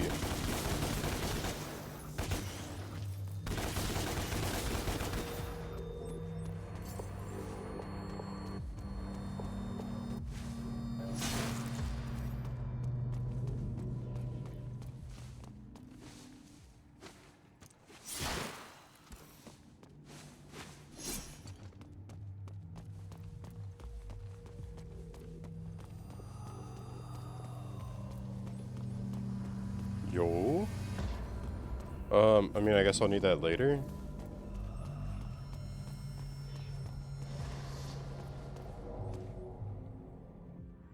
Okay, now I do remember this. I remember this place. Oh, so does Dante. That's cool.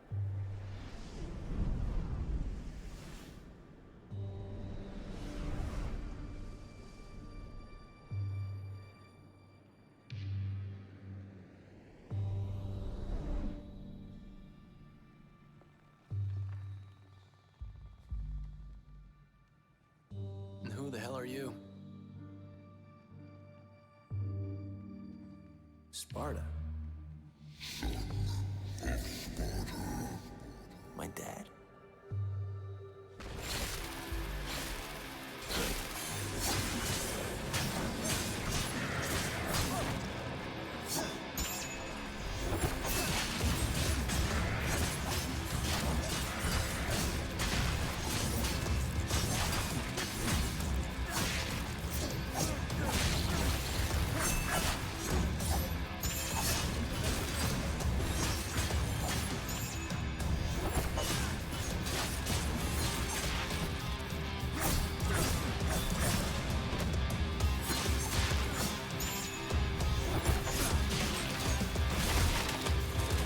There we go.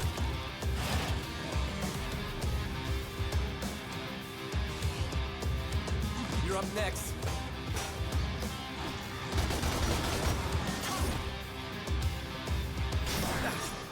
Tough guy.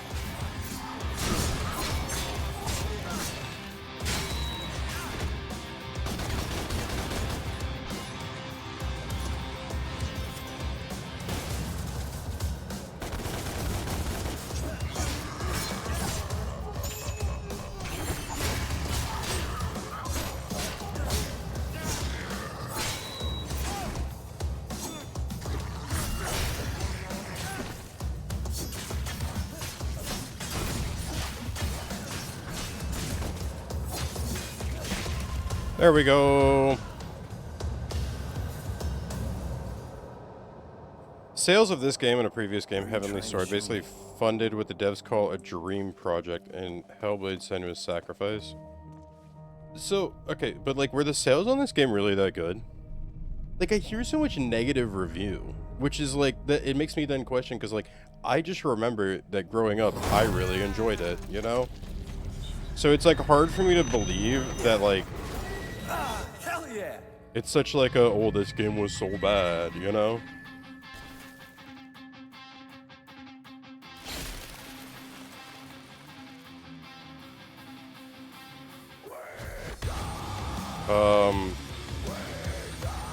Okay, but how do I swap between the weapons? E or E plus that, or just F? Oh, I get it. Cause like, Not so tough now.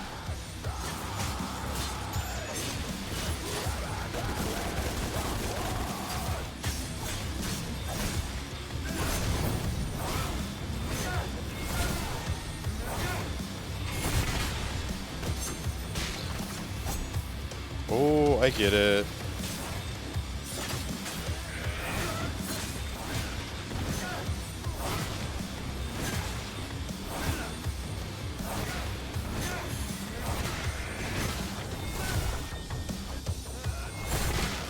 Okay, but E plus F kind of suck.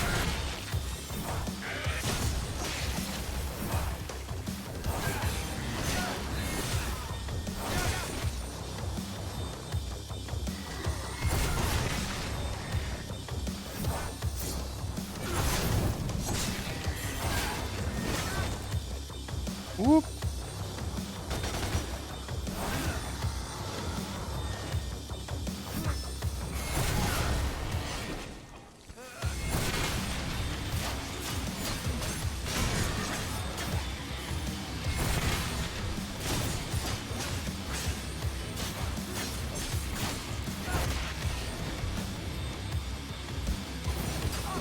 Damn it. At least, and thank God I managed to get some health back.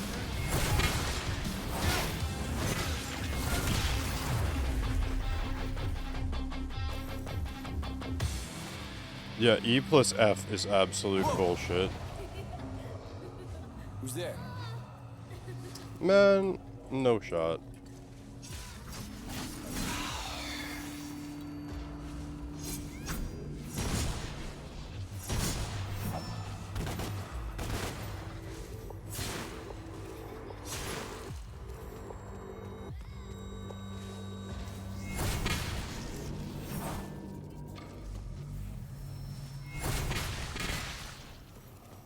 Is it something I can do yet, or is that for later? I think that's for later.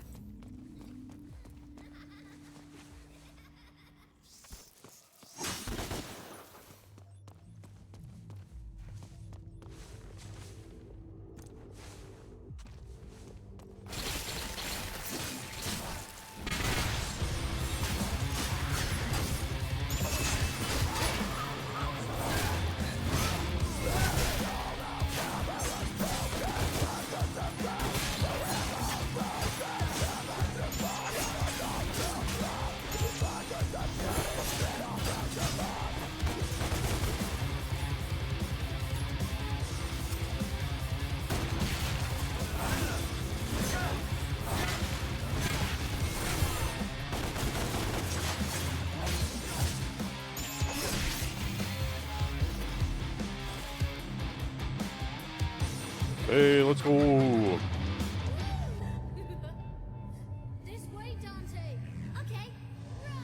I don't know, maybe it's just because I'm on PC. I definitely understand the complaints on PC. Oh, hey, there was another door like that. Hear that right? That might have been in a different level, though.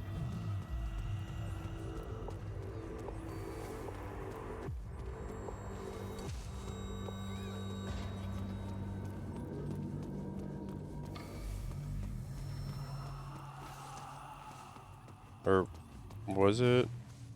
I honestly can't remember right now.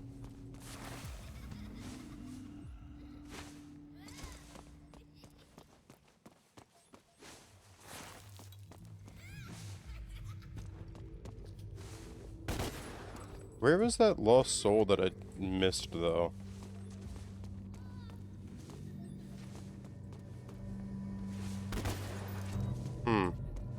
Oh well.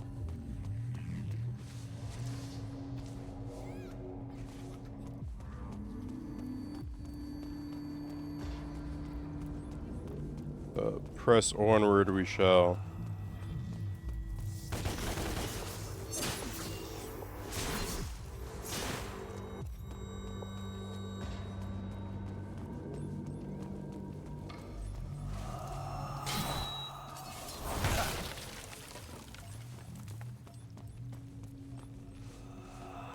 There we go. Knew I heard his ass somewhere. Hey, let's go. I can buy a health up.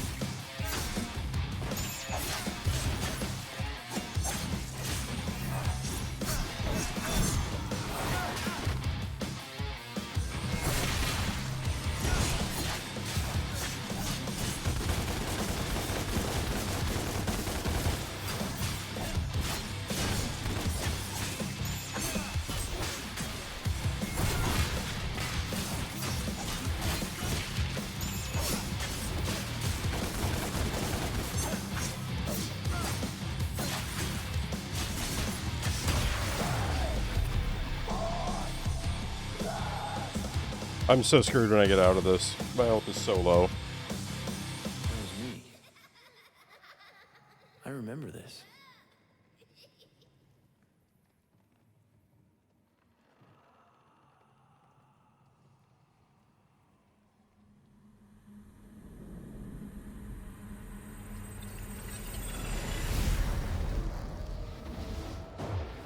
What else were you planning on doing with your life?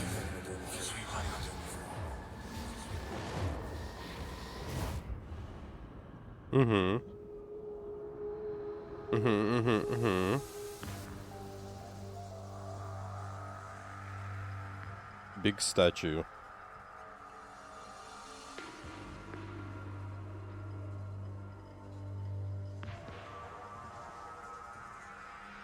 I've still to this day never understood it. 4 million copies of the game have been sold to date since 2013. I mean, that's good.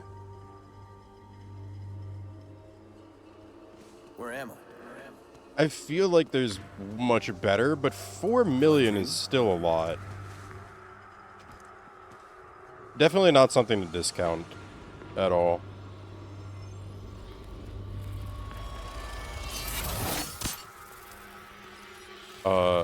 Nice.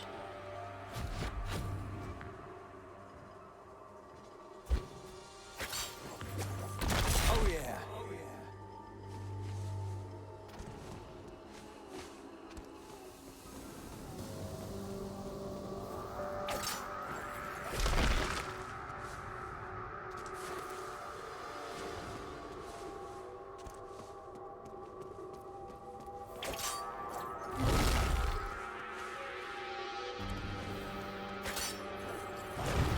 Ooh. Okay. That's another way to use that, yep.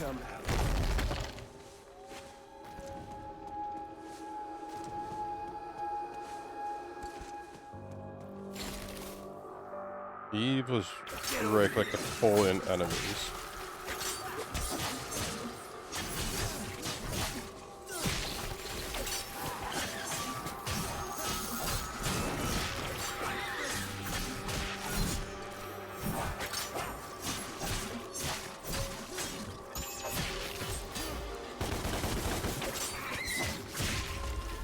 Boom.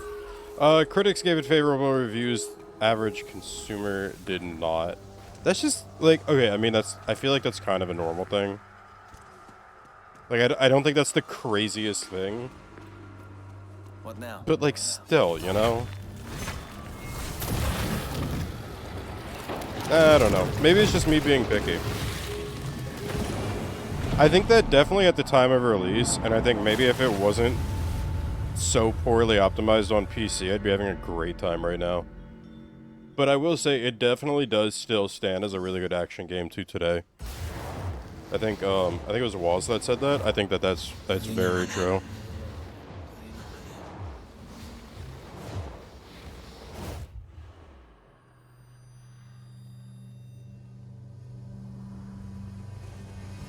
Okay, so what else have you got?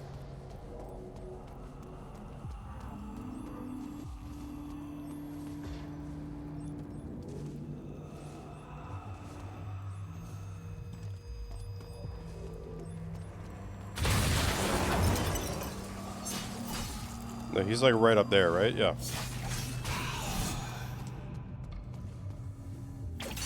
E and right click. I hope I can get back to that,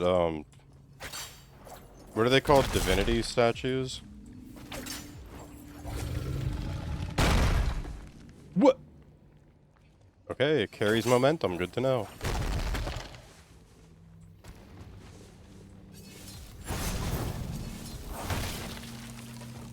Sparta! They're here! They're here! They found us! What the hell happened here? We've got to get out. Now! Hurry!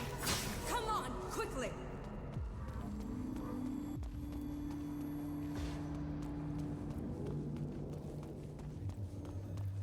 Oh, divinity statue. Oh, upgrade and healing. I need you. Please don't put me in combat. Shit. That's, oh, you know what? We can just, like, snatch these guys now, though, right?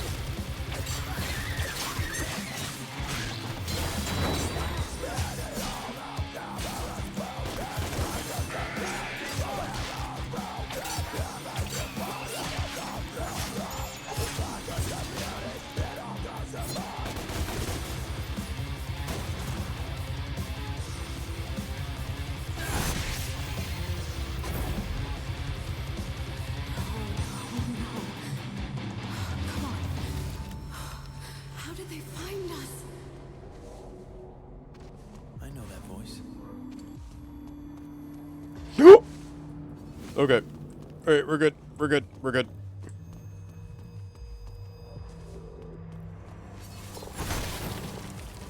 Divinity statue, let's go. Give me the health upgrade. Oh, look at that. Hang on. Oh, right. Okay, hang on. Yeah, right, right.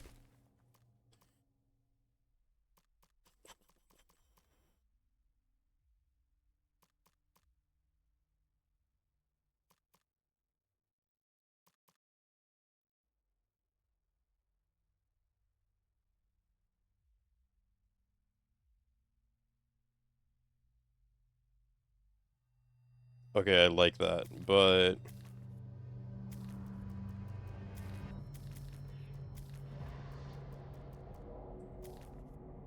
I feel like honestly just going with this is a good idea. Or, you know what, I'll go with roulette.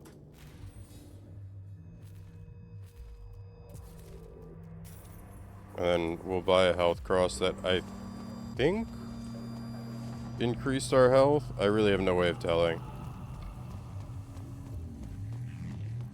So I'm gonna take a guess here and say we get a blue power in a second here. Is that Mom?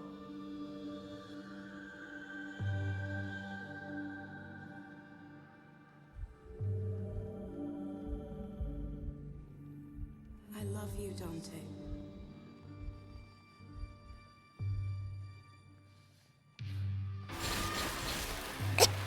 It switched so fast to metal.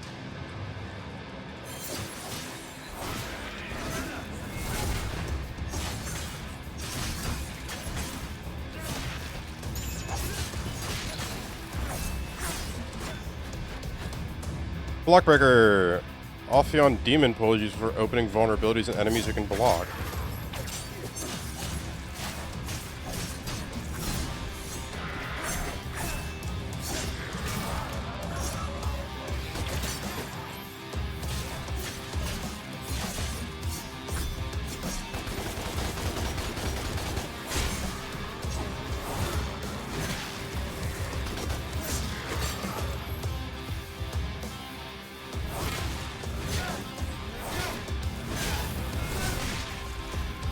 Yippee!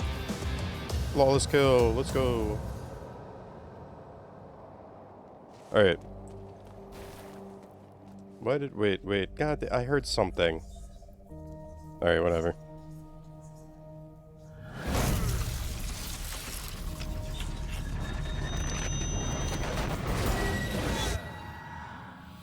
Nice. I think the other blue weapon is my favorite one, but this is still really cool.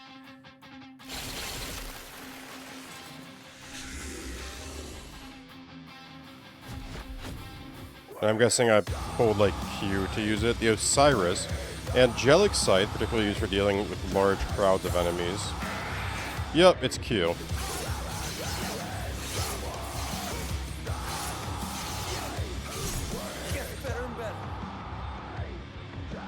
Osiris has become fully charged. Now there's extra damage with all attack. Oh, nice.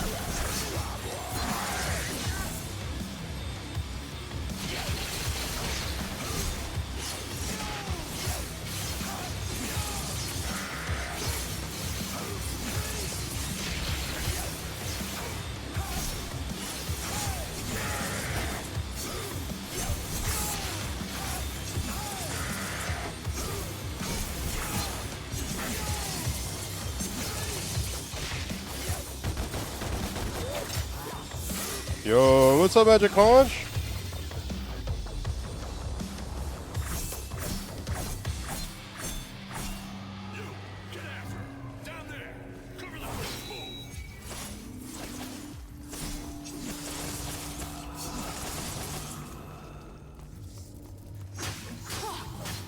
Get away from me! What infinite wisdom does the Magic Conch have out for us today?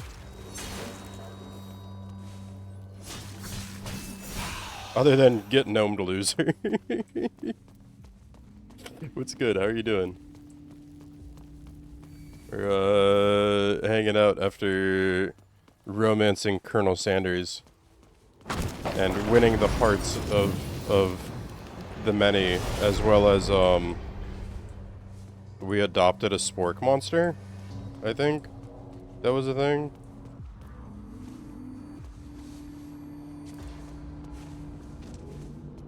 If you don't know what I'm talking about, man, just wait for the YouTube video.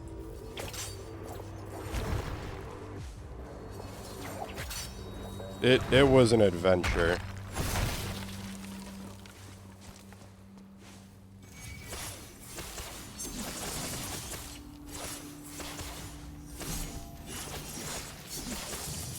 Cool.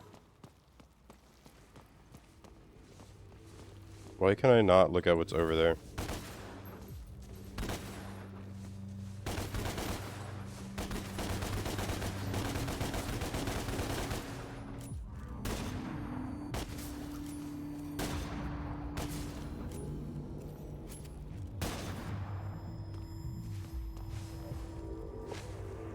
It's so sad.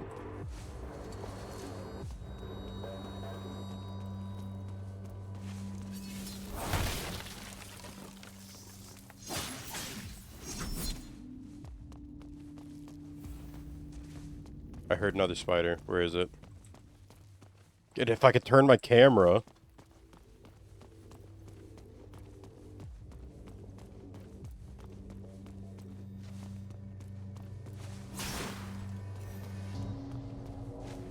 A blue rose. Mother's favorite. Real talk though, blue roses are so gorgeous.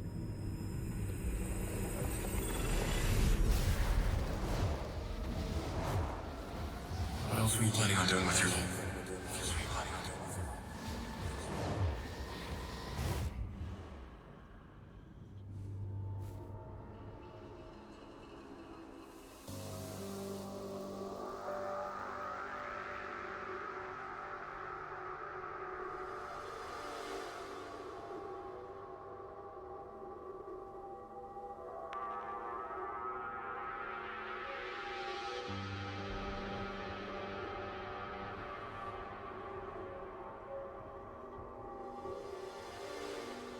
I'm still just trying to understand who that is. Like, I think it's kind of supposed to be our dad. But maybe it's ourself?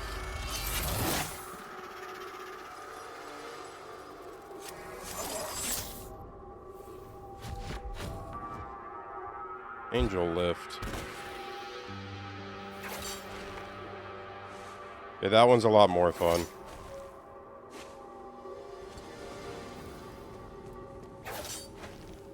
I do remember, honestly, the angel powers being a lot more fun than the devil ones. Yeah, because you can do cool stuff like this. But I know that you can chain them together in really fun ways.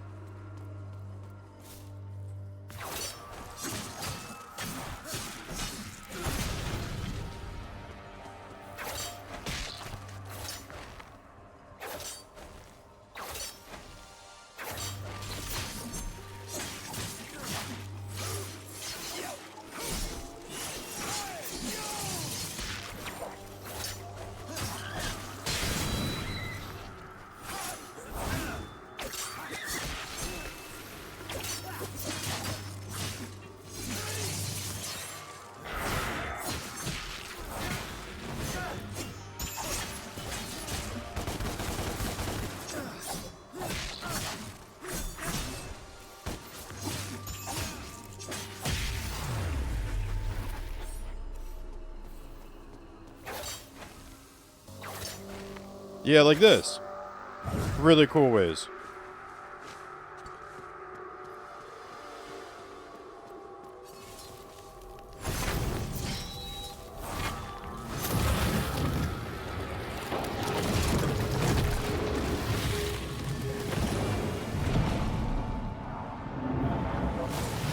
What am I unleashing?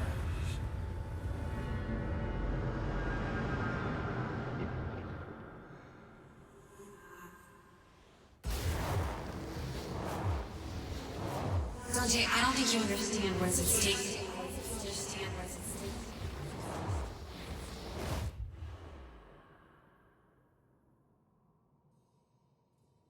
Alright, alright. Oh yeah, okay. Okay, so what we're gonna do here... Yeah. Drop parry? Drop attack. There's prop attack is especially... Oh.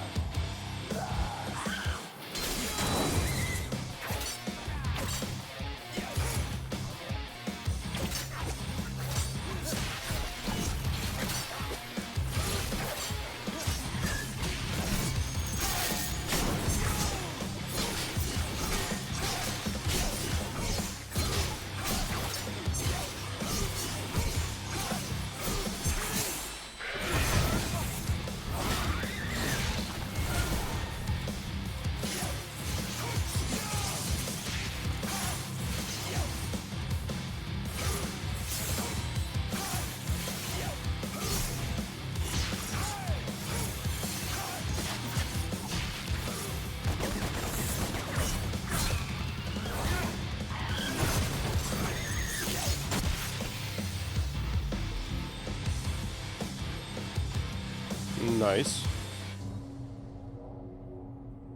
What's this? What do we find?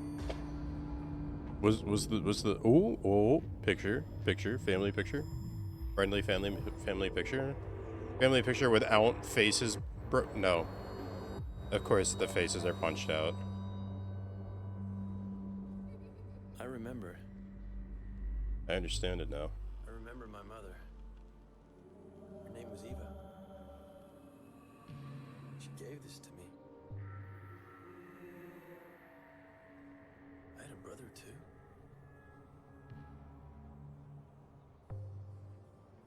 We were a family. I had no idea of the danger we were in.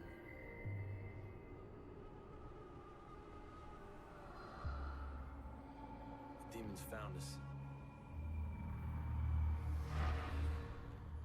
When they broke in, I saw him. Oh hey, the ugly fuck from the beginning.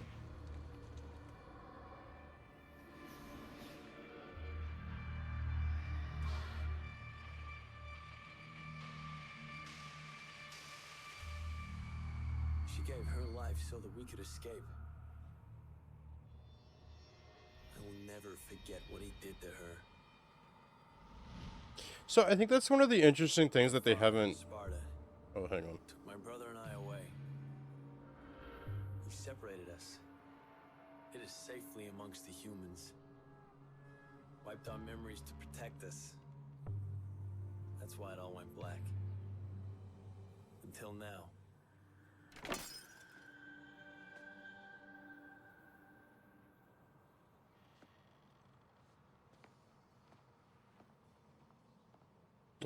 Okay. It's one of the few things about the show that I still don't get, is that they keep, like... They keep making it out that, like, his mom is a human. Now, maybe that's just because I haven't gotten far enough.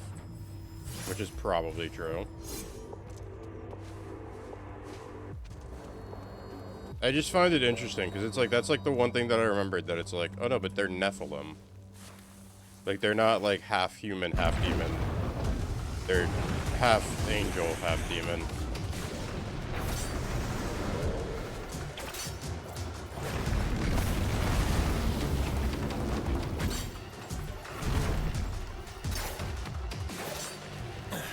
I'm getting out of here.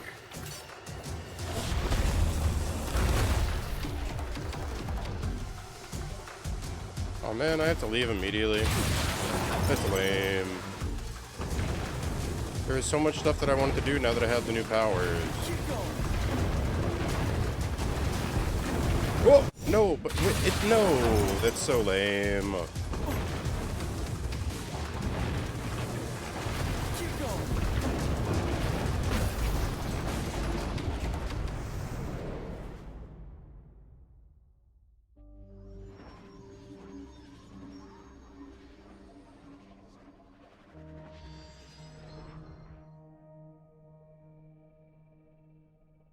You're my brother. Oh, hey, brother. Your twin brother. And I've been looking for you for a long time now.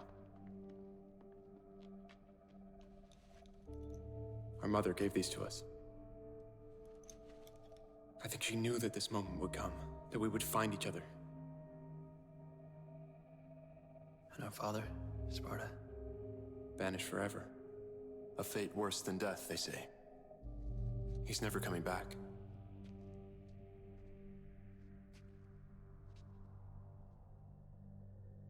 I want to know more. Where we come from, what happened to us. And above all, I want to know who's responsible for all this.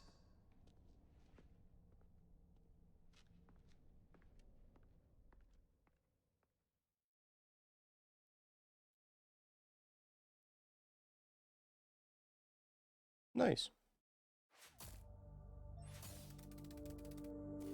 It's such a good story.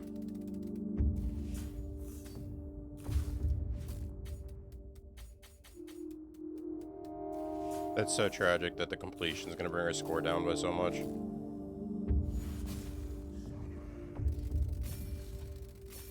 Okay, anyways, I think I'm going to call it there for tonight.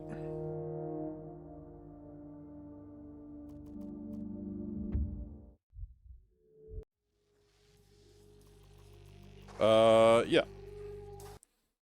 That was a really fun time, though. I think I do want to play more of it, and I think I will go ahead and listen to Hal and play the other ones as well. Speaking of Hal, let me see what she's up to right now.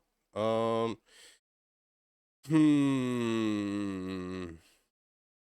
do we feel about Schedule 1? Everybody's playing Schedule 1, bro. I don't understand. I'm just different. I'm just different, man, I guess. Let me see. What can we do? Let me see what this is all about. That is something completely different. Let me see what... I don't know. I don't know what I'm looking for with raids right now. We did Curious the other night, so I'm not gonna do that again. Rufus is like the easy raid. Yep, Rufus. Let's go to the Rufus raid. Let's raid into Rufus. Rufus is always fun. I haven't seen him in a little bit. Alright, everybody. Thanks for hanging out for tonight. We have raid messages if you want to use them.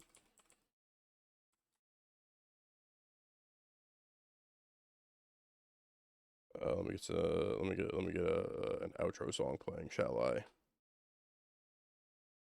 Alright. It has been a wonderful stream tonight. It's been a very interesting stream, very fun stream. I'm also very out of energy.